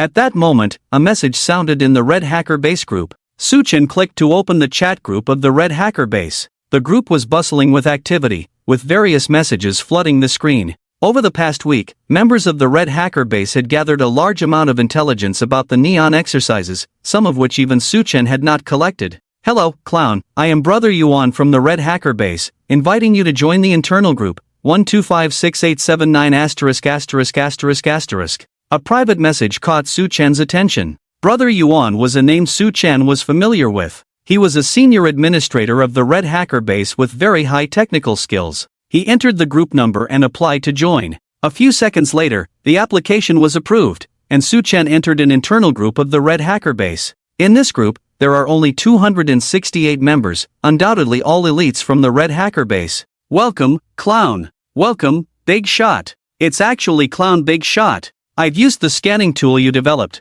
It's very useful, and I'm still using it. As soon as he entered the group, someone recognized Su-chen. Su-chen had previously released a scanning tool on the Red Hacker Base website, which was very practical and loved by some hackers, so his ID clown was somewhat famous in the Red Hacker Base. I'm a newcomer, please take care of me, Su-chen said humbly. He carefully observed the chat content in the group. The members were sharing the intelligence they had gathered about the neon exercise, some of which was obtained through special channels and was very valuable. Others shared vulnerabilities and backdoors of major mainstream websites in neon, which were also very useful to Su-chen. Suchen shared a buffer overflow vulnerability he discovered on the official website of the Neon Maritime Security Bureau with the group members. Next, while keeping an eye on the information in the group, Suchen exchanged for the Alice vulnerability from the system MOL. Alice, short for Autonomic Logistics Information System, is a technical service system provided by Bell Helicopter for the Venom helicopter. It can track the helicopter's flight data, radar information, and other data in real time and send it to the pilot, helping the pilot understand combat indicators, location information, and formulate attack strategies. Hackers can disrupt the pilot's actions by attacking the Alice system and providing them with false data, which, in severe cases, could lead to the destruction of the aircraft and loss of life. Exchanging for this vulnerability cost Suchen 5 million points. Fortunately, he had accumulated a total of 6 million points from several live broadcasts over the past week, enough for the exchange. Okay, he had the attack tool. Suchen just needed to find a way to implant this intrusion tool into Bell Helicopter's database center. This was not an easy task. Bell was a military company, and its server database center had a very high level of network security, making the difficulty of intrusion very apparent. No need to rush, he would plan carefully. Suchen continued to gather all useful information in the group and online, focusing on collecting intelligence about Bell. The calendar turned pages. In the blink of an eye, 2 days had passed. That day, night fell in the Dragon Country, while it was still daytime across the Pacific in the United States. The headquarters of Bell Helicopter was located in Fort Worth, Texas. At 8 in the morning, a black Chevrolet sedan slowly drove towards the building entrance. At the entrance, a security guard wearing sunglasses, with a hand resting on his gun at his waist, vigilantly watched the passing vehicles. The Chevrolet sedan stopped at the entrance, and the window slowly rolled down. A blonde, blue-eyed white man leaned out, showing his work ID to the security guard. Name, James. Position, Senior Engineer. Beep. The guard scanned the work ID with a device, confirmed it was correct, and the barrier slowly lifted, allowing the Chevrolet sedan to enter the company premises. A few minutes later, James, now dressed in a white static-free suit, appeared in front of a server room door. He positioned his eyes against the scanner by the door for retinal verification. Verification passed. The door opened automatically, and James walked inside. In the server room, rows of large servers emitted a low humming sound, with indicator lights flashing continuously, as if tireless beasts were silently processing vast amounts of data. This was the global data center of Bell Helicopter, storing the helicopter technology data and customer information that the company sold worldwide. James surveyed the server room and then walked straight to an office deep within. He entered the office, took off his anti-static suit, sat down at the desk, and made himself a cup of coffee. As he waited for the computer to boot up, he pulled a USB drive from his pocket and plugged it into the computer. After entering a long string of complex passwords, the desktop appeared. James skillfully opened a monitoring program. This program could monitor the operational status of all servers in real time, and would immediately sound an alarm if any anomalies occurred. Beep, beep. At that moment, James's phone vibrated. He took out his phone and saw a message from a beautiful woman. Hi, handsome. The corners of James's mouth lifted slightly as he replied, gorgeous. Kiss. The beauty sent a flying kiss emoji. Muscle. James also sent a photo of his muscles, showing off his strength to the beauty. The scene shifted to thousands of miles away in the Dragon Country. Suchen sat in front of his computer, typing on the keyboard, darling, I love your blonde hair.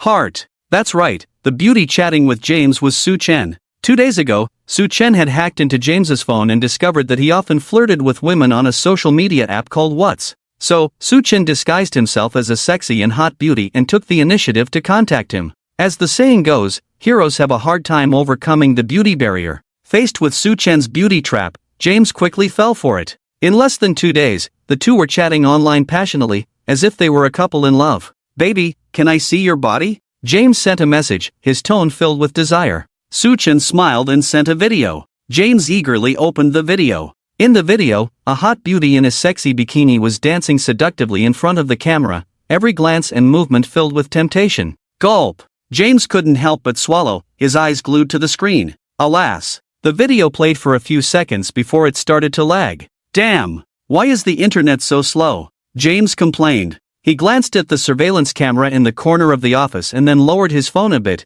using the desk to block the camera's view. There was no one else in the office. He connected his phone to the office network. Now, the video played smoothly. James was captivated, completely unaware that a Trojan program hidden in the video had quietly infiltrated Bell Company's internal network. Yes! Success! Suchen excitedly pumped his fist. He had intentionally set the video sent to James to lag, just to entice him to connect his phone to the office network. Hacking into James's phone was easy for Su Chen, but silently entering Bell Company's internal network was another matter. As a globally renowned arms manufacturer, Bell Company's network security level was very high. Their internal network was not connected to the external internet, and there were various firewalls and intrusion detection systems that typical hacking methods could not breach. However, sometimes, intrusion does not solely rely on technology. In comparison, human weaknesses are the biggest security vulnerabilities. Su Chen's fingers flew over the keyboard. The next second, a desktop identical to James's computer appeared on his laptop screen.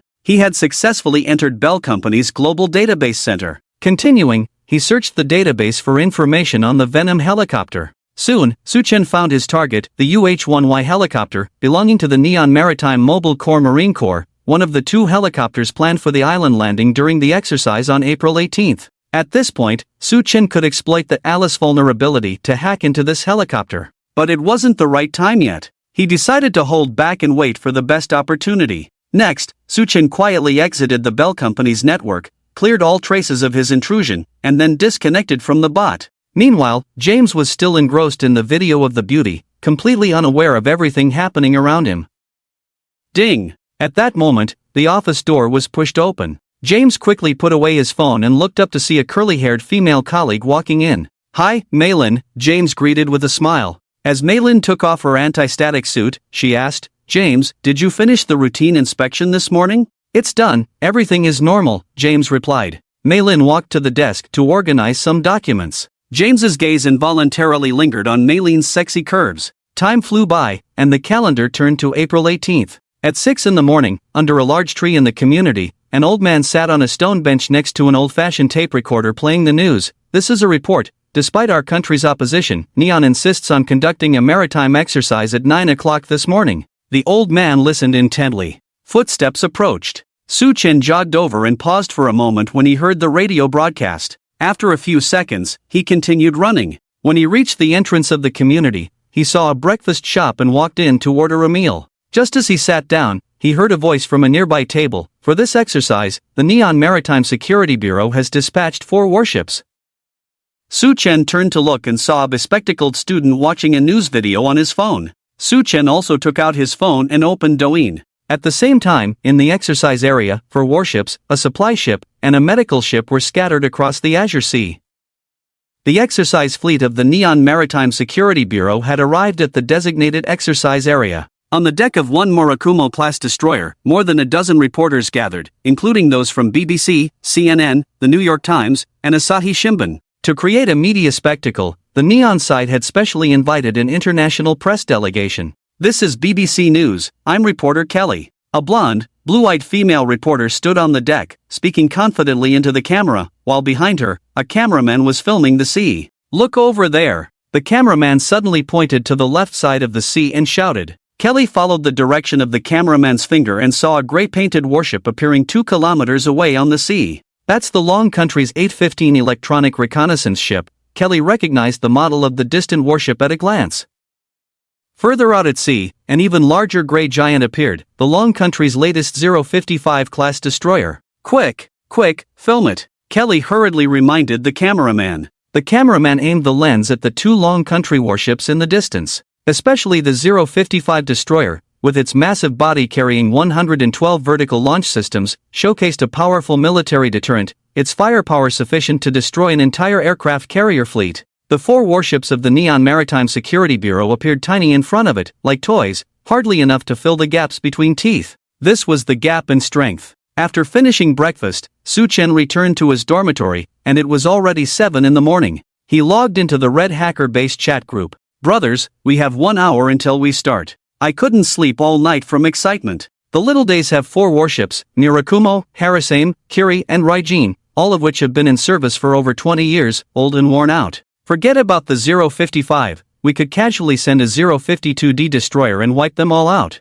Everyone, quickly check the Central Mama News Network. One of our 815 electronic reconnaissance ships and a 055 destroyer have appeared near the exercise waters of the Little Days. Those who offend our China will be punished, no matter how far away. The Little Days really overestimate themselves, daring to provoke us at our doorstep. Let's get started." I can't wait any longer. The atmosphere in the group was lively, everyone rubbing their fists, waiting for action. Suchin was also waiting, his big knife was already sharpened. At 7:30, Suchin opened the DDoS attack tool, controlling 100,000 botnets, ready to launch a fierce attack on the Neon network at any moment. That's right, for this operation, Suchin prepared 100,000 botnets. Botnets are like bullets for hackers. An attack from 100,000 botnets simultaneously is enough to destroy the vast majority of websites in the world. The first batch of targets for the 4.18-inch operation included 60 official websites, such as the Neon Coast Guard, the Ministry of Foreign Affairs, and the Ministry of Finance.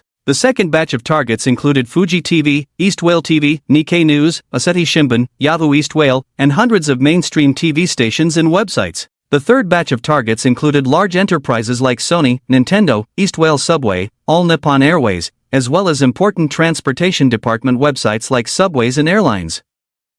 The scale of this operation exceeded the hacker wars of 2000. Brothers, the two hacker organizations in Neon, Killnet and Blacksuit, are boasting on the external network, saying they will make us come and go without return, and wipe us all out. Their arrogance is quite high. A group member messaged. The actions of the Red hacker base were not deliberately kept secret. The hacker organizations in Neon had already received the news and naturally reacted. Time passed second by second, and there were less than 5 minutes until 8 o'clock. Damn! The Hawkish Alliance brothers moved first. They have already hacked the official website of the Neon Coast Guard. A message popped up in the group. Can we still snatch the work? Suchin opened the official website of the Neon Coast Guard. The website's page had turned into a red background, with an eagle's head on it. That was the logo of the Hawkish Alliance. The Hawkish Alliance is another famous hacker organization from Long Country, also participating in the 4.18-inch operation. Besides the Red hacker base and the Hawkish Alliance, many hacker organizations in the country spontaneously organized actions.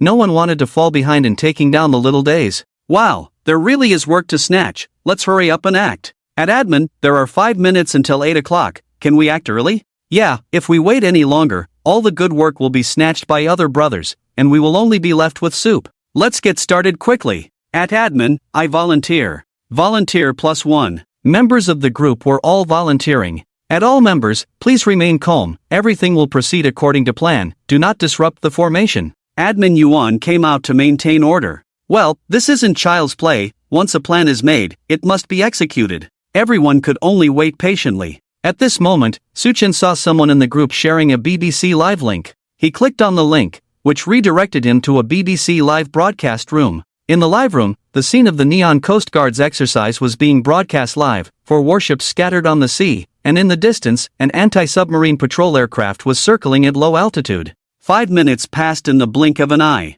At exactly 8 o'clock, the attack began. In the Red hacker base, over a dozen chat groups with 2,000 members each, more than 20,000 hackers surged like a rolling tide towards the Neon network. Just 1 minute later, the first battle report came back. The official website of the Ministry of Foreign Affairs had been marked with a bright red flag. At 1 minute and 5 seconds, the official website of the Ministry of Land, Infrastructure, Transport and Tourism was successfully flagged. At 1 minute and 12 seconds, the official website of the Ministry of Education, Culture, Sports, Science and Technology was successfully flagged. At 1 minute and 20 seconds, the official website of the Imperial Household Agency was successfully flagged. In a net cafe in East Wales City, Noda had just sat down and opened his computer, habitually browsing the Fuji News website. Nani? Noda's eyes widened in disbelief. The homepage of Fuji News had turned a bright red, with a striking slogan written in both Chinese and Japanese: Diaoyu Island is the territory of the Dragon Country, Little Days roll your mother.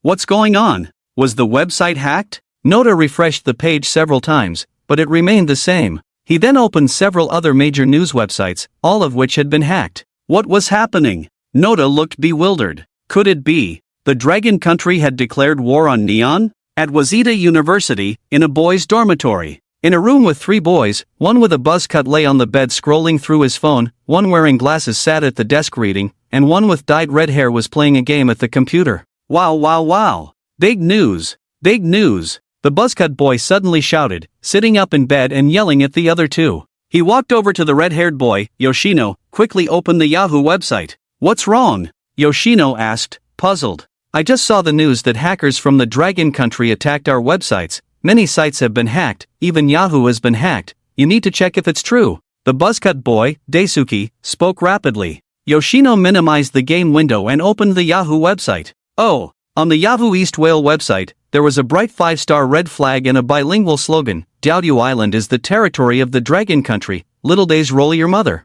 It really has been hacked. Let's check East Whale TV, Daisuke urged. Yoshino opened the East Whale TV official website, and a 5-star red flag greeted them. They opened several more websites, and without exception, all had been hacked. What on earth is going on? The boy reading, Kenta, also came over, standing behind the two with a shocked expression. The internet says it's hackers from the Dragon Country who launched the attack. Many of our portal websites are down. Those Dragon Country hackers, how despicable. In the boys' dormitory of East Whale University, an angry curse rang out. A boy named Takeuchi, dressed in basketball gear, sat at his computer, discovering that several of his frequently visited websites had all been hacked. He clicked on the school forum, where students were discussing the Dragon Country hackers. Take back Diaoyu Island. East Whale TV, Fuji News, and Yahoo have all been hacked. What are our hackers doing? Why aren't they fighting back? Fight back. The hackers from Neon did attempt a counterattack. However, their skills were lacking, and with the Dragon Country hackers well prepared, the two sides were not on the same level. Faced with the overwhelming tide of Dragon Country hackers, they retreated step by step, unable to fight back at all. In Nagoya City, in an apartment building in the city center, Shota Ichiro sat at his computer, furiously pounding on the keyboard, nearly making it smoke. Baka! Hold on! We must hold on! He kept shouting, sweat pouring down his face. Shota Ichiro is a member of the Killnet hacker organization, fiercely fighting back against the attacks from the Dragon Country hackers. The onslaught from the Dragon Country hackers is overwhelming. They are like a small boat in a raging sea, at any moment ready to be swallowed by the giant waves. Baka! Shota Ichiro lets out a desperate roar once again. On the computer screen, the website he is responsible for defending suddenly turns red, a bright 5-starred red flag fluttering in the center of the screen, glaringly eye-catching. Another failure. Pilai Pala. Suchen's 10 fingers dance across the keyboard, moving so fast it's almost impossible to see. The little days before him are like a rabble, easily crushed. The attack targets set by the red hacker base have already reached 70%, victory is in sight. The next target, the official website of the Okinawa Army Base. Okinawa Army Base. In the command hall, hundreds of computers and dozens of technicians are busy, the sound of keyboards clattering in a rhythmic chorus. Report. A large amount of garbage data is attacking our servers. A technician loudly reports to Colonel Naoki. Activate the backup server, Colonel Naoki commands loudly. Just a few seconds later. Colonel, the backup server can't hold up either. The 100,000 meat chickens controlled by Suchen have crashed through the firewall of the Okinawa Army Base server like a raging flood. DDD. In the hall, all the computers' alarms go off simultaneously, the piercing sound causing distress. The next second, all the computer screens turn blue, then completely black, crashing. Baka! Colonel Naoki's face turns pale, trembling with anger. The Army Base's network has actually been breached by a group of hackers. If this were during wartime, the implications are obvious. The Tokyo Haneda Airport Dispatch Center is equally chaotic. All the computer screens have turned into a bright 5-starred red flag. The airport staff are at a loss in the face of this sudden change. In the airport hall, the same scene unfolds, all displays replaced by the red flag. What happened? The airport has been hacked? Can our flights still take off? What on earth is going on? At this moment, the airport announcement comes through, dear passengers, due to a system failure, all flights are suspended. Please be patient as we work to fix the issue. In Tokyo's Ginza Square, the crowd surges. In the center of the square, a huge LED display is playing advertisements. A boy wearing a baseball cap looks up at the LED screen. The next second, the image on the screen suddenly changes to a 5-starred red flag. Look! What is that? People in the square all look up at the LED display, their faces filled with surprise and confusion. Ha! Another city conquered. Su Chen laughs heartily. The display in Ginza Square is his masterpiece. In less than half an hour, all the attack targets set by the red hacker base have been captured. The little days are in disarray. We won. All targets taken. Brothers, well done. Little devils are really trash. So excited. Red hacker base, mighty and powerful. This battle has shown our might. Let the little days see that we are not to be trifled with. Brothers, rise up. The chat group is filled with jubilation. Suchen also sends a message in the group, awesome. Though it's just a simple 2 words, it's enough to express his excitement at this moment. Taking down the little days is exhilarating. This is just the appetizer. Suchen has also carefully prepared 2 main courses for the little days. The time is now 8:35, it's time to serve the first dish. Crackling. Su-chen's fingers danced across the keyboard, lines of code flowing like dancing notes, playing a triumphant melody. In the fishing island exercise area, the destroyer Murakumo. BBC's beautiful reporter Kelly was interviewing the exercise spokesperson, Major Jie. Major Jie, what is the main content of this exercise? Kelly asked. This exercise mainly includes maritime search and rescue, humanitarian assistance, and other subjects, Major Jie replied seriously. The Dragon Kingdom has repeatedly expressed strong protests regarding the exercise. What is your response, Major Jie? The people of the Dragon Kingdom are too sensitive. Our exercise is not aimed at any third party, Major Jie said without changing his expression. Just then, an unexpected incident occurred. Ding! A video player behind Kelly suddenly started playing a cartoon automatically. Damn you, pleasant goat. I will definitely catch you. Grey Wolf, you always say that, but you fail every time. Humph, this time I won't fail. I will use my new invention to catch you all. Can you believe it? It was playing Pleasant Goat and Big Wolf. And it wasn't over. Ding! On the deck, a CNN reporter's phone suddenly rang, and when he pulled it out, it started playing a cartoon. He looked completely bewildered. Not just him, all the reporters and photographers' phones and players on the deck started playing Pleasant Goat and Big Wolf at the same time. The hilarity didn't stop there. Inside the warship, computers and monitors were being controlled one after another, all screens switching to Pleasant Goat and Big Wolf. I will definitely be back. Grey Wolf's comical voice echoed through the various compartments of the warship. Whether it was the reporters or the soldiers on the ship, everyone was stunned by this sudden turn of events, momentarily forgetting to react. Bang! A soldier accidentally knocked over a coffee cup, which fell to the deck with a crisp sound, breaking the eerie silence. Baka! What's going on? Major Jie finally reacted, shouting loudly at the surrounding soldiers. In an instant, the warship was thrown into chaos. Ha ha ha! 1,000 miles away in the Dragon Kingdom, Su-chen watched the chaotic scenes on the Murakumo destroyer on his computer screen and couldn't help but burst into laughter. Tears streamed from his eyes. Watching Pleasant Goat and Big Wolf on the warship was just too funny. Such a spectacular scene couldn't be enjoyed alone. Su-chen captured the video and sent it to the Red Hacker Base chat group. At Shermu University, in the boys' dormitory of the Computer Science Department, a boy wearing glasses with a mole at the corner of his eye was the first to see the video shared by Su-chen. Curious, he clicked on the video. Damn you, Pleasant Goat. I will definitely catch you. What? Pleasant Goat? The boy was stunned for a moment, and the next second, his eyes widened in shock. What the hell? What the hell? What the hell? This is too awesome, right? The warship of the Dragon Kingdom is playing Pleasant Goat and Big Wolf? Put. Ha, I'm laughing so hard. What the hell? The warship of the Dragon Kingdom is playing Pleasant Goat and Big Wolf. This is too awesome. At Jester Boss, how did you do it? So amazing. Worship the boss. Laughing and crying. Laughing and crying. Laughing and crying. The group exploded with excitement. In the Magic City, at the Green Alliance Cybersecurity Technology Company, in the CEO's office, Yuan Jia sat in front of the computer, looking at the chat group of the Red Hacker Base, where he was the group owner. Brother Yuan. Damn! That's awesome! He couldn't help but exclaim. Playing Pleasant Goat and Big Wolf on the warship of the Dragon Kingdom was incredibly creative. Crackling. He quickly sent a private message to Su-chen, at Clown, Big Boss. So awesome, little brother admires you to the core. The operation at the Red Hacker Base had been a complete success. Originally, Yuan Jie thought the operation would end here, but unexpectedly, the clown had prepared such a surprise for them. Invading the Neon Navy warship and making the little devils watch Pleasant Goat and Big Wolf was simply a stroke of genius. Big Boss, how did you do it? Can you share a bit? Brother Yuan couldn't help but be curious and continued to message. Su-chen did not reply to Brother Yuan's messages, not because he didn't want to, but because he couldn't keep up. Big Boss, so awesome. Little brother admires you. Big Boss, how did you do it? At Clown, Big Boss, you are my idol. Please take me as your disciple.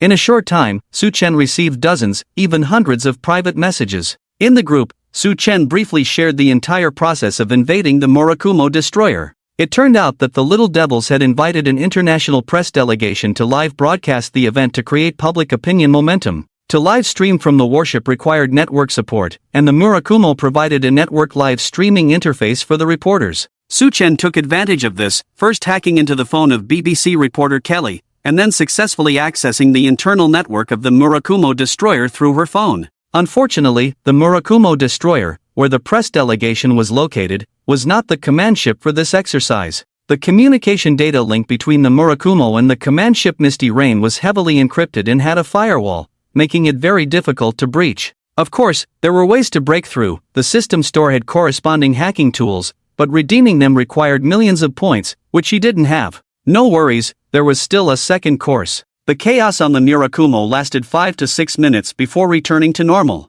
The Neon people finally discovered the vulnerability in the live stream network and immediately cut off the network connection, severing the hacker's access. Baka Yoru. Bastards, a bunch of useless trash. On the command ship Misty Rain, Rear Admiral Hirata Katsu was furious, cursing at a group of subordinates. Several officers lowered their heads, silent as the grave, not daring to breathe. It was no wonder the commander was so angry. Just as the exercise was about to begin, they were hacked, creating such a huge embarrassment, especially in front of so many international media. They had truly lost face. What exactly happened? How could we be hacked by a hacker? Rear Admiral Hirata's face was ashen, his anger palpable. General, we have identified the cause. A colonel stood up, bracing himself. The hacker first hacked into a female reporter's phone from the BBC, then used her phone as a springboard to invade the Murakumo's satellite network. How could our satellite network be so easily hacked? Asked a Major General, the captain of the Misty Rain. General, it's like this. For this exercise, we invited an international press delegation for a live broadcast. To facilitate the reporters, the Murakumo opened an interface on its satellite network to provide them with a live broadcast signal, and the hacker exploited this to invade our network, the colonel explained. They had found the reason. It was their own negligence. Rear Admiral Hirata's expression still did not improve. After a moment of silence, he issued an order. I order the exercise to be postponed by 1 hour. All ships must immediately conduct a comprehensive inspection of their network systems to ensure everything is secure. Yes. Several commanders responded in unison. The Neon people began to inspect the network systems of all ships. They dared not begin the exercise until all safety hazards were eliminated. Otherwise, if they were hacked again, they would truly have to commit collective seppuku. Is it hackers from Dragon Country? How did they infiltrate? Unclear. The cybersecurity of the Neon Navy is too weak. You guys don't know yet? Just received news that all major networks and websites in Neon have been paralyzed, reportedly due to a large-scale cyber attack launched by hackers from Dragon Country. On the destroyer Murakes, reporters gathered in small groups, discussing fervently. The time's up. Why hasn't the exercise started? A CNN reporter glanced at his watch, realizing it was already 9 o'clock, the scheduled start time for the exercise, yet there was no movement on the warship.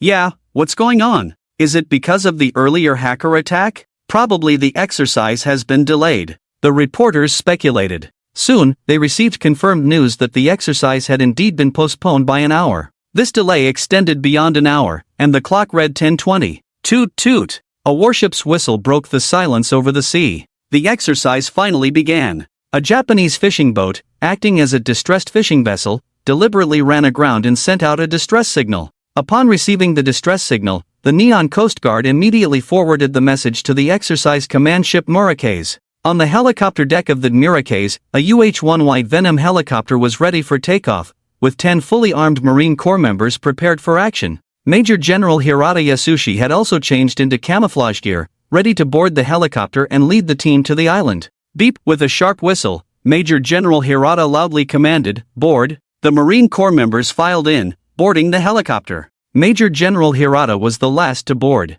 Whoosh whoosh whoosh. The helicopter's rotor began to spin rapidly, producing a tremendous roar as the aircraft slowly lifted off the deck. Ding ding! At the same time, a prompt appeared on Su Chen's computer. Su Chen's spirits lifted. He knew the real action had begun. This was a program he had previously implanted in the Bell Company's database center, detecting the data signals sent by the Venom helicopter. This meant that the Neon exercise had commenced. Su Chen tapped a few keys, and a simulation animation appeared on the computer screen. In the animation, a UH-1Y Venom helicopter took off from the deck of the Murakes, slowly ascending into the air. This simulation animation almost completely replicated the real scene of the exercise. The Venom helicopter's Alice system would send flight data in real time to the Bell Company's database center. After receiving the data, Bell's simulation system generated the animated flight simulation. In the animation, the UH-1Y helicopter flew to an altitude of 380 meters above sea level, then headed towards an island reef that was 1 kilometer away from the surface.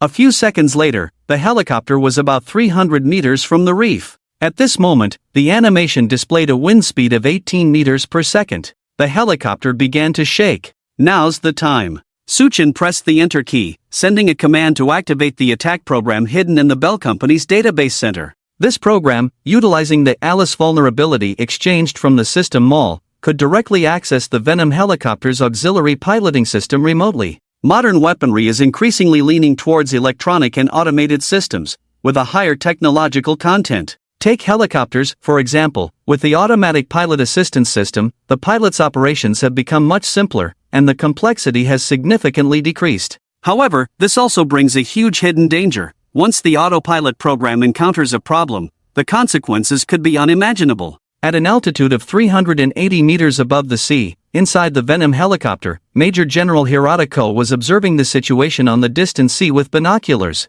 He spotted the Huaxia 815 electronic reconnaissance ship, as well as the even larger 055 class destroyer. These two Huaxia warships had been lingering on the outskirts of the exercise area, monitoring every move of the Neon people. "General, prepare to land on the island," came the pilot's voice through the headset. Major General Hirata put down the binoculars. At that moment, the helicopter suddenly encountered a strong air current, causing the fuselage to shake violently. Hirata quickly grabbed the harness to steady himself. It was common to encounter strong air currents while flying over the sea. The turbulence lasted for several seconds before gradually calming down. Just as Hirata was about to release his grip, an unexpected change occurred. Beep beep beep. The piercing alarm sounded frantically inside the helicopter cabin. Hirata, an experienced helicopter pilot, recognized that something was wrong the moment he heard the alarm and tightened his grip on the harness. In the next second, the helicopter began to shake violently, tilting downwards like a wild beast out of control. The people inside the cabin were thrown around. Hirata held onto the harness tightly when suddenly, a soldier, caught off guard, crashed into him. The force of the impact caused Major General Hirata's hands to slip from the harness, and his body collided with another soldier. The soldier was thrown directly out of the cabin. Fortunately, he was secured with a safety rope and did not fall into the sea but hung outside the helicopter, swaying violently in the air. Another soldier lost his balance due to the severe turbulence and fell out of the cabin, hanging in the air, terrified. The entire helicopter was spinning wildly in the air, like a headless fly, losing its direction. The pilot was doing everything he could to stabilize the helicopter. And in the next second, he too was thrown out of the cabin. The helicopter completely lost control, rolling over several times in the air before plunging into the sea. Bang! With a loud crash, the helicopter slammed into the ocean from over 300 meters high, sending up a towering spray of water. The entire process from losing control to crashing into the sea took only a few seconds. Everything happened too quickly. The others in the exercise area had not even reacted. In the distance, on the deck of the Murakumo destroyer, BBC reporter Kelly stared in shock at the scene, rubbing her eyes as if she couldn't believe what she was seeing. The next second, she suddenly reacted and shouted to the cameraman, "Quick, quick, take pictures. Hurry!" The cameraman quickly shouldered the camera and aimed it at the crashing helicopter. "Oh my God! What happened? The helicopter has crashed. God! This is terrifying!" The reporters exclaimed in shock, their faces filled with astonishment and fear. This was explosive news. The exercise had just begun, and a helicopter had crashed. This was a major incident. The exercise command center took several seconds to react, and a speedboat immediately sped towards the area where the helicopter had gone down. The speedboat was fast, reaching the crash site in less than 40 seconds. But it was too late. The helicopter had completely sunk beneath the surface, disappearing from sight. If the camera could dive underwater, it would capture a breathtaking scene. In the ICC, inside the helicopter's cabin, Major Konakata was desperately struggling, trying to untangle the safety rope wrapped around him. Originally meant to save his life, the safety rope had now become his death warrant. Gulyolu. A few mouthfuls of seawater rushed in, and Konakata's consciousness began to fade. A soldier had just managed to crawl out of the cabin, but the massive vortex created by the helicopter's descent mercilessly swallowed him whole. In just over 10 seconds, the entire helicopter sank to the seabed, disappearing from sight. All 13 people on board, including Commander Konakata, 10 Marine Corps members, and 2 crew members, were buried at the bottom of the sea. The helicopter spun and rolled. It fell. The animation only stopped when the seawater surged into the cabin. Yay! Suchen excitedly waved his fist. It worked! He had truly succeeded in taking down a little Japanese helicopter. Pilai Pala. Suchen had no time to celebrate, he immediately began to erase all traces. First, he deleted the implanted program from Bell's company database center. Then, he cleaned up the traces on the meat chickens, one by one, disconnecting them. To prevent the little Japanese from tracing back later, Suchen even discarded some of the meat chickens. He was well aware that if this matter escalated, the little Japanese would go crazy like rabid dogs, frantically hunting for the mastermind behind it. All traces had to be erased. Of course, it was impossible to completely eliminate all traces. It didn't matter. For this operation, Suchen had deployed 100,000 meat chickens, distributed across dozens of countries worldwide. For the little Japanese to trace him would be like finding a needle in a haystack. Okay, done. After cleaning up the meat chickens, Suchen let out a long breath, his taut nerves finally relaxed. He wasn't nervous, he was excited, thrilled. He had never played such a big and exhilarating game before. On the computer screen, the footage of the helicopter crashing into the sea replayed over and over again. Suchen felt his blood boiling. The last scene cut off. I wonder what happened to the people in the helicopter. It would be best if they all perished, as a way to avenge the millions of compatriots who sacrificed their lives in that war decades ago, Suchen pondered. Then a thought crossed his mind, should he share this video? Post it in the Red Hacker-based chat group. Undoubtedly, the video would cause a sensation. Just imagine, the Neon people held a grand military exercise, only to be hacked, resulting in a helicopter crash. It was simply absurd. The whole world would likely be shocked. The Neon people would go insane, sparing no effort to find this hacker. Afraid? What's there to be afraid of? Am I afraid of the little Japanese? If the little devils want revenge, let them come. Suchen wanted to see if they could find him. As a hacker, one must have confidence in their skills. Suchen was very confident in his abilities. This was not blind confidence but absolute trust in his own skills. Before the operation, he had meticulously considered every detail and all possible scenarios. The little Japanese might trace back to Bell's company and discover the vulnerabilities in the Bell company database center, but to continue the investigation and find him, the mastermind behind it, would be as difficult as climbing to the sky. Not to mention, Suchen had deployed 100,000 meat chickens, spread across dozens of countries. Finding his real IP address among them would be like searching for a needle in a haystack. With this in mind, Suchen had an idea. Just make the video public. Going public had many advantages. Not only could it create a sensational news effect, but it could also bring him a lot of points. Without hesitation, Suchen immediately uploaded the video to the chat group of the Red Hacker base. Instantly, it was like throwing a heavy bomb, causing a huge uproar in the group. What the hell? Is this a video of the little day's exercise? Wow, a helicopter just crashed into the sea? Is this for real? Surprised, what the hell? What the hell? What the hell? Joker, this can't be your masterpiece again, right? My scalp is tingling. So impressive. So impressive. Big shot. Please accept my knee. Worship. Worship. I'm so excited my hands are shaking. Dumbfounded. The messages in the group exploded. Everyone was dumbfounded. The group owner, Brother Yuan, had just stepped out of the office to use the restroom. When he returned, he found the group in chaos. What's going on? He focused his eyes and saw that it was again the Joker who had posted a video. Curiously, he clicked on the video. What the hell? Brother Yuan suddenly stood up, his eyes wide open, his mouth agape enough to fit an egg. What the hell? What the hell? What the hell? He could hardly believe his eyes.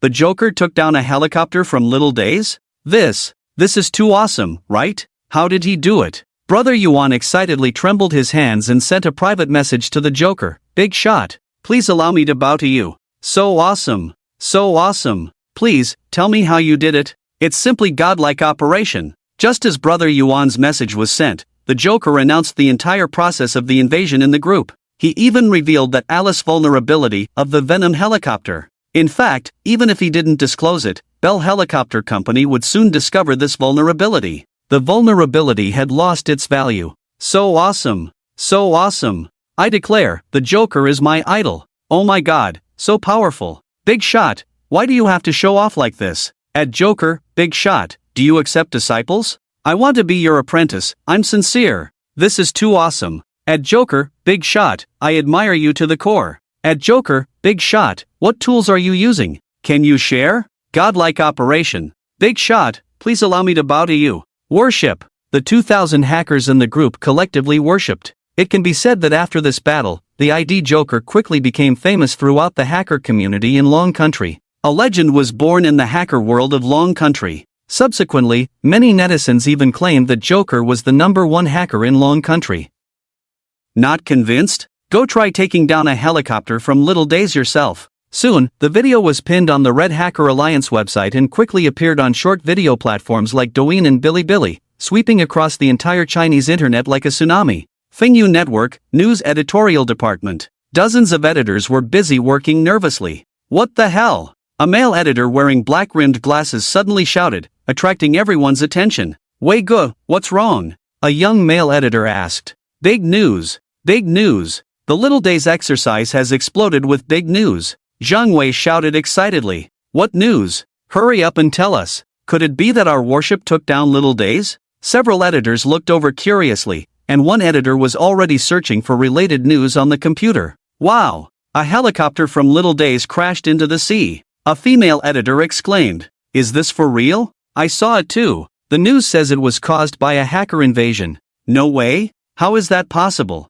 Could it be fake news? The editors were in a flurry of discussion, all finding it somewhat hard to believe. The BBC's official website has released the news and posted a video. A helicopter from Japan really did crash into the sea, shouted an editor in a plaid shirt, raising his phone. The surrounding editors quickly gathered around. It's true. This is video shot by a BBC reporter on the scene. It can't be fake. Ha ha, that's great. Serves them right. This is karma. At that moment, the chief editor of the editorial department walked over and said loudly, Stop dawdling, hurry up and publish the news. We just received word that a helicopter from Japan has crashed into the sea. The chief editor had also seen the news. A few minutes later, the front page headline of Fingyu Network was updated, breaking. A helicopter crashes into the sea during a Japanese Coast Guard exercise. In Star City, in a street-side internet cafe, a dozen teenagers were battling it out in front of their computers, the smell of cigarettes and betel nut mingling in the air. One you had just finished a game and clicked on Bilibili to watch a video to relax.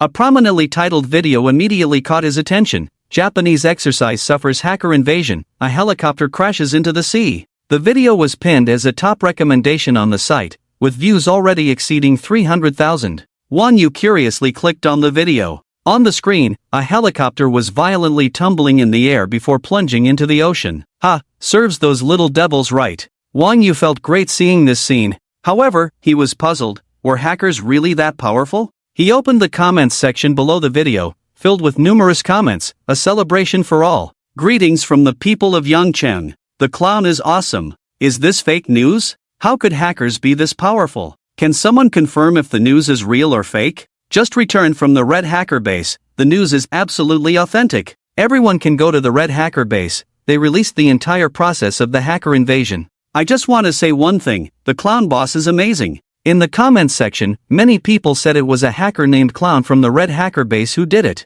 One you curiously clicked on the Red Hacker Base website. Sure enough, the homepage featured the video of the helicopter crashing into the sea. Wow! It really was the hackers. That's incredible! Wang Yu exclaimed. Continuing to browse other websites, all were reporting related news. Dragon Country hacker codenamed Clown invades Japanese military exercise. Shinlong.net mysterious hacker Clown invades exercise, causing a Japanese helicopter to crash into the sea. Dama News Red Hacker Base launches Operation 418-foot, paralyzing multiple Japanese websites. Iron Blood Military Net. News flooded the internet. This day, April 18th, was destined to be remembered in history. Wow! Su Chen shouted excitedly. What was he so excited about? His total points had accumulated to 12 million, an explosive increase. In just this short time, from when he posted the video to the Red Hacker Base until now, only an hour had passed, and his total points had skyrocketed from 3 million to 12 million.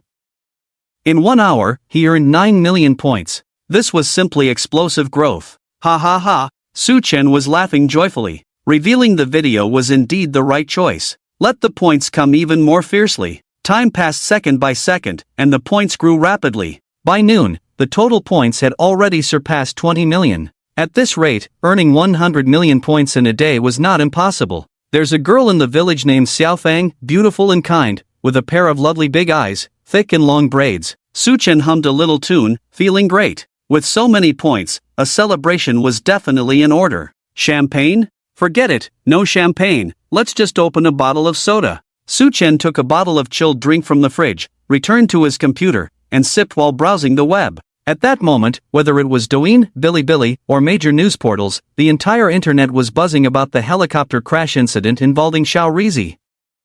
Netizens were debating whether it was the work of hackers. Some believed it, some questioned it, and more were in a state of uncertainty. Meanwhile, new information emerged that the exercises of Xiao Rizi had been interrupted. With the helicopter having crashed, the exercises could obviously not continue. However, the official Xiao Rizi account had yet to respond to the incident, not disclosing the reason for the interruption, the details of the crash, or any information about casualties. Su-chen was also keeping an eye on the official news from Xiao Rizi. He wanted to know what had happened to the people on the helicopter. If they all perished, it would certainly be worth celebrating with firecrackers. At 3 p.m., CNN was the first to release a news report about the Xiao Rizi helicopter crashing into the sea, stating that all personnel on board had perished. This news quickly spread across the global internet, causing a huge uproar. Media outlets worldwide were waiting for official news from Xiao Rizi. By 6 p.m., at the Tokyo Coast Guard's press conference hall, hundreds of reporters from around the world gathered, cameras ready, on high alert. A male reporter from the BBC was live broadcasting. "Ladies and gentlemen, I am currently at the press conference of the Coast Guard." Su-chen was watching the BBC live stream, holding a bowl of instant noodles. He hadn't even had time for lunch, engrossed in scrolling through news online. Soon, the press conference began. A female spokesperson stepped up to the podium. Reporters rushed forward, surrounding her, eager to ask questions. "Spokesperson, can you confirm if a helicopter crashed into the sea during the exercises? There are reports online claiming it was a hacker from Manhwa. Is this true?" "Spokesperson, were there any casualties in the incident?" "External reports say that Major General Hirata Yasushi also perished in the helicopter crash. Can you confirm this?" The scene was chaotic, with reporters speaking over each other, creating disorder. "Please be quiet. Quiet down," the female spokesperson shouted. With the help of security personnel, order gradually returned to the venue. The spokesperson took a deep breath and, with a serious expression, said, "Dear reporters, I would like to take this opportunity to inform you that the scheduled 4/18 maritime search and rescue exercise has been postponed due to unforeseen circumstances.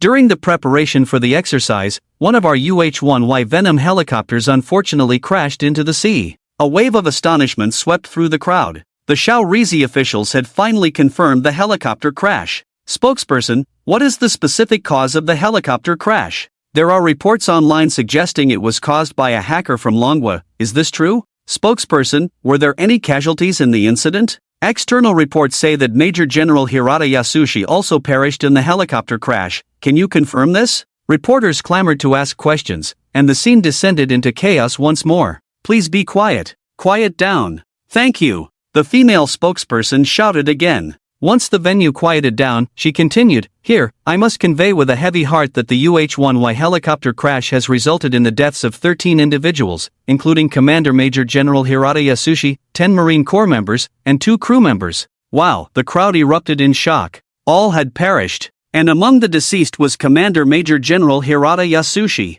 This is simply explosive news. Damn! Su-chen was also shocked by this news. He never expected that all 13 people on the helicopter had indeed perished. They even lost a major general. It was worth it. Spending 5 million points was totally worth it. Su-chen laughed heartily. He exchanged 5 million points for a major general's life. This deal was too profitable. Not just 5 million points, even 50 million points would be worth it. It felt good. "I am a BBC reporter. Is the crash of the UH-1Y helicopter related to hackers from the Dragon country?" The live broadcast showed the BBC reporter shouting. Su-chen perked up. He also wanted to know how the little son would respond to this question. "The claims about hacker intrusion are purely rumors. We are still investigating the specific cause of the helicopter crash and cannot disclose it at this time," the female spokesperson replied calmly, her tone showing no signs of disturbance. Sigh, the little devil still won't admit it? Su-chen wondered. However, upon reflection, he understood the little son's predicament. A grand military exercise was actually disrupted by a hacker intrusion, leading to a helicopter crash. This was no simple accident but a scandal. If the little son admitted it was due to a hacker intrusion, it would be equivalent to announcing to the world that their network system was weak and vulnerable. So weak that a hacker could invade at will. If that were the case, how could they maintain their standing in the international community? How could they uphold their image as a great power? They might as well go home and grow sweet potatoes. Su-chen still underestimated the little son's thick skin. To maintain their face, they would rather admit it was an accident than acknowledge it was a hacker intrusion. After all, they couldn't afford to lose face. Spokesperson, may I ask? A reporter on site wanted to continue questioning but was interrupted by the female spokesperson. Sorry, I have no more information to share. Thank you, everyone. After saying this, she turned and hurriedly left the press conference. This brief press conference ended just like that. Although the press conference was over, the news about the helicopter crash spread rapidly around the world as if it had grown wings. Especially the official acknowledgement from the little son that the helicopter crash resulted in all 13 people, including a major general, perishing, was like a heavy bomb that exploded on the Chinese internet. The entire network was in an uproar, filled with sounds of cheers and excitement, as if it were a festive celebration. Su-chen even thought about going downstairs to buy some firecrackers to celebrate. However, it was just a thought, as fireworks were prohibited in the community.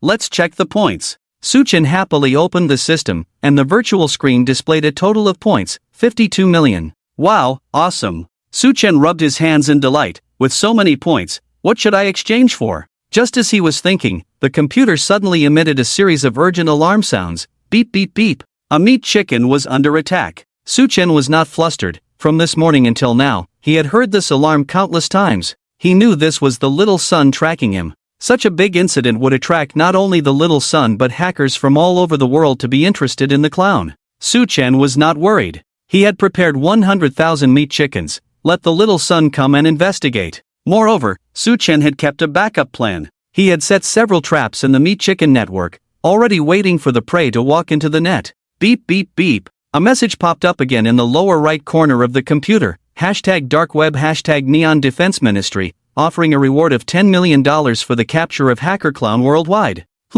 Su-chen raised an eyebrow and opened a web page. A black skull appeared in the center of the screen. This was the dark web. The dark web refers to networks hidden beneath the ordinary internet, serving as an international black market platform where you can buy anything, including drugs, firearms, fake passports, and even people. Buyers and sellers on the dark web are anonymous, making it impossible to trace their true identities and addresses. To access the dark web, specific software, configurations, or authorizations are required to log in. Su-chen entered the password and logged into the dark web. He saw a bounty notice. Little son had indeed put up a reward of $10 million.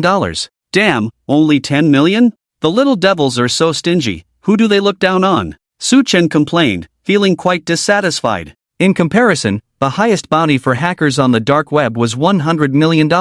Little son was really tight-fisted. Well, that was just a joke. Jokes aside, the little devils offering $10 million needed to be taken seriously. He couldn't be careless. He wasn't afraid of the little devils tracking him through a bot, but he had to be cautious of the red hacker base. It was possible that the little devils had moles in the red hacker base. Fortunately, Su-chen was usually quite careful. Even when logging into the red hacker base, he did so through a bot as a jump point. He needed to be even more cautious in the future. It would be best to change to a new account. He should log into the clown account as little as possible. Click, click. Su-chen typed on the keyboard, clearing all traces he had left in the red hacker base once again. He even left the groups he had previously joined, including discarding several jump points, bots. Never underestimate your opponent, and don't rely on luck. Thinking about $10 million, Su-chen almost wanted to report himself. Okay. All traces of the clown account in the red hacker base had been cleared. He had blocked the last bit of risk.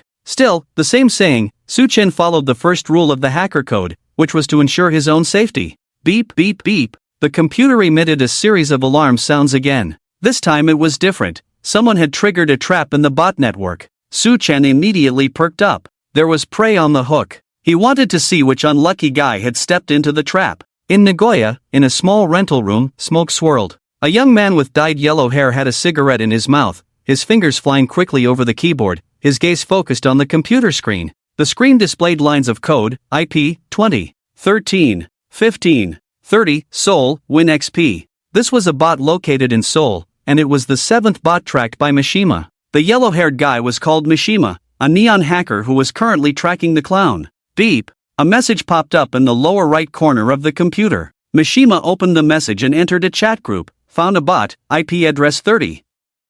112. 15. 64. I found an IP 33, 200, 11, 32. This bastard has too many bots. If we check them one by one, when will we ever find him? Isn't there any other way? This group had a total of 160 members belonging to a hacker organization called Sakuraji. Mishima minimized the chat window and continued tracking the next bot. This time the target's IP address was 114, 120, 188, located in the Dragon Country's fragrant harbor. This IP. Mishima squinted. He suspected it could very well be the clown's real IP. After taking a deep drag on his cigarette, Mishima's hands flew over the keyboard. Beep, beep, beep. Suddenly, the computer emitted a series of piercing alarm sounds. Mishima was caught off guard and jumped in surprise. Ah! Immediately, Mishima let out a painful cry, panicking as the cigarette he was holding burned his hand. Ignoring the pain, he quickly flicked the cigarette away and began to type rapidly on the keyboard.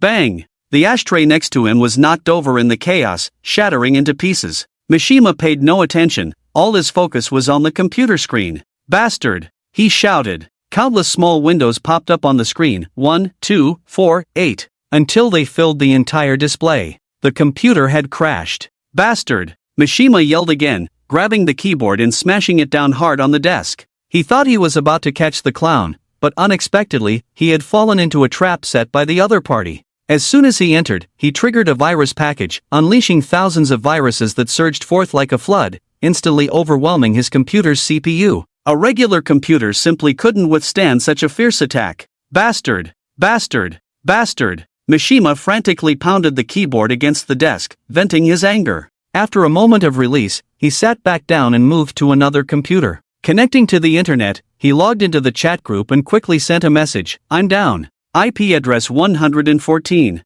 120, 188 has a trap. Everyone be careful. I'm down too. IP address 220, 30, 12, 50 has a trap. IP address 180, 13, 45, 64 also has a trap. I'm out. I'm out too. That bastard clown buried countless virus codes in the meat chickens. In just 2 or 3 minutes, nearly everyone in the group had been infected, and their computers crashed one after another. Only the group administrator, Ito, was spared. Ito, 30 years old, wearing glasses, was a graduate student at Osaka University. At that moment, he was in the school's computer lab. Click, click. His hands flew over the keyboard, beads of sweat forming on his forehead. Just moments ago, he had almost been infected as well. Fortunately, he was using an IBM supercomputer in the school lab. The clown had set a virus package in multiple meat chickens, and once triggered, it would simultaneously release thousands of viruses. The concentrated outbreak of so many viruses was immensely powerful, like a flood breaking through a dam,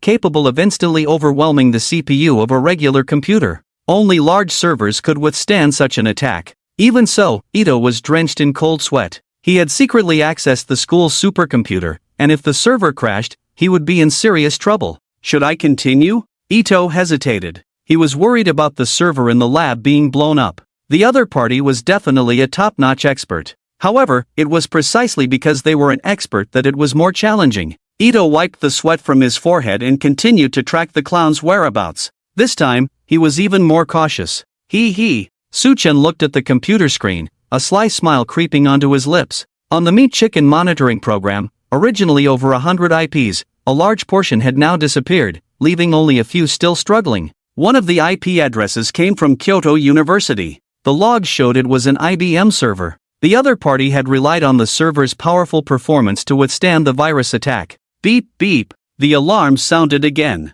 Another meat chicken's trap had been triggered. Suchen glanced at it. This time it was a meat chicken located in Manila. Another wave of unlucky ones has taken the bait, Suchen chuckled.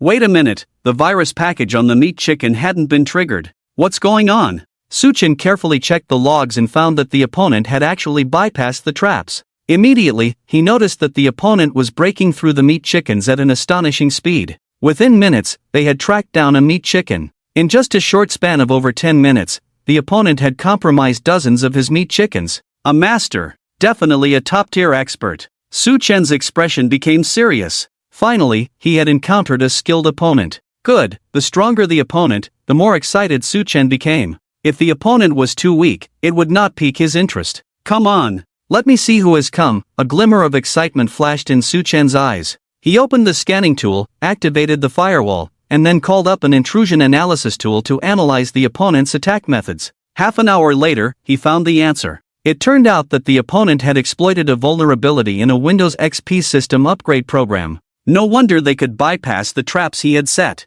Now that he had found the vulnerability, it would be easier to handle. Click click. Su Chen's fingers danced over the keyboard as he quickly wrote a patch program. Then, he opened the control software to automatically upgrade the patch for the Meat Chicken network. At the same time, on Kyushu Island, in a secret military base, hundreds of computers were neatly arranged, flickering with dim lights. Dozens, even hundreds, of soldiers in camouflage uniforms sat in front of the computers, their fingers rapidly tapping on the keyboards, producing crisp sounds.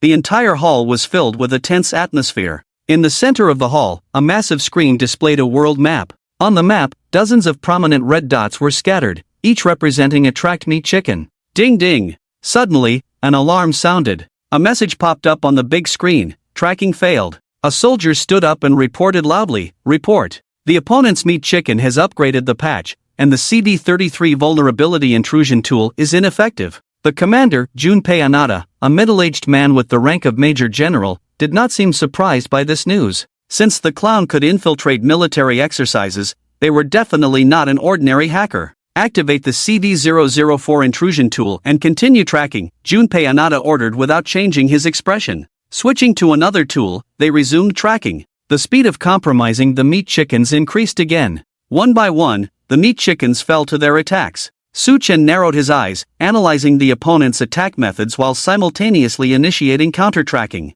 Offense was the best defense. Discovered IP address, 115. 10. 2. 3-inch discovered IP address, 115. 10. 12. 6-inch discovered IP address, 115. 10. 12. 8-inch. They tracked over 100 IP addresses. The opponent was not a single person but a team. Carefully pondering these IPs gave Su Chen a sense of familiarity. Remembering something, he opened a spreadsheet file containing intelligence he had gathered over the past 2 weeks regarding the Neon exercises. Soon, he found the answer. The IPs came from Neon's 301st Electronic Warfare Squadron. This was a professional cyber warfare team formed by the Neon military. The Little Devils national team had entered the fray. Su Chen lightly tapped his fingers on the table. Usually, this gesture indicated that he was about to stir things up. "Since you want to play, then I'll play with you." A sly smile appeared on Su Chen's lips. He already had a plan in mind. He first called up a vulnerability scanning tool.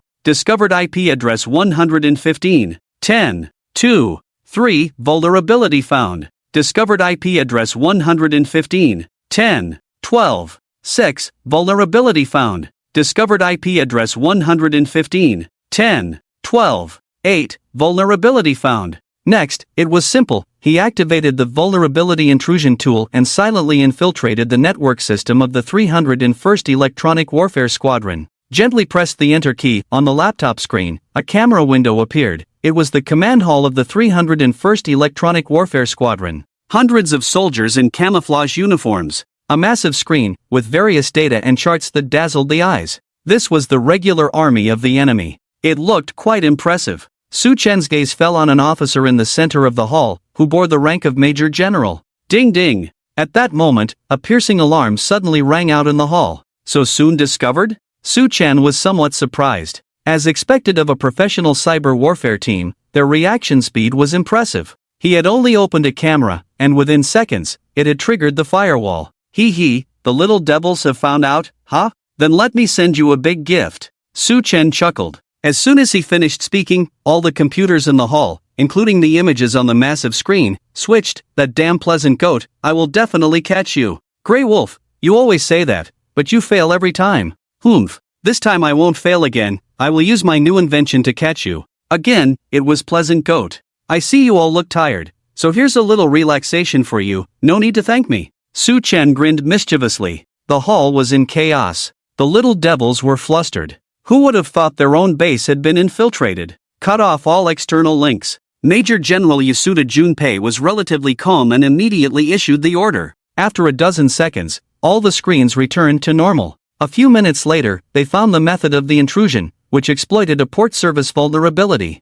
This reaction speed was much better than that of the enemy on the Murakumo destroyer. Truly a professional cyber warfare team. Su Chen couldn't help but give them a thumbs up. In the hall, the atmosphere was oppressive to the extreme. The little devils all had grim faces. They were all elite, selected from thousands to join the 301st Electronic Warfare Squadron, each a technical expert, yet now their base had been breached. Playing cartoons. An obvious provocation, a mockery. How could the little devils endure such humiliation? Counterattack. Crackling. The sound of keyboards clattering was as dense as a torrential rain, echoing throughout the hall. The little devils were all pumped up, fully committed to tracking the clown's whereabouts. Target IP, 230. 10. 111. 2-inch jump to IP, 221. 36. 52. 1-inch jump to IP, 110. 23. 56. 8-inch. Commander Yasuda Junpei's eyes were fixed on the big screen,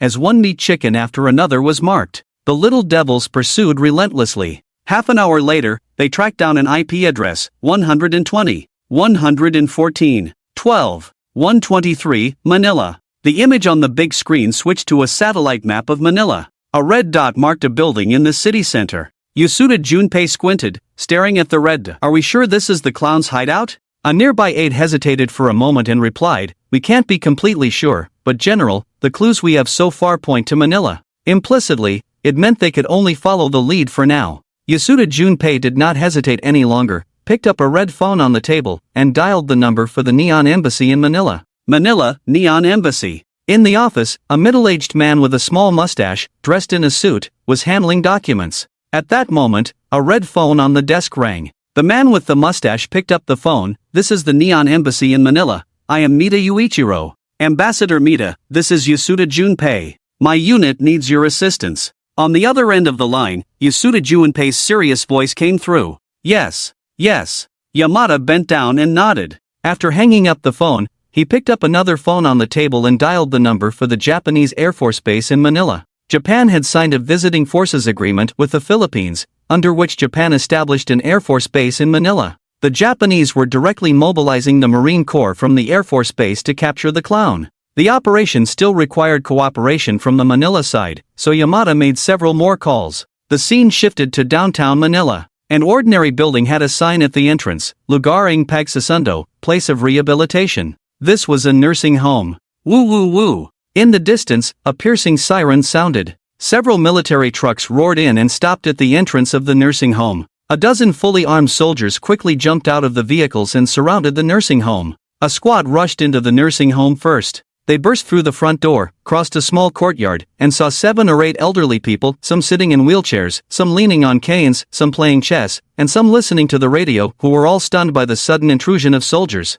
Go upstairs. The squad leader led the soldiers up the stairs. They rushed to the second floor, where a nurse, frightened, cowered in a corner, trembling. The squad leader brought the soldiers to a door and waved his hand. One soldier swung a breaching hammer and struck forcefully. Bang! The door was smashed open. Several soldiers, guns drawn, rushed into the room. Don't move! Raise your hands! Stay still! In the next second, several soldiers were dumbfounded. The squad leader was the last to enter and was also taken aback by the scene in the room. There stood a woman in her 70s, her hair gray, missing several teeth, trembling as she raised her hands. Behind her, on the computer screen, was a chess game. This scene was being transmitted in real time to the command center on Kyushu Island through the soldiers' cameras. Junpei Yasuda frowned at the sight. The hacker clown could be an elderly woman with white hair. No, that was impossible. Yasuda immediately realized they had been played. Baka! Yasuda was furious, blowing his beard and glaring.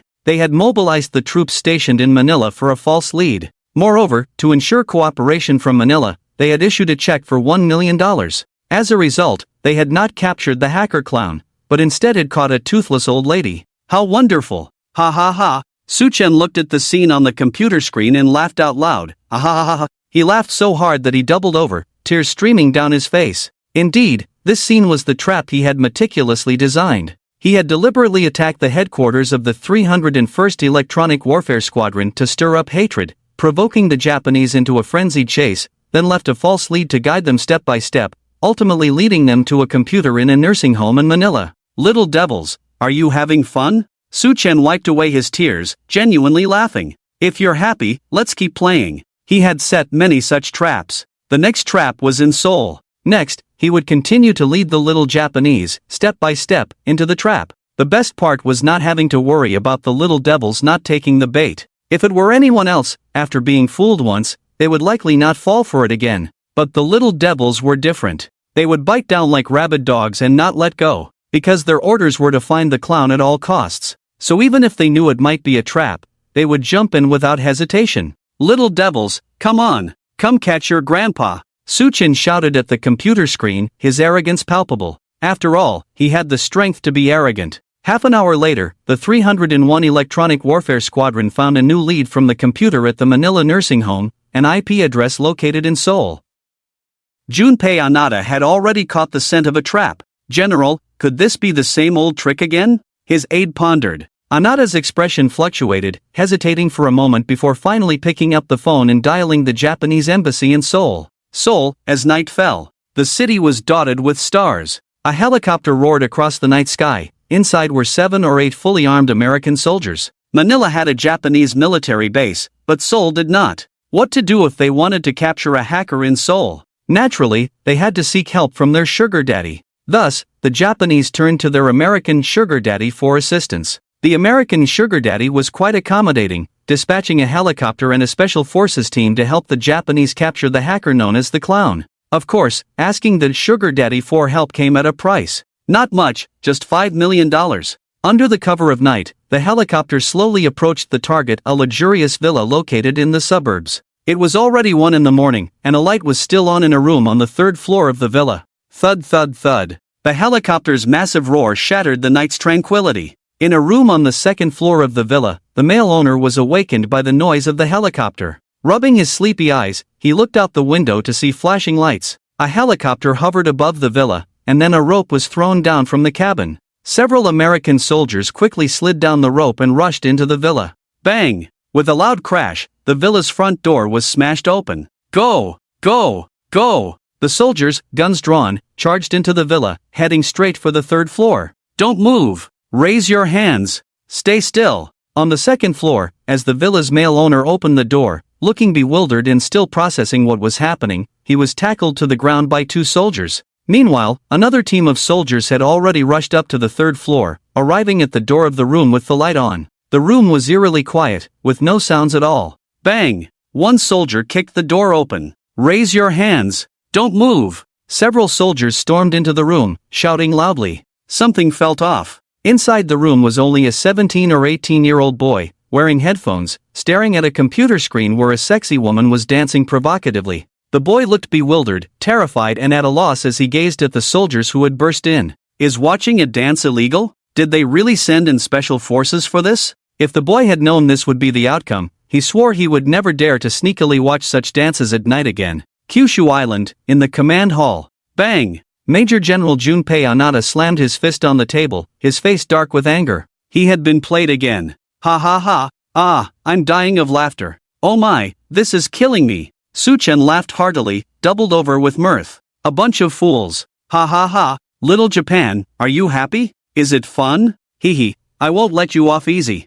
Suchen laughed for a while before sitting up straight. He had set up several IP traps similar to the one in Manila and Seoul. He could really play the Japanese to death. However, glancing at the time, it was already 3 in the morning. Unknowingly, the night had passed. That was enough for today. There was no rush. He could take his time playing with them. He had all the time in the world. Suchen turned off the computer and went to bed. Tomorrow during the day, he still had a live stream to host. It had been a week since the last broadcast, and the fans must have missed me, right? With this thought in mind, Suchen fell asleep and entered the dreamland. The next day, he woke up at noon, 12 o'clock. The first thing he did upon waking was to check his points. Total points, 62 million. Yesterday afternoon, after watching the press conference of the Japanese, he had seen the points at 52 million, and in just one night, it had increased by 10 million. The growth rate had slowed down. He had expected to gain 100 million in a day. Well, everything's popularity eventually fades. Suchen was already satisfied.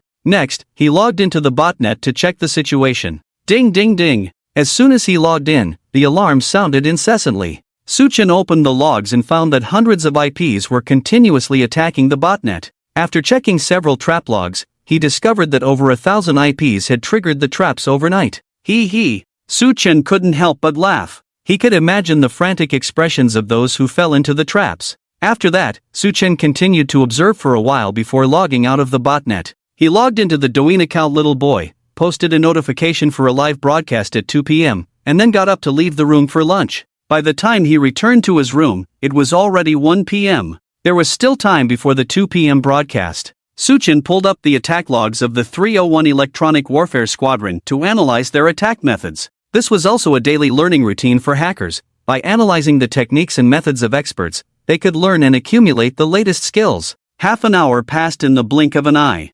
Pitter-patter. Suchen typed on the keyboard, having just analyzed several attack methods of the 301 Electronic Warfare Squadron, and he targeted the botnet with corresponding patches. 13:54. Suchen glanced at the time. It was almost 2 p.m. He prepared for the live broadcast. He put on a mask and a trench coat, not forgetting the background image, Little Day's Surrender Day, which couldn't be missed, and hung it up. Okay, as soon as it hit 2 p.m., Suchen opened the live broadcast room on time. The broadcast has started. The broadcast has started. Big shot, I've been waiting for you to go live. It's been a week since the last broadcast. I thought your account was banned. Host, are you going to connect with the female streamer again? Big shot, do you know the inside story of yesterday's China-Japan hacker war? Welcome back, Big shot. Get your little stools ready, waiting for the live broadcast. The bullet comments flooded the screen. The viewer count showed 30,000. After a week without broadcasting, this proved that his popularity hadn't dropped.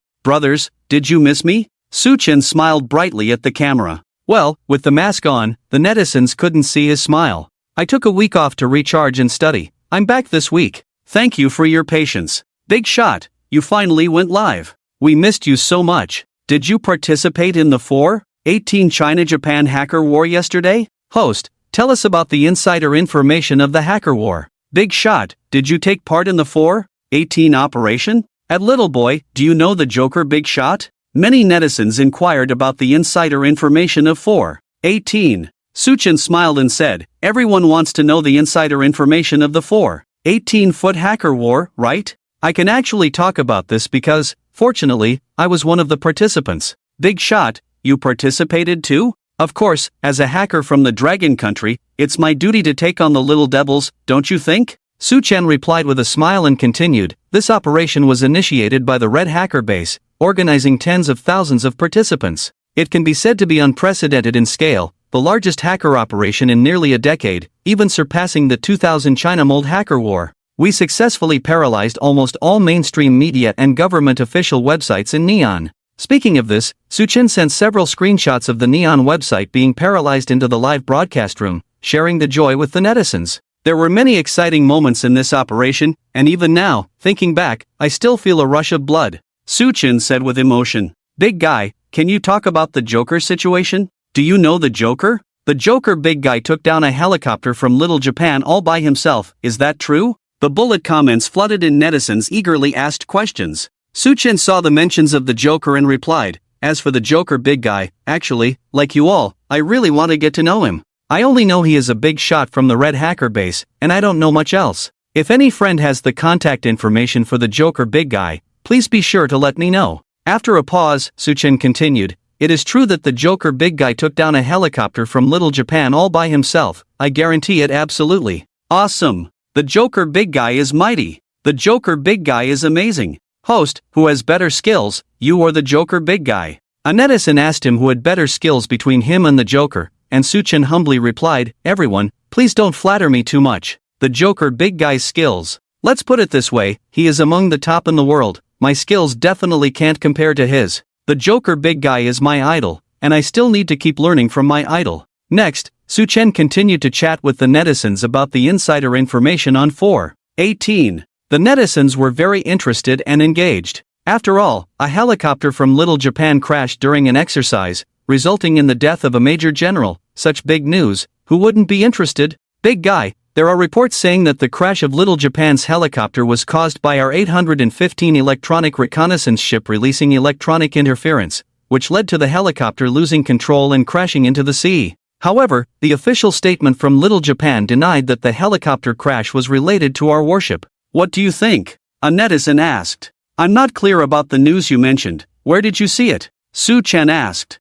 Fingyu Network, link, http://www. A netizen posted the link. Su Chen clicked on the link. The headline news on Fingyu Network read, Little Japan's Ministry of Defense denies that the helicopter crash is related to Long Country's 815 electronic reconnaissance ship. The content of the news was just as the netizen said. There was a rumor circulating online that the crash of Little Japan's helicopter was related to our 815 electronic reconnaissance ship, and in response to this rumor, Little Japan's officials quickly came out to refute it.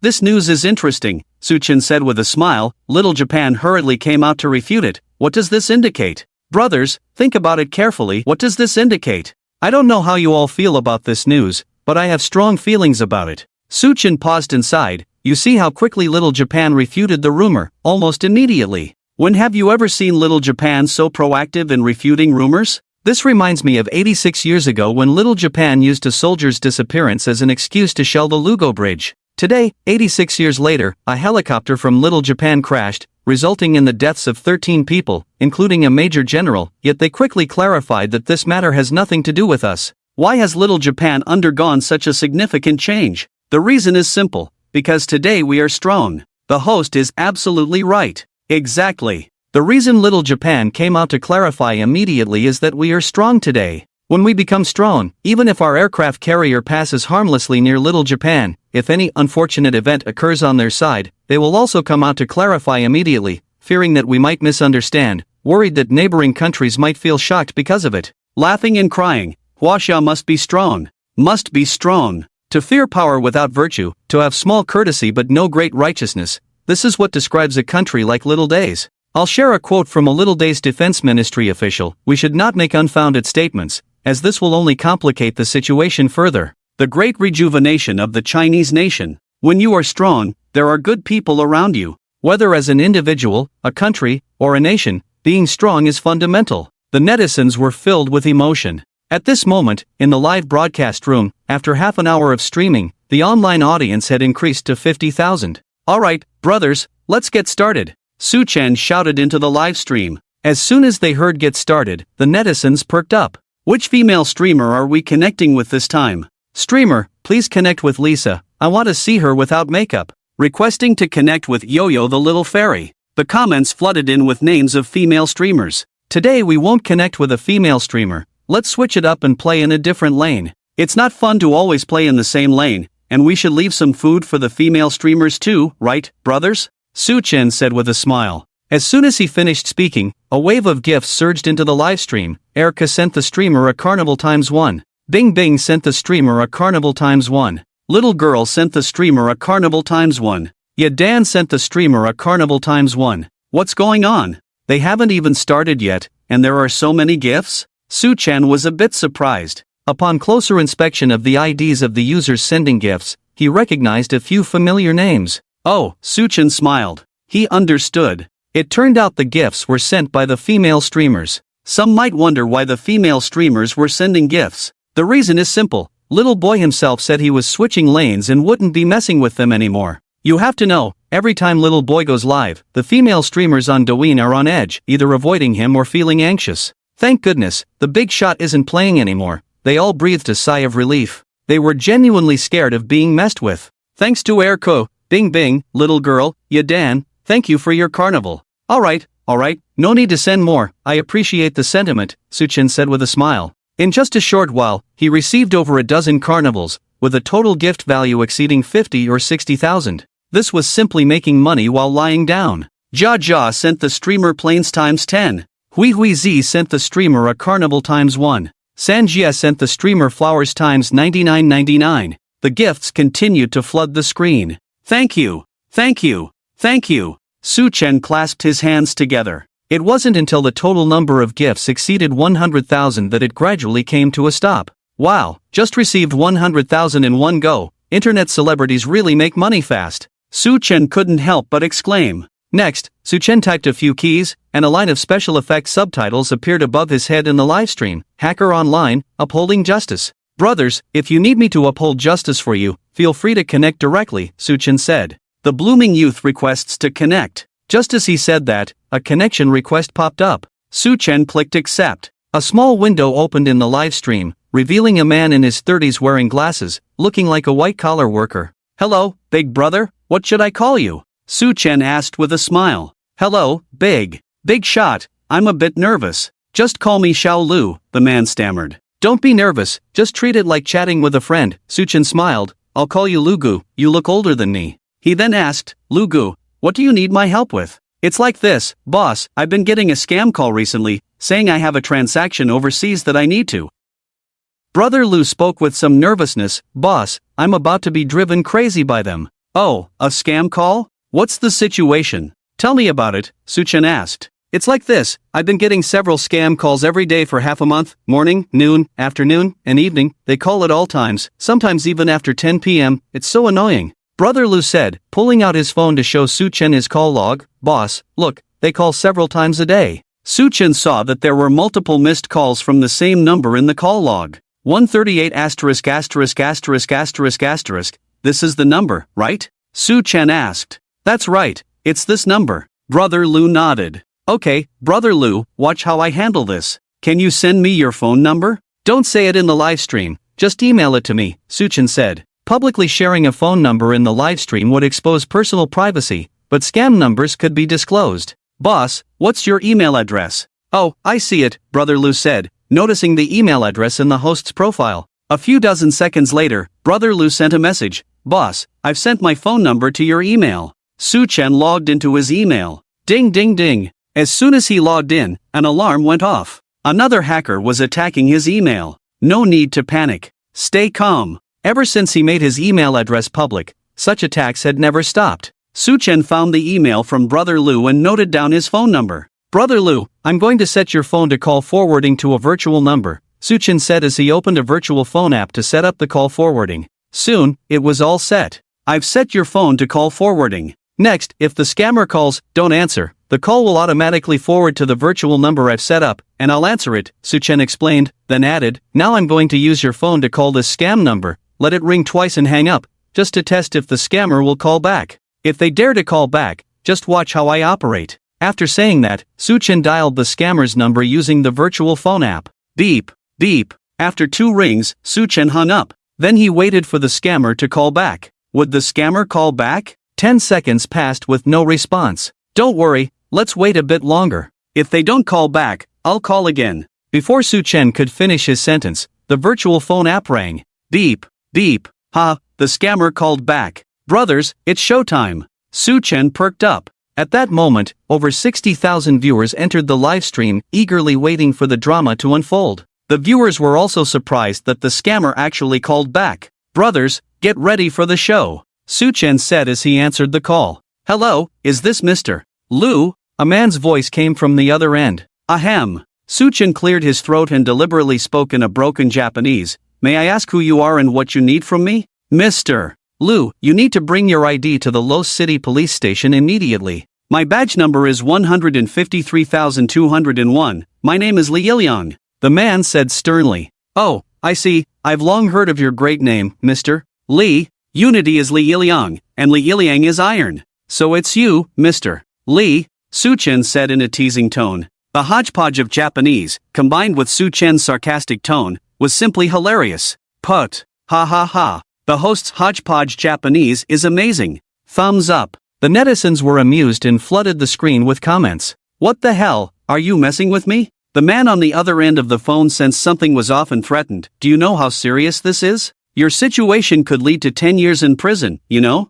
Are you coming here yourself, or should we come find you?" Li sang, "You don't need to act anymore, I know you're a scammer. There's an old saying in Longwa, those who know the times are heroes. Let's make a deal, I won't treat you unfairly." Su Chen continued in his hodgepodge Japanese. "You don't believe me, huh? Fine, what deal do you want?" "The cherry blossoms in my hometown have bloomed," Li sang. "You go to the bathroom, and I'll take you to see the cherry blossoms from our hometown. The cherry blossoms will remind you of your mom. Ha ha ha." At this point, Su Chen couldn't help but laugh himself. Ha ha ha. In front of the computer, a netizen wearing glasses and a white shirt burst out laughing. This was too funny. "Fuck you. You idiot. Don't run. I'm coming to find you right now. You're still laughing." The man, embarrassed and furious, cursed into the phone. Li sang. "Hello? Hello? Su Chen wanted to tease a bit more but realized the other party had already hung up. Ha ha ha, laughing to tears, laughing to tears, laughing to tears. So funny. Host, who did you learn your hodgepodge Japanese from? So entertaining. I'm laughing so hard my stomach hurts. I've learned a trick, I'll use this on scammers too. Host, you really know how to have fun. The live stream was filled with laughter. The netizens were all amused by Su Chen's brilliant move. It could be played like this too. Lu Gu, feeling better? Did you vent some anger? Su Chen asked with a smile. Lu Gu was still online. Ha ha, Lu Gu laughed heartily, so satisfying. Lu Gu gave a thumbs up, big shot, you're amazing. Si Gu is applying to connect. As he spoke, a new connection request popped up. Su Chen clicked accept. A small window opened in the live stream, revealing a man in his 30s with thinning hair. Big shot, you're incredible. So incredible. Si Gu said to the camera, clasping his fists. Whoosh. Then, Si Gu sent Su Chen a cloud-piercing arrow. A cloud-piercing arrow was worth 288 yuan. Thanks for the cloud-piercing arrow, Si Gu. Su Chen said with a smile. Big shot, can I share clips of your live stream? Si Gu asked straightforwardly. The so-called clips refer to editing the live stream video into short videos. Many small streamers and newcomers on Douyin like to use big streamers' videos to create clips and ride the wave of popularity. Sure, no problem. Su Chen didn't mind others using his videos. Thank you, big shot. Si Gu clasped his fists again. My videos can be freely used by everyone. Su Chen said to the camera, I have another trick for dealing with these kinds of scam calls. There are over 60,000 people in the live stream right now. Let's call a scammer or send a text message to blow up his phone. That's a good idea. I'm already dialing. Everyone, let's take action and blow up the scammer. Many netizens responded and began to take action. In an inconspicuous advertising company office in the center of Luochang, a man in his 40s with a sharp face and dressed in a suit looked furious, as if he had been wronged. He was Li Yiliang, whose real name was Zhao Hai. Having just been played by a foolish brat, Zhao Hai was feeling quite displeased at the moment. Ding, ding, ding. The phone on the table suddenly rang incessantly. Zhao Hai picked up the phone and was instantly dumbfounded. It displayed 99 plus messages received. Where did all these messages come from? The message alert tone kept ringing. Beep, beep, beep. 200 messages. 300 messages. 500 messages. What the hell is going on? Zhao Hai was astonished. So many messages bombarding him, it was like poking a hornet's nest. Beep beep beep. At that moment, the phone rang again, and the caller ID showed an unfamiliar number from Shannan province. Zhao Hai answered the call. Li Yiliang, you idiot. Damn it. A stream of curses came from the other end. Damn. Zhao Hai was baffled by the insults and quickly hung up. Beep beep beep. The phone rang again, this time from a number in a mountain city. Zhao Hai answered. You stupid dog. Another unfamiliar man's voice cursed at him. Damn. Zhao Hai hung up again, feeling both angry and confused.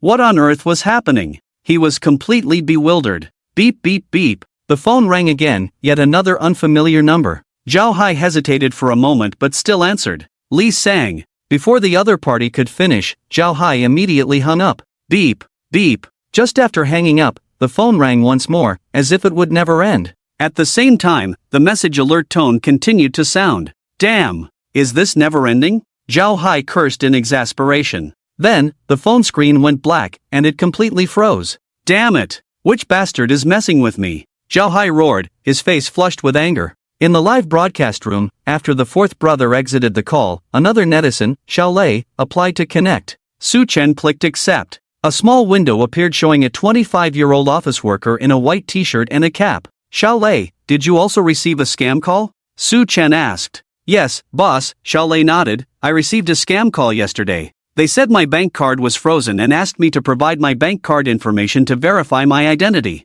I didn't listen carefully and just hung up. I didn't expect them to call back, and I didn't answer. Then they changed numbers and kept calling. Oh, can you give me the scam call numbers? Su Chen said. 138 asterisk asterisk asterisk asterisk asterisk, and two other numbers 136 asterisk asterisk asterisk asterisk asterisk and 135 asterisk asterisk asterisk asterisk asterisk, all three numbers are from them, Xiao Lei replied. Su Chen noted down the numbers, set up call forwarding, and directly used a virtual phone app to dial the first number. Beep, beep, the number you dialed is turned off. The first number was off. Continuing, he dialed the second number. Beep, beep. The number you dialed is turned off. The second number was also off. Su-chen then dialed the third number. Beep, beep. Oh, the third number connected. The phone rang 3 times, and Su-chen hung up. Brothers, we can have some fun again. Now, we just wait for this scammer to call back, Su-chen said with a smile to the camera. He glanced at the number of viewers in the live broadcast room. In just this short time, there were 80,000 people.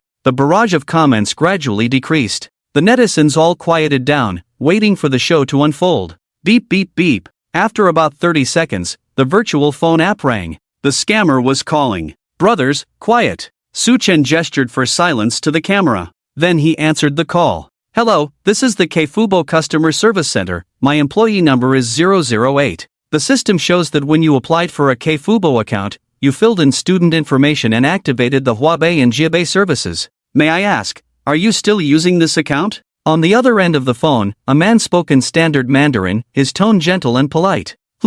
Su-chen feigned a lazy demeanor and responded. This call is to inform you, in response to national policy, about your financial account. You need to cooperate with the platform to update your student account information to adult social information, to avoid any impact on your credit report after the student channel is closed. Do you understand what I mean?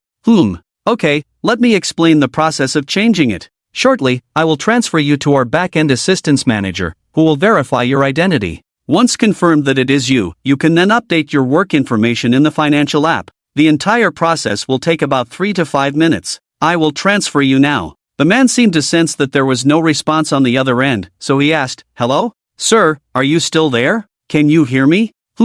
Su-chen pinched his throat, responding weakly. Alright, to protect the rights of both parties, we need to use Tingshuan meeting for a video call. Throughout the call, there will be supervision from the insurance association. Do you have Tingshuan meeting installed on your phone? I said, do you have Tingshuan meeting installed on your phone? The man repeated the question. If you have Tingshuan meeting installed, please open the app, and I will send you the meeting number. The man finally sensed something was off. Hello? Can you hear me? Do you understand what I mean? This is a serious matter regarding your personal credit. I'm not joking with you, sir. Su-chen had only replied with the entire time, suppressing his laughter and trying to remain calm. Ha ha. He could hold it in, but the netizens couldn't. One netizen burst out laughing. In the dormitory of Yangcheng University, Zhao Xiaoming was laughing so hard he was in tears. Ha ha ha. Xiaoming, what are you laughing at? You look like a fool. A roommate from the upper bunk leaned out, curiously asking. Ha ha ha. Zhao Xiaoming didn't respond, he couldn't stop laughing. At that moment, the live broadcast captured the sound of the scammer going crazy. Damn it. Is that all you can say? Damn it, you really are an idiot. The man cursed angrily and then hung up the phone. Put. Ha ha ha. A netizen named Xiaoyuan, a girl with a ponytail, burst out laughing. Ha ha ha. In the internet cafe, a netizen named A Chang laughed loudly, drawing the attention of those around him. Ha ha. In the library, a girl wearing glasses, known as netizen floating life like a dream, laughed out loud but quickly realized she was in a library and covered her mouth, trying to suppress her laughter. Put. I'm dying of laughter. I can't breathe, even professional scammers can't handle cold violence. Covering face, ha ha ha ha, I'm dying of laughter. Cold violence is truly terrifying. Tears, who understands? I once received a scam call from someone with a green baby accent. It gave me goosebumps all over. At 10086 customer service, you could handle 10 packages with all that Covering face, so, cold violence is really scary. Heart, I hope I don't encounter such people in real life. Awkward smile, I've also received such scam calls. The other party claimed to be from mobile customer service, saying someone had charged 8,000 yuan to my account and asked me to provide my bank card information to refund the money. I was still in my second year of high school at the time, and I thought, who would believe such a stupid scam? And that person spoke with a Guangpu accent. I directly confronted him. Don't your mobile customer service representatives know how to speak Mandarin? If you can't even speak Mandarin well, how can you be a customer service rep? I can't understand what you're saying. As a result, he got so angry that he started cursing and then hung up the phone. Stop with the already, I can't take it anymore. Sobbing, is very dismissive, isn't it? Angry face, angry face, angry face, your made a handsome guy suffer a beating. Facepalm, even professional scammers can't stand cold violence. Tears. The comments in the live stream exploded. The viewers laughed uncontrollably. The host was so funny, they learned a trick today. Scammers can't stand cold violence, ha ha ha. Suchin couldn't help but laugh, doubling over with amusement. So entertaining. Let's keep the fun going. Next, the viewers provided some scam phone numbers. The number you dialed is turned off. The number you dialed is turned off. Suchin dialed several numbers in succession, all of which were disconnected. Beep, beep. Finally, one number went through. Suchin let the phone ring 3 times before hanging up. Then, he quietly waited for the scammer to call back. Soon, after about 40 to 50 seconds, beep beep beep, the scammer's call came in. The viewers fell silent again, eager for the show to continue. After connecting the call, Suchin, first pretended to yawn, speaking in a lazy voice. Hello? Who is this? He acted as if he had just woken up, his words slurred. Hello, Mr. Lee, this is the Shenzhen court. We have a summons for you, please accept it. A serious-sounding man said on the other end. What summons? I don't take boats, I get seasick. Suchin replied, still groggy. It's not a boat ticket, it's a court summons. You are suspected of purchasing and transporting prohibited items. Your bank card has been frozen. Do you understand? The man raised his voice, enunciating each word. Microwave defrosting. Suchin mumbled, as if still in a dream. What? The man didn't catch what Suchin was saying. Or rather, he heard it but couldn't believe his ears. Microwave defrosting? What does that even mean? Ha ha ha ha ha. In an office of a company, a man in his 30s laughed heartily. Realizing he was laughing too loudly, he glanced out the window. Through the blinds, he saw employees busy outside, not hearing his laughter, and he continued watching the live stream. Sir, you still haven't woken up, have you? This matter is very serious for you. Please listen carefully. The man said sternly. Suchin responded. The police seized a batch of dangerous goods yesterday, which were transported via logistics. One of the packages has your personal information. ZZZ. ZZZ. Suchin deliberately made snoring sounds. Excuse me, have you recently purchased any unknown items or prohibited goods, sir? The man continued to ask. ZZZ. ZZZ. Sir? Sir? Are you still listening? The man raised his voice. I'm listening, I'm listening. Suchin pretended to just wake up. Were you snoring just now? Can you repeat what I just said? The man asked.